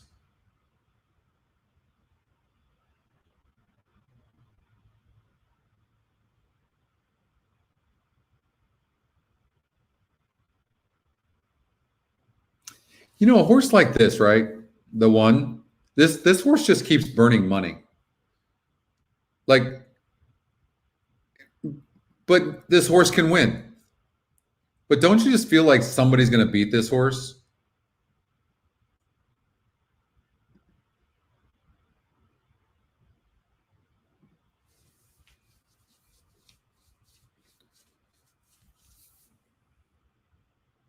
This horse went off at even money, 2 back, and didn't run.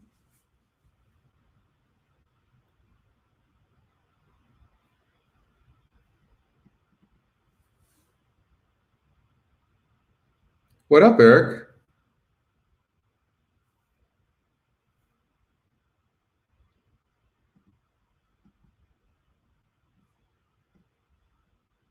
I mean, this is what the ticket generator gave. 1, 2, 6, 12 with 1, 12, 1, 2, 6, 12.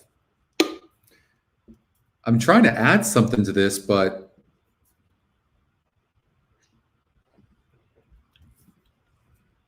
no speed.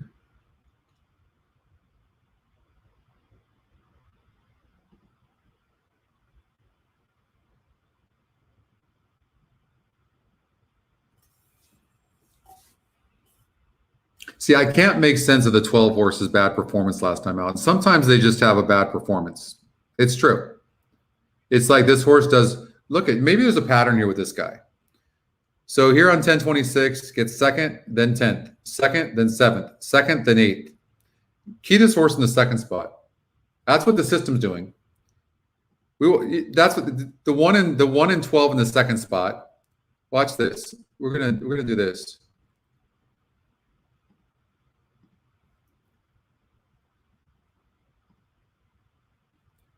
And then it's saying the 6th in the 3rd spot, but we're not going to do that clearly.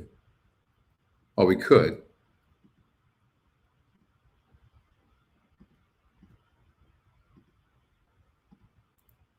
What about something like this? I mean, it could pay.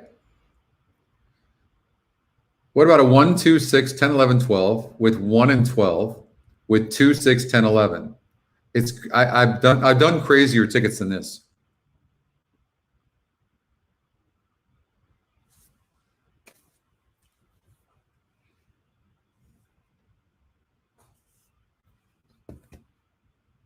I think the ticket generator is kind of leading us down that path. 1, 2, 6, 10, 11, 12. 1, 2, no, not that. Hold on here. 6, 11, 12. 12 and 1 in the second spot with 1, 2, 6, 10, 11.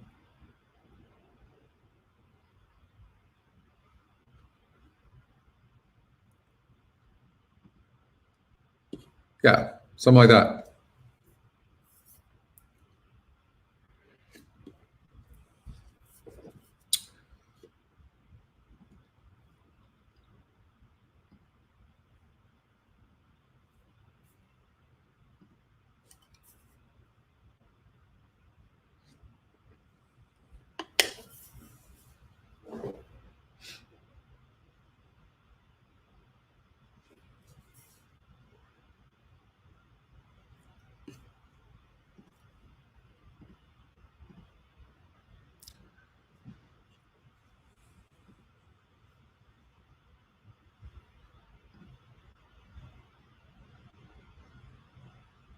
I mean, so maybe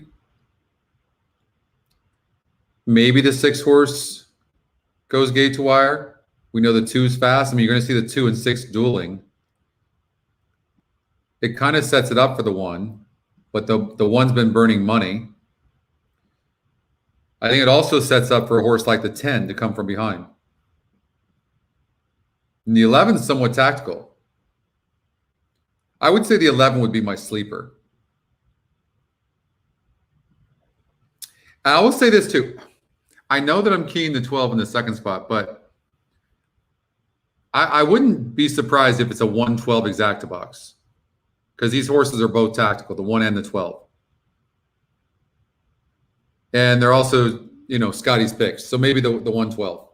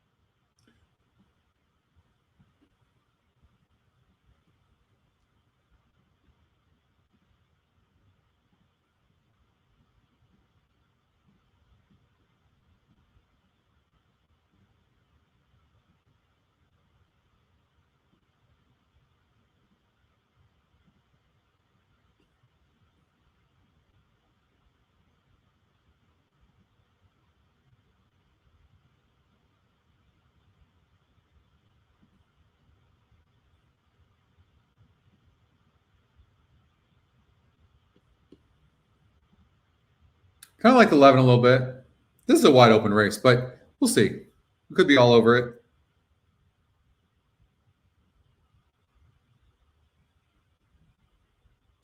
Racing fans, your attention, please. We have a light scratcher in this 11th race. Scratch number 6, Divine Dental. Light scratch. Big scratch. Number 11, check out number 6, Divine Dental. And please show exact the trifecta with superfecta tickets with number 6 on them can be exchanged at this time. Again, late scratcher at race number 11, scratch number 6, Divine Dental.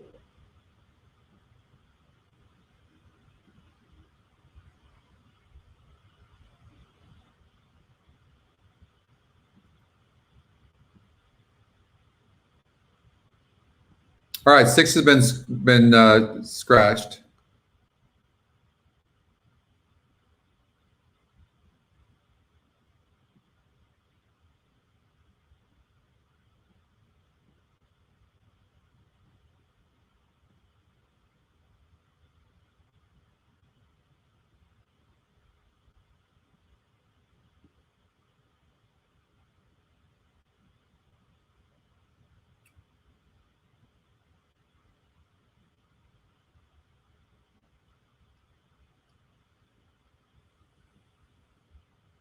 I could be way off, but I just feel like the 1 or 12 is going to come in second. And maybe so it would be the 10 or 11. And maybe an exacta box 10, 11. Just as kind of a backup. Horses now beginning to move into line for race number 11. Year-round Parx. Don't forget live racing's right back here tomorrow. Post time at 12:25. That's live with Monday, Tuesday, Wednesday with that 12:25 start. And the 12:55 starting in March. 40% route to sprint. You got it, Brooks. Hopefully we can pick it up a little bit. It's been a little bit. Last hour, I've been a little bit cold. The gray, these blues. Don't forget to like the show, everybody, if you don't mind. That would be great. If you haven't liked it so far, it helps the channel. All right. I mean, we're all over the place here, so we'll see. But that's kind of, yeah, I'm not really seeing things that great right now. So just got to fight through it. And that's what I'm trying to do. I want to like the 12 a lot. The Scotty long shot. And this might be a field that he could get by. I'll just throw that out there, right?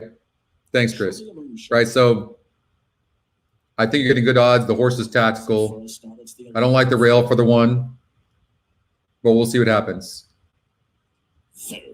Often racing. On the far outside, truly a moonshot left hand for the lead. On the inside, moving through, there's nice brilliant Tige as they and towards the main course. Outside, truly a moonshot now has it. Inside, nice brilliant Tige in second. By 3 lengths, Rings of Jupiter's on the outside. Third, Adulation is right to his inside. Fourth, up on the outside, moving up now in 5th comes Blinding as they continue to race up the back stretch towards the inside. Sunrise Saturday is next by 3. Then it's the gray, these blues inside of AJ's way back to Manahawkin, and towards that one's inside Jones Taxi. Opening quarter, 23 seconds flat. On top of the lead, it's nice Brian Tige.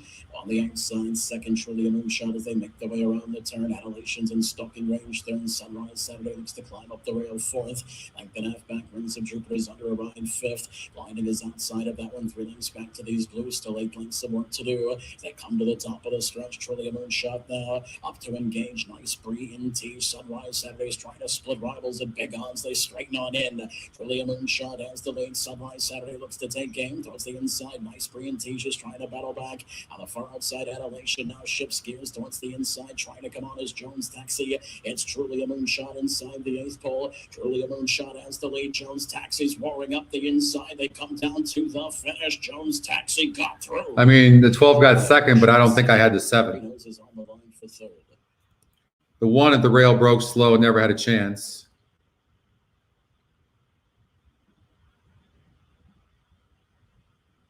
Yeah, see, I mean, that's what it looked like. I mean, key to 12. Anybody? I mean, we did key to 12 in the second spot. Maybe some of you better, right? I need some booze. I mean, look, I wasn't that far off. Just can't put the bets together. 10 didn't run. 11's right there, but didn't run. And you got an 18 to 1 shot. I mean, these races are tough. 10 ended up getting up for 3rd. So look, I mean, 18 to 1 Right there, 18 to 1. That's the 11th.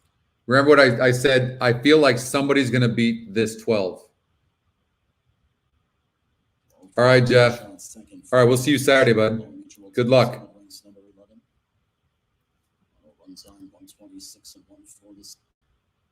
All right. Let's get to Golden Gate.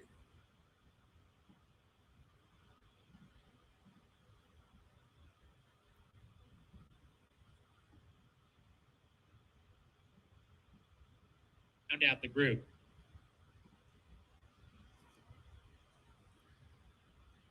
We're ready to go for the start of the late pick 5. And we're off. Hal's Buddy with a little bit of an awkward break. She's at the back of the field after that. I mean, 3 has to go gate to wire, right? To the front from Creative Romance on a hold. Her rider wants to sit off with Lady Brexit. Casino Games is 4th, and that leaves Hal's Buddy to trail the field as the quintet races around the clubhouse turn. This Indefatigable gets to the rail and leads the way by. They won't, Matt? I've never heard of that. Why wouldn't they? To press the issue now on the outside, striding in second. You box 1, 2, 3. Brexit and 2 more to Casino Games with Hal's Buddy side by side at the back of the pack as they make their way up the backside. I mean, this Indefatigable. She's both these horses are running easy. Here, a length on top. I mean, they're crawling 25 and almost 2. Today. And third is Lady Brexit. So the Jonathan Wong runners are first and third up the backside. 2 lengths clear of the last pair. Casino Games and Hal's Buddy. There's a half mile left to go. I mean, the 4 has got his work cut out for him. 4 is toast. A length on top of Creative Romance still. 2 might get up for third. Maybe. She's being asked to pick but this race is between the 1 and the 3. I mean, 50 seconds flat. They haven't even asked. Passing Casino Games. 3 furlongs to go. Miss Indefatigable still the leader here. A neck on top. Creative Romance right there to hound her. And those 2 pull 2 clear of Hal's Buddy. Trying to creep in third. Lady Brexit is back and forth, losing ground. Casino Games not her day today as they swing off the turn. Miss Indefatigable comes off the turn, leads the way, is asked for her best. A length and a half on top of Creative Romance. Hal's Buddy running a big race on the grandstand side, trying to get up into second. There's a 16th to go. Miss Indefatigable digs in. She's running gate good to race wire today, and she will win. Miss Indefatigable. 3-1-2. Gate to wire to win it by a length and a half. Creative Romance second. Hal's Buddy holds third. 3-1-2.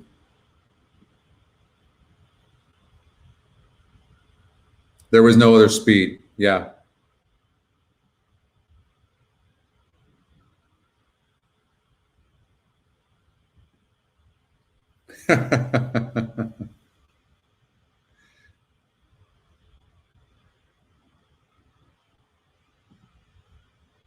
We don't even have it on here. I wouldn't even know where to look. You got that, Coach? You had that? Nice. That's a boom. All right. You guys had that. 2 for third. You had that? Good. I mean, we narrowed this race down. I want to preface this before we go over this Santa Anita card. And I cut this back. So I'm just saying, this is tougher than just the 5, 6, 8, okay? So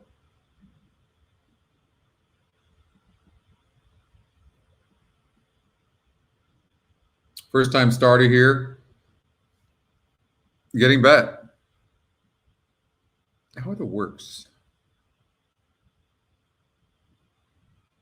Hard read, but they look okay.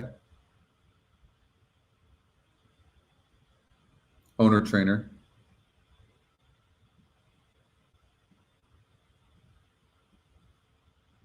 I don't like the 2. We know that. Good GSR, but I'm sure I just put his ass in the winner's circle. I'm not betting this one.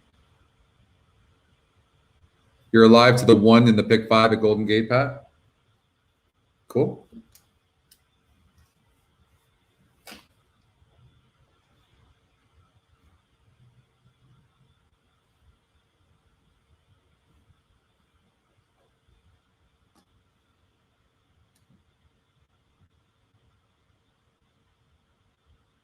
Which pick 5 are you alive in, Oldie?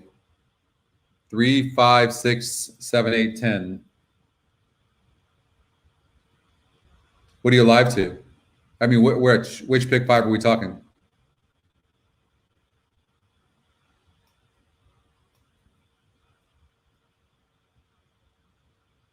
Five, 6, 8, 10, Jody.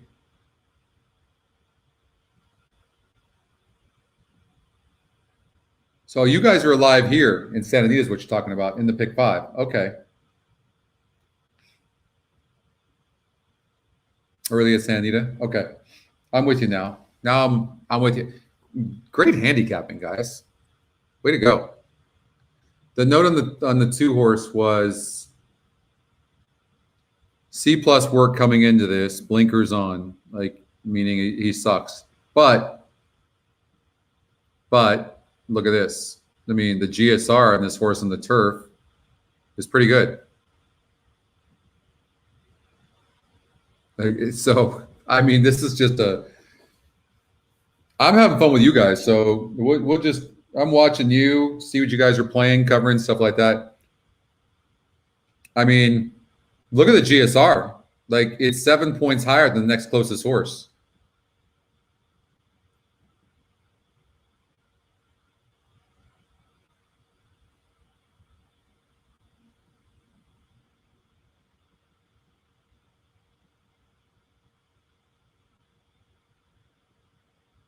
How about the Scotty long shot at 22-1?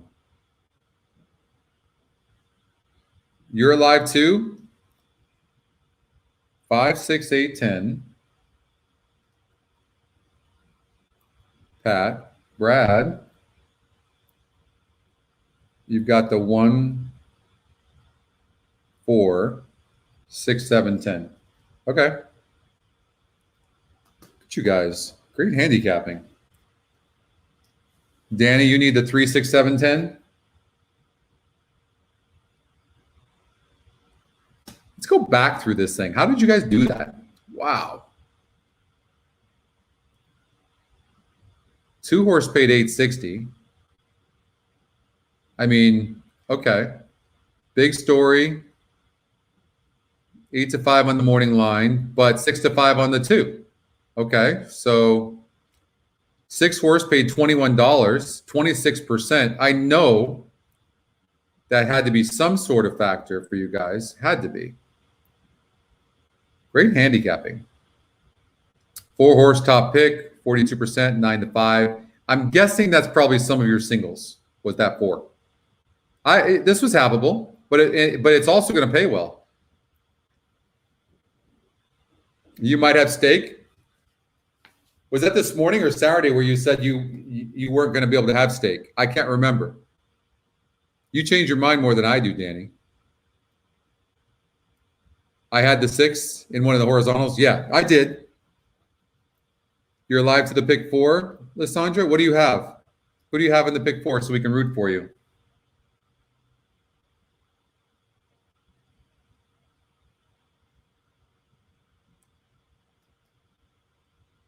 Four was your single? Yeah. I mean, you never really had to sweat that. Did you sweat it all? I don't think you did, huh?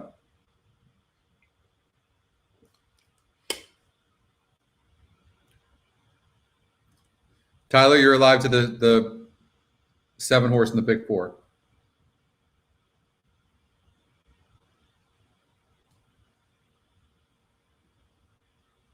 I did? Okay. I'm glad you guys are paying attention. I mean, in defense of me, I'm just kind of talking out loud and handicapping and looking at it. You guys are seeing my first impressions of stuff and you guys are making a call. And I love that you guys we've been doing this long enough together that you guys understand that. And so I got to stop putting so much pressure on myself sometimes when I'm not exactly hitting, because you guys we're just handicapping out loud and you guys are making your own calls, which is what I wanted, you know?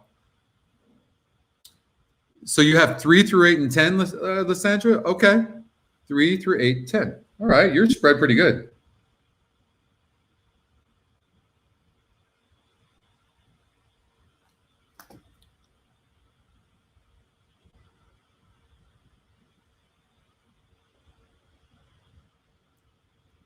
You singled that 3 in race 1.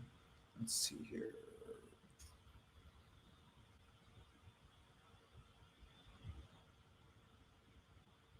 Leg 1. It's a good single.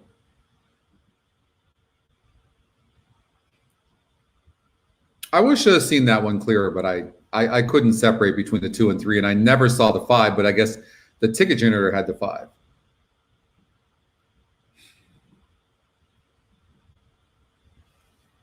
Does it hit at a high percentage, Elliot?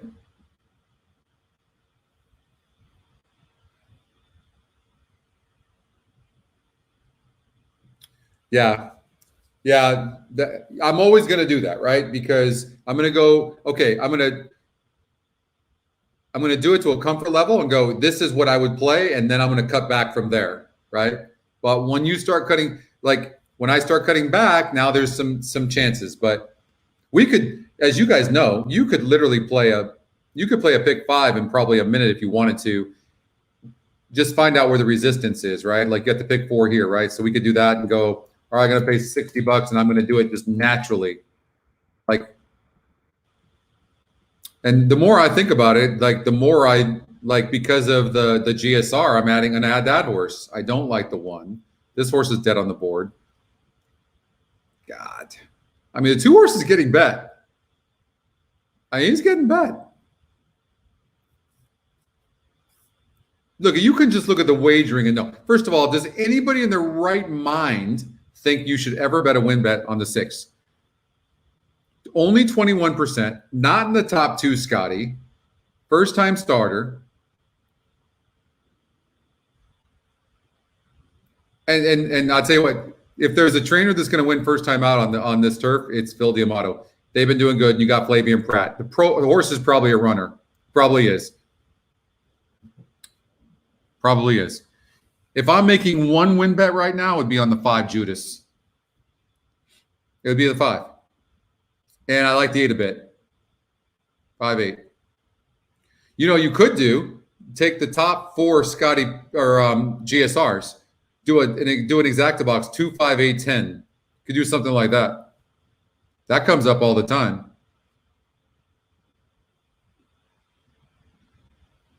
Somebody made a really good point about Hoosier. For something Bob Baffer with second-time starters on the route or something like that. And yeah, I know.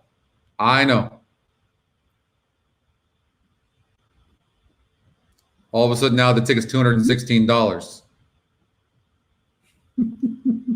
I did kind of like the 6 horse. All right, I'm changing my mind on my single here. That's what I'm doing. $72 play. That's the pick. That's the pick 4.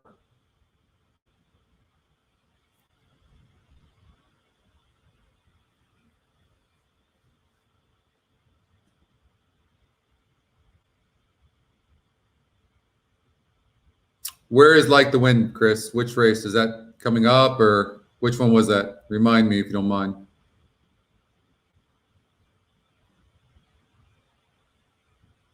Oh, here. The 7 horse. Got it.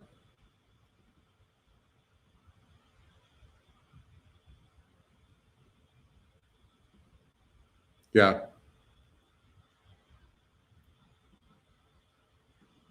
It's a wide open race.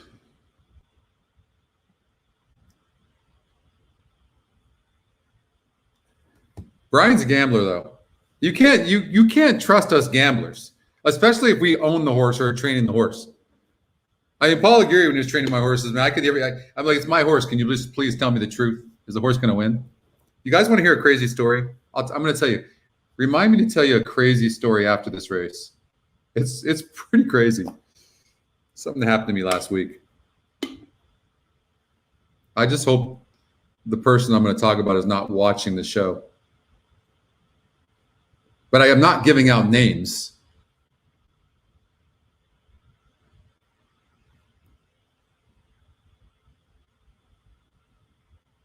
Yeah, I'm with you, Justin.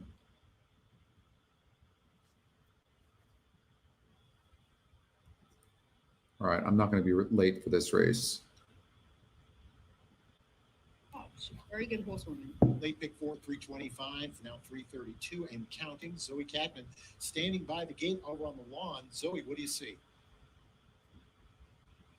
I just wanted to comment on what Millie was saying, Pete, and Kristen Mulholland, what an excellent job she does with the horses. She is an all-round horsewoman. Not only does she deal with the race horses, she also deals with a lot of pony horses. She goes to a lot of auctions in Wyoming. She drives God only knows how far she drives. She probably drives about 50,000 miles a year in her truck and trailer, going to all of these kinds of horse sales, buying pony horses, shipping horses. So she really is an all-round horsewoman. And talking about Cybertruck here, the son of Vronsky, he's beautiful.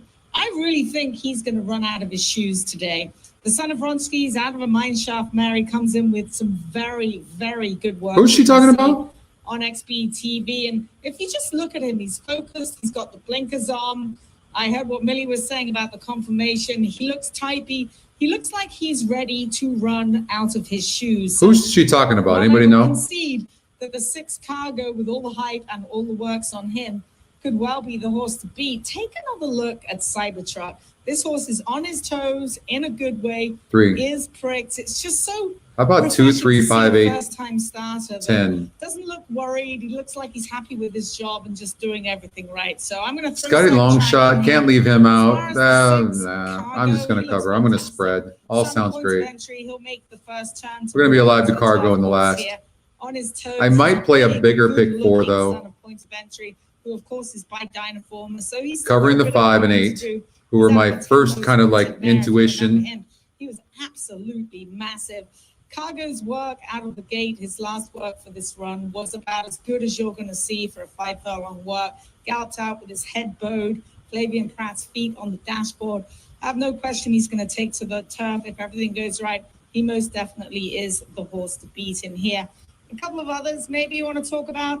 The 7, Like the Wind, Millie mentioned the works with Whiskey Talk. Getting just a little bit on his toes, but that's okay. He's going to have his running shoes on. And I have a feeling that he's probably going to take to the turf a whole lot better than he took to the main track after watching his works in the morning. But for me right now, watching Cargo walk on, equipped with a figure of 8, he's got a shadow roll there, he's got blinkers on, and he firmly does look like the horse to beat for Little Red Feather. But I'm going to use him with the. I would always listen to the Santa Anita feed just to hear her talk. I mean, she really does know her stuff. She just, I don't know if she handicaps or what she does, but we know she can look at horses. Here's our top GSR by 7 points. I got to say, horse looked like crap on paper, but looks fantastic on the track. Chris M. Thanks, Jody. Cybertruck. That's interesting. There's some love taps right there. Gerlach's going in. There's the 8.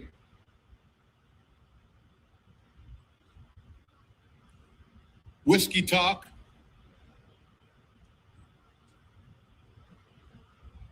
Catfish Charlie. Go get him, Tim. The horse is Judith? fit as a flea. I don't think the 10 looks good. Our top pick, I just does not look very good to me. And it's not a great post to be as well, unless you're like very, very fast.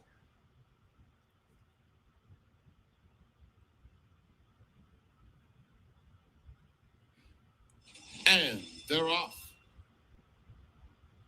Fast beginning for The horse goes to the lead. Hunter on the outside is flashing good speed. And Whoa. Who had to check? 6 had to check right there. 1's just having a miserable ride, whatever's going on there. I don't know. Comes Alexander's Dream. Cargo is now only about 4 lengths off the lead, moving up 3 wide. Then it's Gerlach's inside of Catfish Charlie. Another 2 back to Cybertruck, and Pedro Perez is at the back of the field. Into the far turn, it's Mine Hunter in front, 3/4 of a length. Like the Wind coming after him in second. Then Cargo in the clear third. Whiskey Talk is at the rail. Judas between those 2. They're followed by Alexander's Dream, who has about 7 lengths to make up. Gerlach's is next, 2 in front of Cybertruck and Catfish Charlie. They're at the top of the stretch, and Like the Wind has overhauled. That's the horse that was getting patted, the love pats. Center of the course, Cargo finishing with a bit of interest. That's why we Across the spread. field, Alexander's Dream, and on the far outside, Cybertruck belatedly. He's coming fast, but he's not going to get up there in time, as Like the Wind is too strong. Like the Wind by 2. Cargo with 7, second, 6. Alexander's Dream third, Cybertruck fourth, and I think the 2 ended up getting third, the top GSR, right? I mean, you could play in the, use that horse in the exotics. Normally, that's a situation I would do. I would go, okay, I'm going to put this horse in the first, second, and third spots. But just because of the GSR that had 7 points better than the next closest horse. You got that, Michael? Oh, my.